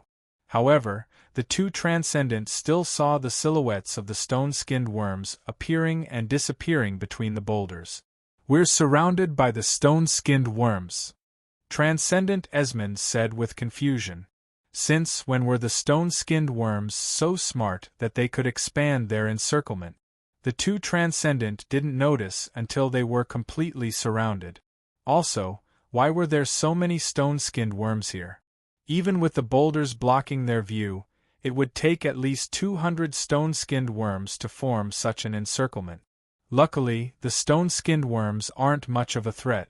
Should we inform the kids now? Transcendent Archie asked with a smile. He wasn't nervous at all. Although the stone-skinned worms were level 2 insects, they weren't fast and their attacks weren't strong either. Even though they were surrounded, It was difficult for them to threaten the two transcendent. We'll let them find us later. It's better if we stay hidden. I suspect this is David's doing. Transcendent Esmond said with a deep voice. Although Transcendent Esmond knew it was impossible to lure so many stone-skin worms over without the two transcendents noticing, he knew it was impossible to do so. However, other than that, there was no other way to explain why the stone-skinned worms had surrounded them. The two transcendent chose to continue observing. This kind of situation where there wasn't any danger was perfect for training the Kaji. They would only make a move when there was danger. No, there's danger. Battle formation! Canning yelled. Kaji 3 and Kaji 4 also became alert. All three of the Kaji were weapons masters and had a stronger sense of danger than the other three Kaji. Kaji 6 placed his level 2 shield in front of him. He stood at the front of Kaji's team. Behind the Kaji's team was the boulder. That way they could defend themselves to the greatest extent. This was the place they had chosen to ambush David. It was the best environment for Kaji's team to fight in. They didn't dare to run around because the three weapons masters couldn't determine where the danger was coming from. David was inside the boulder. His presence and mind were completely concealed. The camouflage cloth also concealed all his life force and energy of the exoskeleton armor. The shadow attendant outside the boulder saw the stone-skinned worms moving towards the 6 Kaji's team. 2 stone-skinned worms walked past the boulder where David was, but they didn't notice anything strange about the boulder or David. The Sniper Master ability didn't just give David the strongest long-range attack ability. It also gave him an even scarier hiding ability. It allowed him to remain undetected in the area where the insectoids were watching. If someone saw David state inside the boulder, they would be very curious about his strange hiding method. A steel wire was fixed on top of David's head, lifting his body completely off the ground, so that his body was not in contact with the boulder. The only point of contact was that steel wire. David knew that the stone-skinned worms had a special ability. They could sense the creatures that came into contact with the boulder. This was something he had confirmed after fighting with them for many days. This was the main reason why the other Kajis had all failed to kill the stone-skinned worms. They had all misjudged the range of vision of the stone-skinned worms. Every time, more stone-skinned worms would appear than they expected. Damn it, they're all stone-skinned worms. We're surrounded. Canning screamed when he saw a large number of stone-skinned worms appearing around them. Don't fight. Think of a way to retreat. Kaji's third shouted. How can we retreat? We have no way out. Kaji's fourth voice was filled with anger. He felt like he had been tricked by Canning. Number 1, tell us why this is happening. Kaji's fifth voice was even more direct. He pointed his level 2 war hammer at Canning and scolded. I'm surrounded with you guys. Are these stone-skinned worms only attacking you guys and not me? Canning was very angry at being scolded. Stop arguing. Get ready to fight. Kaji's third quickly advised. Just as the stone-skinned worms surrounded the 6 Kajis, one of them suddenly howled towards a boulder. A portion of the stone-skinned worms surrounded the boulder. How did these stone-skinned worms find us? Transcendent Esmond looked at his body covered in transcendent armor and asked. As a transcendent wearing transcendent armor, it was very easy to hide his presence. As long as there wasn't a level 3 insectoid here, it would be very difficult to find a transcendent. We can't hide anymore. Let's meet up with the children. Transcendent Archie suggested. Okay, let's go. Transcendent Esmond nodded in agreement. It was very easy for them to leave. They could just fly away. However, Canning and Kaji's third were here. The 2 transcendent couldn't just leave like that. Although Canning had been affected by the previous incident, his family's influence in the Badu Energy Company was not small. If Transcendent Esmond could do him a favor, why wouldn't he do it? Transcendent Archie had to think about his own honor. He couldn't let anything happen to Kaji's third. The two transcendents leaped towards the direction of the 6 armored soldiers 100 meters away. The stone-skinned worm, below them, roared madly as it chased after them. "Who is it?" The 6 Kajis saw the sudden appearance of the two transcendent and were so scared that they almost threw away their weapons. It wasn't that they were cowards. It was just that the Kajis' natural fear of the transcendent. There were very few Kajis who could get along well with the transcendent. David's situation was too rare. Sniper masters were accepted by the transcendent because of their powerful long-range attacks, but there were only a few sniper masters in the Interstellar Federation. Transcendent Esmond and Transcendent Archie opened up the Transcendent armor's visors and revealed their faces. Transcendent Esmond. Transcendent Archie. Canning and Kaji's third were shocked at first, then ecstatic. Their previous worries were swept away. Transcendent Esmond closed his visor and said in a deep voice, "Canning, you're very decisive. You eliminate the enemy immediately." "Thank you, Transcendent Esmond. I'll work hard to serve the company in the future." Canning was moved to tears by the appearance of the Transcendent Esmond. This meant that the company hadn't given up on him. He didn't know that the Transcendent Esmond was only doing this out of convenience. It wasn't because of him, but because of his father and the rest of his family. Kaji's third also knew about the Transcendent Archie.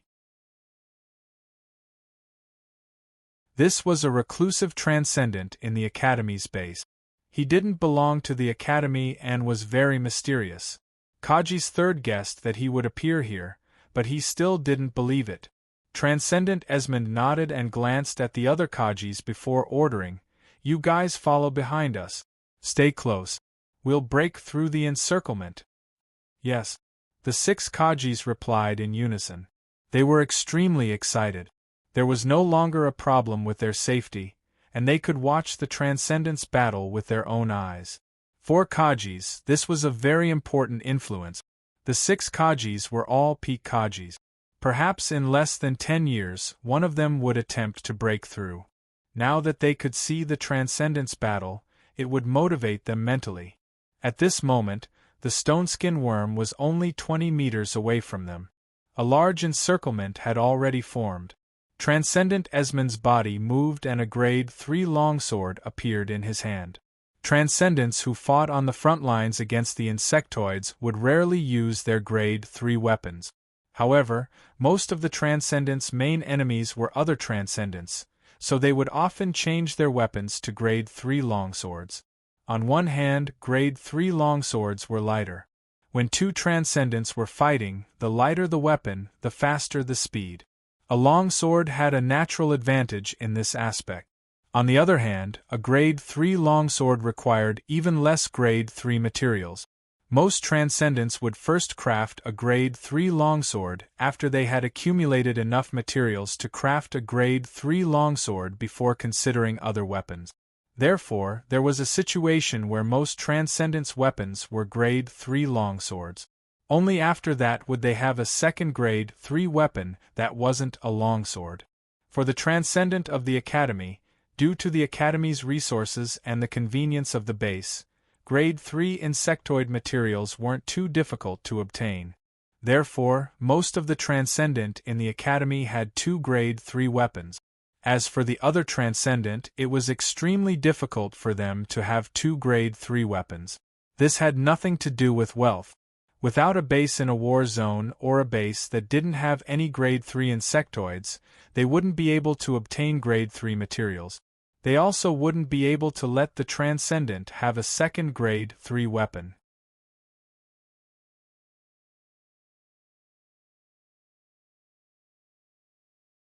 Chapter 357. The Esmond Transcendent and Archie Transcendent had never worked together before, but the two Transcendent did not need to say anything as they charged forward from left and right respectively. The 6 Kaji behind them quickened their pace and maintained their battle formation as they followed behind the two Transcendent. The Esmond Transcendent flashed and appeared beside a stone-skin worm. The stone-skin worm did not even have time to react before the Esmond Transcendent's grade 3 longsword sliced through its head. The stone skin worm's speed was slower than other level 2 insectoids, but this weakness was magnified in front of the Esmond Transcendent. On the other side, the Archie Transcendent easily killed another stone skin worm. The stone skin worm's proud defense was nothing in front of a grade 3 longsword. David was also watching the battle between the two Transcendent through the Shadow Attendant. To be honest, the two Transcendent's skill in killing the stone skin worms was not high, but their speed was much faster than David's when he activated extreme speed. Before the rest of the stone skin worms could surround them, the two Transcendent had already killed 6 stone skin worms and led the 6 Kaji more than 30 meters away. They were not far from the rubble, and with their speed, it would not take long for them to cover a distance of more than 1,000 meters. The stone skin worms could not slow down the two Transcendent, so the 6 Kaji behind them had to increase their speed and not lose sight of the Transcendent. David had the Shadow Attendant take out a miniature recording device from his space ring. The device floated in the air and did not attract the attention of the two combatants. However, after a while, David's position could no longer support the Shadow Attendant's view because the two Transcendent were about to reach the furthest distance the Shadow Attendant could observe.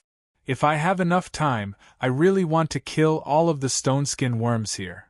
The Transcendent Esmond had always been at the back and rarely came to the battlefield to fight the insectoid.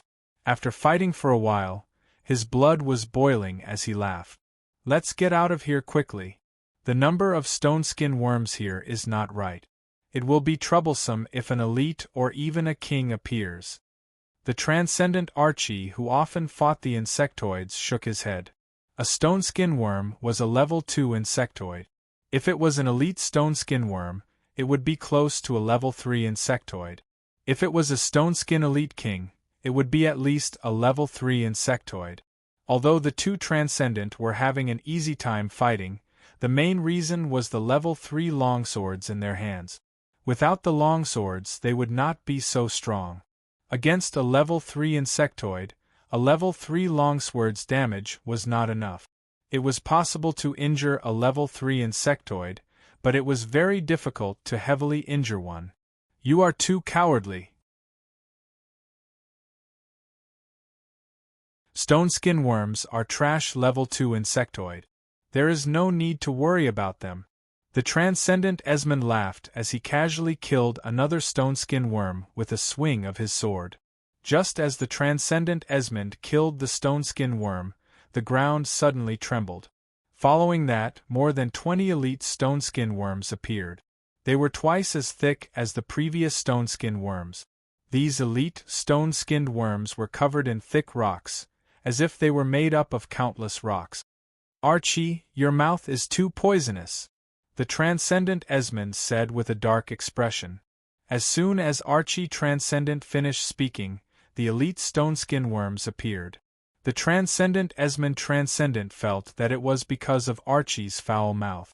Even so, Transcendent Esmond still accelerated and rushed to the side of an elite stone skin worm. The rank 3 longsword in his hand slashed at the elite stone skin worm's stone body. He still chose the neck of the elite stone skin worm.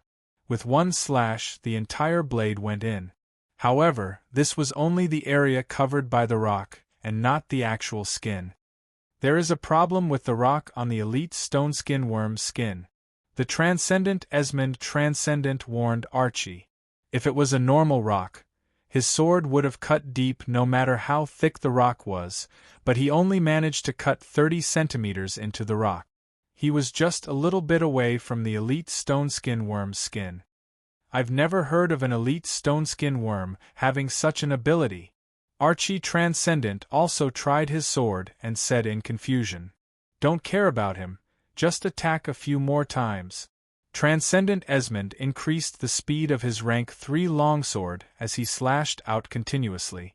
Rocks were flying off the surface of the elite stone-skinned worm's body. After 6 consecutive strikes, its skin was exposed. My 6 swords can break its defense, Transcendent Esmond said to Transcendent Archie when he saw the elite stone skin worm's defense being broken. Until now, Transcendent Esmond had not sensed any danger. He was still in an extremely relaxed state. Transcendent Esmond was enjoying the admiring gazes of the 6 Kaji students behind him, so he was happy to show them off. Transcendent Esmond would not have cared if they were normal Kaji students, but the 6 Kaji students were all geniuses of the 3 academies. They were top geniuses that were hard to come by even among billions of people. Transcendent Esmond's longsword was a little slower because of his words. The elite stone-skin worm he attacked fell back and rolled on the ground. Transcendent Esmond was also blocked by another elite stone-skin worm. The elite stone-skin worm that had a rock cut off its neck rolled on the ground and recovered its lost rock. Don't give them time to recover. They can recover the rock on their skin. Transcendent Esmond shouted. This time, he learned his lesson and kept attacking with his level 3 longsword. At the same time, his body moved around the elite stone-skin worm like a green shadow. The elite stone-skin worm was faster than the normal stone-skin worm, but in front of a transcendent like Esmond, it wasn't enough. That was why Transcendent Esmond did not take the elite stone-skin worm seriously. The battle was not stressful at all. The elite stone-skin worm screamed in agony. A deep wound was cut on its neck and green blood gushed out. The wound caused by the sword had heavily injured the elite stone-skin worm. The elite stone-skin worm felt its life draining away and made its last attack. The rocks on its body were affected by a strange repulsive force and were all fired at the 2 Transcendent Esmond and the 6 Kaji students. After the rocks left its body, the elite stone-skin worm lost all signs of life and fell to the ground. Defend! When Esmond sensed the movement of the elite stone-skinned worm, he placed his level 3 longsword in front of him to protect himself and shouted loudly. Archie also made a defensive move. This was the final attack of a quasi-level 3 insectoid. Even if it was just a stone attack, this stone was obviously affected by some strange energy and its attack power would not be weak. Transcendent Esmond and Archie used their level 3 longswords to block the rock. The 2 Transcendent Esmond and Archie were not injured, but the 6 Kaji students behind them were slightly injured by the rock. And this was all thanks to the shield of the 6th soldier at the front. At this moment, the 2nd grade shield was full of bumps and hollows, showing just how terrifying the impact of the stone was. Kaji felt a stinging pain in his hands as he blocked the rock. He was an experienced Kaji and knew that the bones in his arms were cracked. I can't use the large shield anymore, Kaji said in the group. The rest of the Kaji students in the group all had ugly expressions. Without the protection of the large shield, they would not be able to block the next rock shower. If the elite stone-skin worm is so hard to deal with, then wouldn't the king stone-skin worm be even more terrifying? Transcendent Archie looked at the rest of the elite stone-skin worms and said in a deep voice, "Don't talk nonsense." Transcendent Esmond quickly stopped him, but it was too late. Transcendent Archie said it out loud. Transcendent Esmond looked around and did not find anything, so he let out a sigh of relief. Do you really think the appearance of the elite stone-skin worms is because of me? Transcendent Archie looked at Transcendent Esmond speechlessly. Let's go around from the other side. We can't fight these elite stone-skin worms head-on. We don't care, but these little guys won't be able to take it. Transcendent Esmond gave up on the idea of leaving the rocks as quickly as possible and pointed in another direction. It was the direction where David was, but David's body was tense. He suppressed his breathing and blood flow, and even his heartbeat was adjusted to an extremely low level. David used his sniper master's hiding ability to the extreme, even exceeding his usual level. Through the shadow attendant, he saw a 15-meter-long stone-skin worm swimming past the boulder he was on. Its wriggling body did not reveal any presence. However, David used the shadow attendant's eyes to feel the danger of death. This was a powerful insectoid that could kill him at any time. A level 3 insectoid, David thought. He never thought that he would be so close to a level 3 insectoid one day. What kind of concept was a level 3 insectoid?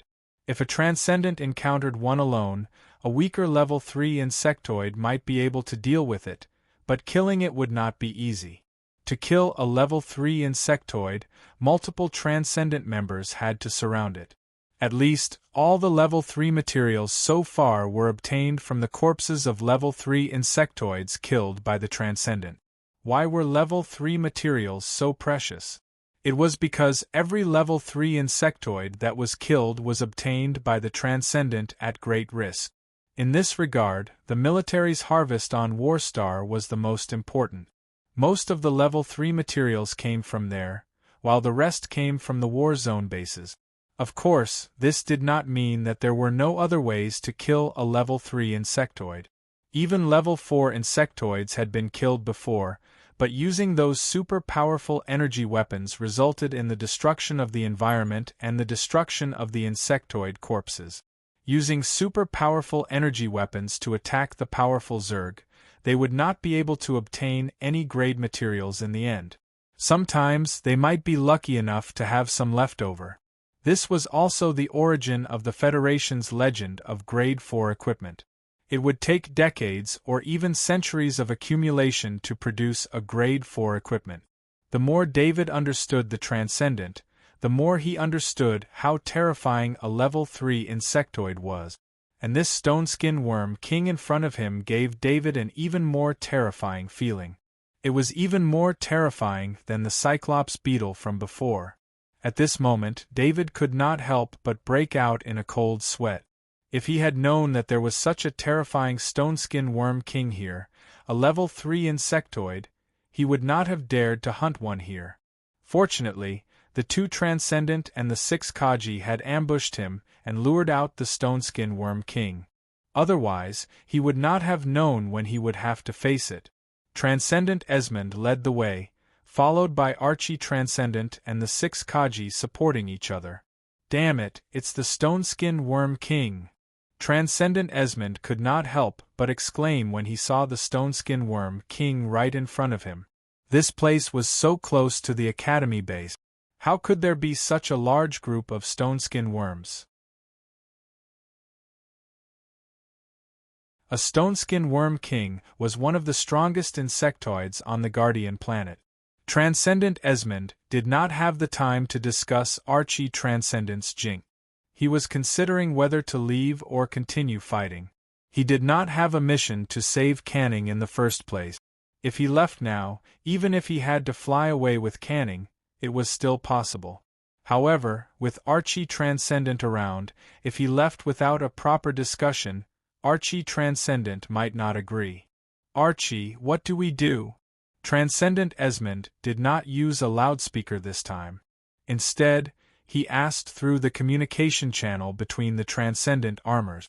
Transcendent Archie understood what Transcendent Esmond was asking. Abandoning the rest of the Kaji and leaving with only the target under his protection was a choice. However, if he did nothing and fled as soon as he saw a level 3 insectoid, he would become a joke in the Transcendent circle. Of course, if the 2 Transcendent did not bring anyone with them, there would not be such a problem. However, this choice would only be made when there was no other choice. Let's see how strong the stone-skin worm king is. Transcendent Archie replied through the communication channel. Transcendent Esmond and Transcendent Archie exchanged glances. Both Transcendent Esmond Transcendent took a step forward and brandished their level 3 swords at the same time. Against a level 3 insectoid, the 2 Transcendent dared not act alone. They needed to work together. The 6 Kaji behind them were already pale. The stone-skin worm king was no longer hiding its presence after being discovered. A terrifying aura surged towards them.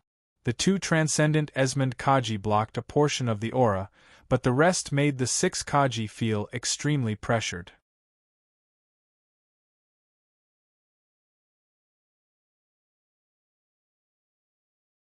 Chapter 358. Kill! Transcendent Esmond shouted loudly. His left foot tapped on the ground, turning the rocks on the ground into dust.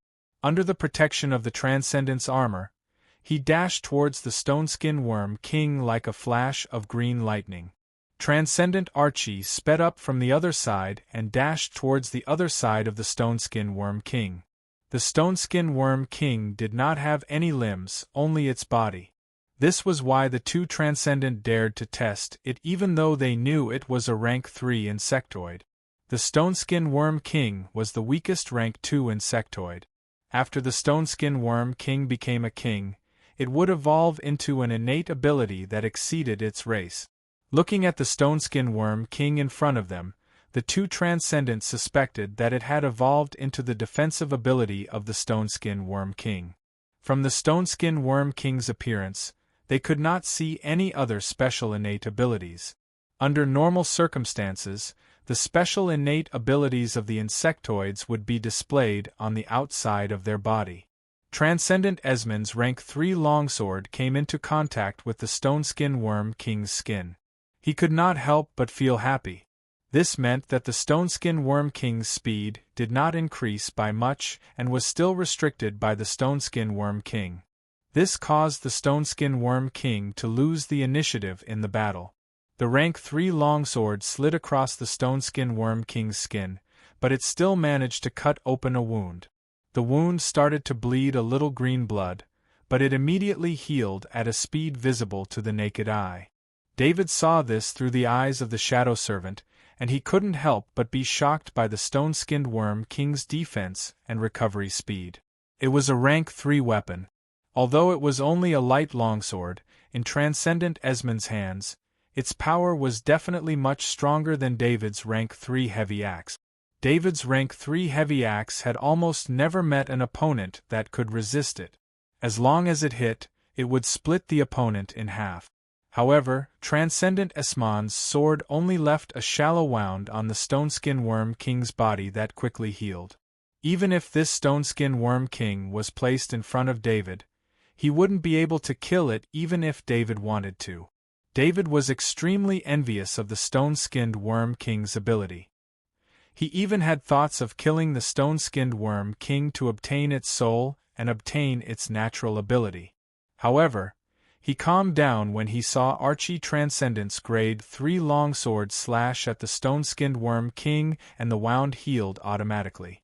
This Stone-Skinned Worm King was not something he could deal with. In the future, he could invite the Transcendent of the Academy to hunt it together. Haha, this Stone-Skin Worm King only evolved its defense.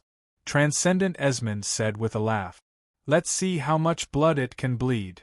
Archie Transcendent said with a smile. When they saw the Stone-Skinned Worm King's shocking defense and recovery ability, they were not shocked. Instead, they were happy because this confirmed the evolution direction of the Stone-Skinned Worm. No matter how strong the Stone-Skinned Worm King's defense and recovery were, they could still grind it to death. Especially when the Stone-Skinned Worm King made a move, the other Stone-Skinned Worms remained motionless, as if they would not interfere with the King's battle. The two Transcendent didn't know what the Stone-Skinned Worms were thinking, but they wouldn't give up such an opportunity. Esmond Transcendent and Archie Transcendent's movement speed increased. The grade 3 longswords in their hands continuously inflicted wounds on the Stone-Skin Worm King's body. The Stone-Skin Worm King wanted to counterattack, but every attack missed. Its speed could not keep up with the speed of the two Transcendent. There was indeed a problem with the evolution direction of the Stone-Skin Worm King. Although its racial innate ability had been pushed to an unimaginable level, it did not possess the attack power of a grade 3 insectoid. The two grade 3 longswords continued to inflict wounds, but the Stone-Skin Worm King did not care about the wounds. It was angry that it could not attack the enemy, so it changed its attack method. Its thick tail swept the ground, and a large number of rocks flew towards the two Transcendent. The two Transcendent had to slow down their attacks and dodge the rocks. Esmond, we can't let this drag on any longer. Let's go all out. Transcendent Archie frowned. Okay. Transcendent Esmond nodded. The two transcendent's body surged with a strange energy. The two grade 3 longsword's green glow became even more dazzling, as if there was water flowing on the surface of the longswords. David saw the abnormality of the two transcendent's grade 3 longswords and felt the strange energy flowing on them. This energy made David feel extreme danger, but also an inexplicable sense of familiarity. Transcendent power, this is transcendent power. David knew what kind of energy this was. The transcendent he had met before rarely used this kind of energy. Although he had interacted with the transcendent many times, he had rarely seen the power of the transcendent. After the transcendent Esmond dodged the flying rocks, the grade 3 longsword in its hand struck the stone-skin worm king again. Unlike the previous attack, the grade 3 longsword smoothly cut into the stone-skin worm king's skin. This time, the damage was much greater than any of the previous attacks. The entire grade 3 longsword sank into the stone-skin worm king's body, causing damage to its skin, muscles, and even internal organs. For the first time, the stone-skin worm king let out an earth-shattering roar. It quickly rolled its body. Transcendent Esmond quickly pulled back the sword, otherwise, the grade 3 longsword might have been swept away. Archie did the same. This time, because the stone-skinned worm king rolled around, it didn't cause too deep of a wound. Instead, it caused a very long one. The stone-skinned worm king's body was covered in green blood. This time, the recovery process was slower. As its body rolled, a large number of rocks flew up, forcing the two transcendent Esmond to dodge. At that moment, all the stone-skin worms stopped watching and surrounded the two transcendent Esmond and the 6 Kaji Esmond. Not good, let's leave first. We'll kill it later. Transcendent Esmond said in a deep voice. In fact, if it had been a transcendent Esmond, he might have used the power of the transcendent from the start, but since the transcendent Archie was there, he had to consider the danger of exhausting the power of the transcendent. The two transcendent Esmond restrained each other, so they did not go all out in the beginning of the battle. It was too late to end the battle quickly. Transcendent Al was about to agree when he instinctively sensed danger. Without any hesitation, he retreated in a flash. Compared to Transcendent Archie, Transcendent Esmond, who also sensed the danger, reacted a beat slower. This was the difference between living in a war zone and living in a peaceful area all year round. Both had the same sense of danger, but the reaction speed was completely different. Transcendent Esmond retreated a step slower than Transcendent Archie. He saw the stone-skin worm king open its mouth and spit out a gray gas at them. The source of the danger was the gray gas. The gray gas was extremely fast. Transcendent Esmond tried his best to dodge, but he could only move half of his body. Transcendent Esmond felt that he had lost feeling in his legs below his thighs. It was as if his legs had been affected by the gray gas and had solidified. Transcendent Esmond's armor did not protect him. If it was not for Transcendent Esmond activating the armor's flight function, he would have fallen to the ground. Without any hesitation, Transcendent Esmond shot up into the sky and tried to escape as fast as he could. Hundreds of rocks of various sizes flew at Transcendent Esmond. Because of his legs, Transcendent Esmond was not agile enough to dodge, so he was hit by many of the rocks. Transcendent Esmond's armor wrapped around him. He spat out mouthfuls of blood. His bones and muscles were damaged by the rocks. Fortunately, Transcendent Esmond's armor was strong enough. The damage was all concussive, so it was not fatal. He ignored the pain and rushed out of the range of the rock. Transcendent Archie's dodging was fast, but it was not unscathed. His body dodged, but his left forearm was swept by the gray gas. He immediately lost feeling in his left forearm. Transcendent Archie reacted the same way as Transcendent Esmond. His first thought was to run. The Stone-Skin Worm King's ability was too overpowered. Staying here would be suicide. he activated the flying ability of the extraordinary armor. Before he left, he flew to the side of soldier number 3. Using the only hand he could use to hold the sword, he used 3 fingers to grab the exoskeleton armor of soldier number 3. Then, he soared into the sky. As Transcendent Archie rose into the sky, countless rocks flew at it. The biggest threat was the Stoneskin Worm King's attack. At that moment, Transcendent Archie made a choice that shocked David. Transcendent Archie put Kaji number 3 in front of itself. The rocks that could only injure Transcendent Archie number 3 broke Kaji number 3's exoskeleton armor, and then his body. Transcendent Archie number 3 used Kaji number 3's body to block the first wave of rock. It then threw away Kaji number 3's broken body and flew away. Although the 2 Transcendent Esmond had escaped, it was obvious that the Stoneskin Worm King did not want to let them go. It chased after the 2 Transcendent Esmond. Before it left, it spat out a gray gas at the remaining 5 Kaji number 3. The 5 Kaji number 3 were stunned by the scene of the 2 Transcendent Esmond escaping. They were enveloped by the gray gas without any resistance. They stood still on the spot like statues. The Stoneskin Worm King did not care about them. It led the group of Stoneskin Worms and chased after the 2 Transcendent Esmond. David waited for a while. The Shadow Attendant observed that the Stoneskin Worms were 500 meters away before he came out of the boulder. He first went to the Kaji number 3 and took off one of the Kaji number 3's helmet. When he saw the face under the mask, David was shocked because the face under the mask was actually carved out of stone. David knew that it was not a real stone sculpture. It was the result of the gray gas that the Stoneskin Worm King spat out. David then took off the other Kaji number 3's helmet. Finally, he saw a familiar face. He recognized it at first glance. Canning had already lost his life force. His soul had been absorbed by the Shadow Attendant. David shook his head. He did not expect the former president to die in the hands of the insectoid. David had already decided to kill Canning. Being targeted by a master sniper meant that there was almost no chance of survival. David asked the shadow servants to put away the 6 rank 2 weapons and looked in the direction. He wouldn't go back the way he came.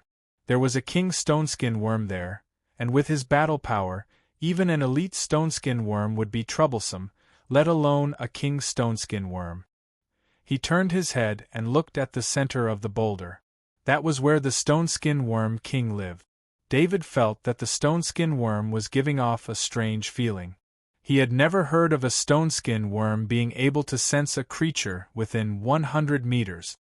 He had never heard of an elite stoneskin worm being able to control rocks to form an armor on its body. It could even use them as a deadly yoi attack. He had also never heard of a stoneskin worm king being able to spit out gray gas to petrify its enemies. Even the transcendent Esmond could not defend against it. David felt that he might be able to find the answer in the center of the boulder. It was a feeling in his mind. Or rather, it was a result of his analysis of the situation. Without hesitation, David did not know when he would have another chance like this again, if the Stoneskin Worm King and most of the Stoneskin Worms were chasing after the 2 transcendent Esmond. He quickly moved through the boulder. As he got closer and closer to the center of the boulder, Little White, who was in his exoskeleton armor, suddenly moved. Little White's ability to hide its presence was even better than David's. Little White's body was very weak. As long as it suppressed its presence, it would be like a normal snake or insect. Plus, it was using David's body to hide its presence. Because it was so close to David, even if the Stoneskin Worm King appeared, Little White would not be afraid. David gave it a very strong sense of security. Now that Little White suddenly moved, it wanted David to communicate with it. David and Little White connected mentally. Little White told David that there was a special energy in that direction. In this sense, David was far inferior to Little White. Little White's transcendent direction seemed to strengthen this direction. David was happy. He comforted Little White with his mind and immediately ran in the direction Little White pointed. The shadow attendant in front of him was checking for possible dangers. This allowed David to run faster. He knew that the stone skin worms could return at any time. He did not have much time left. You're tuning in to the Phoenix Knights YouTube channel. Don't forget to subscribe and join us on this journey to catch the most captivating stories.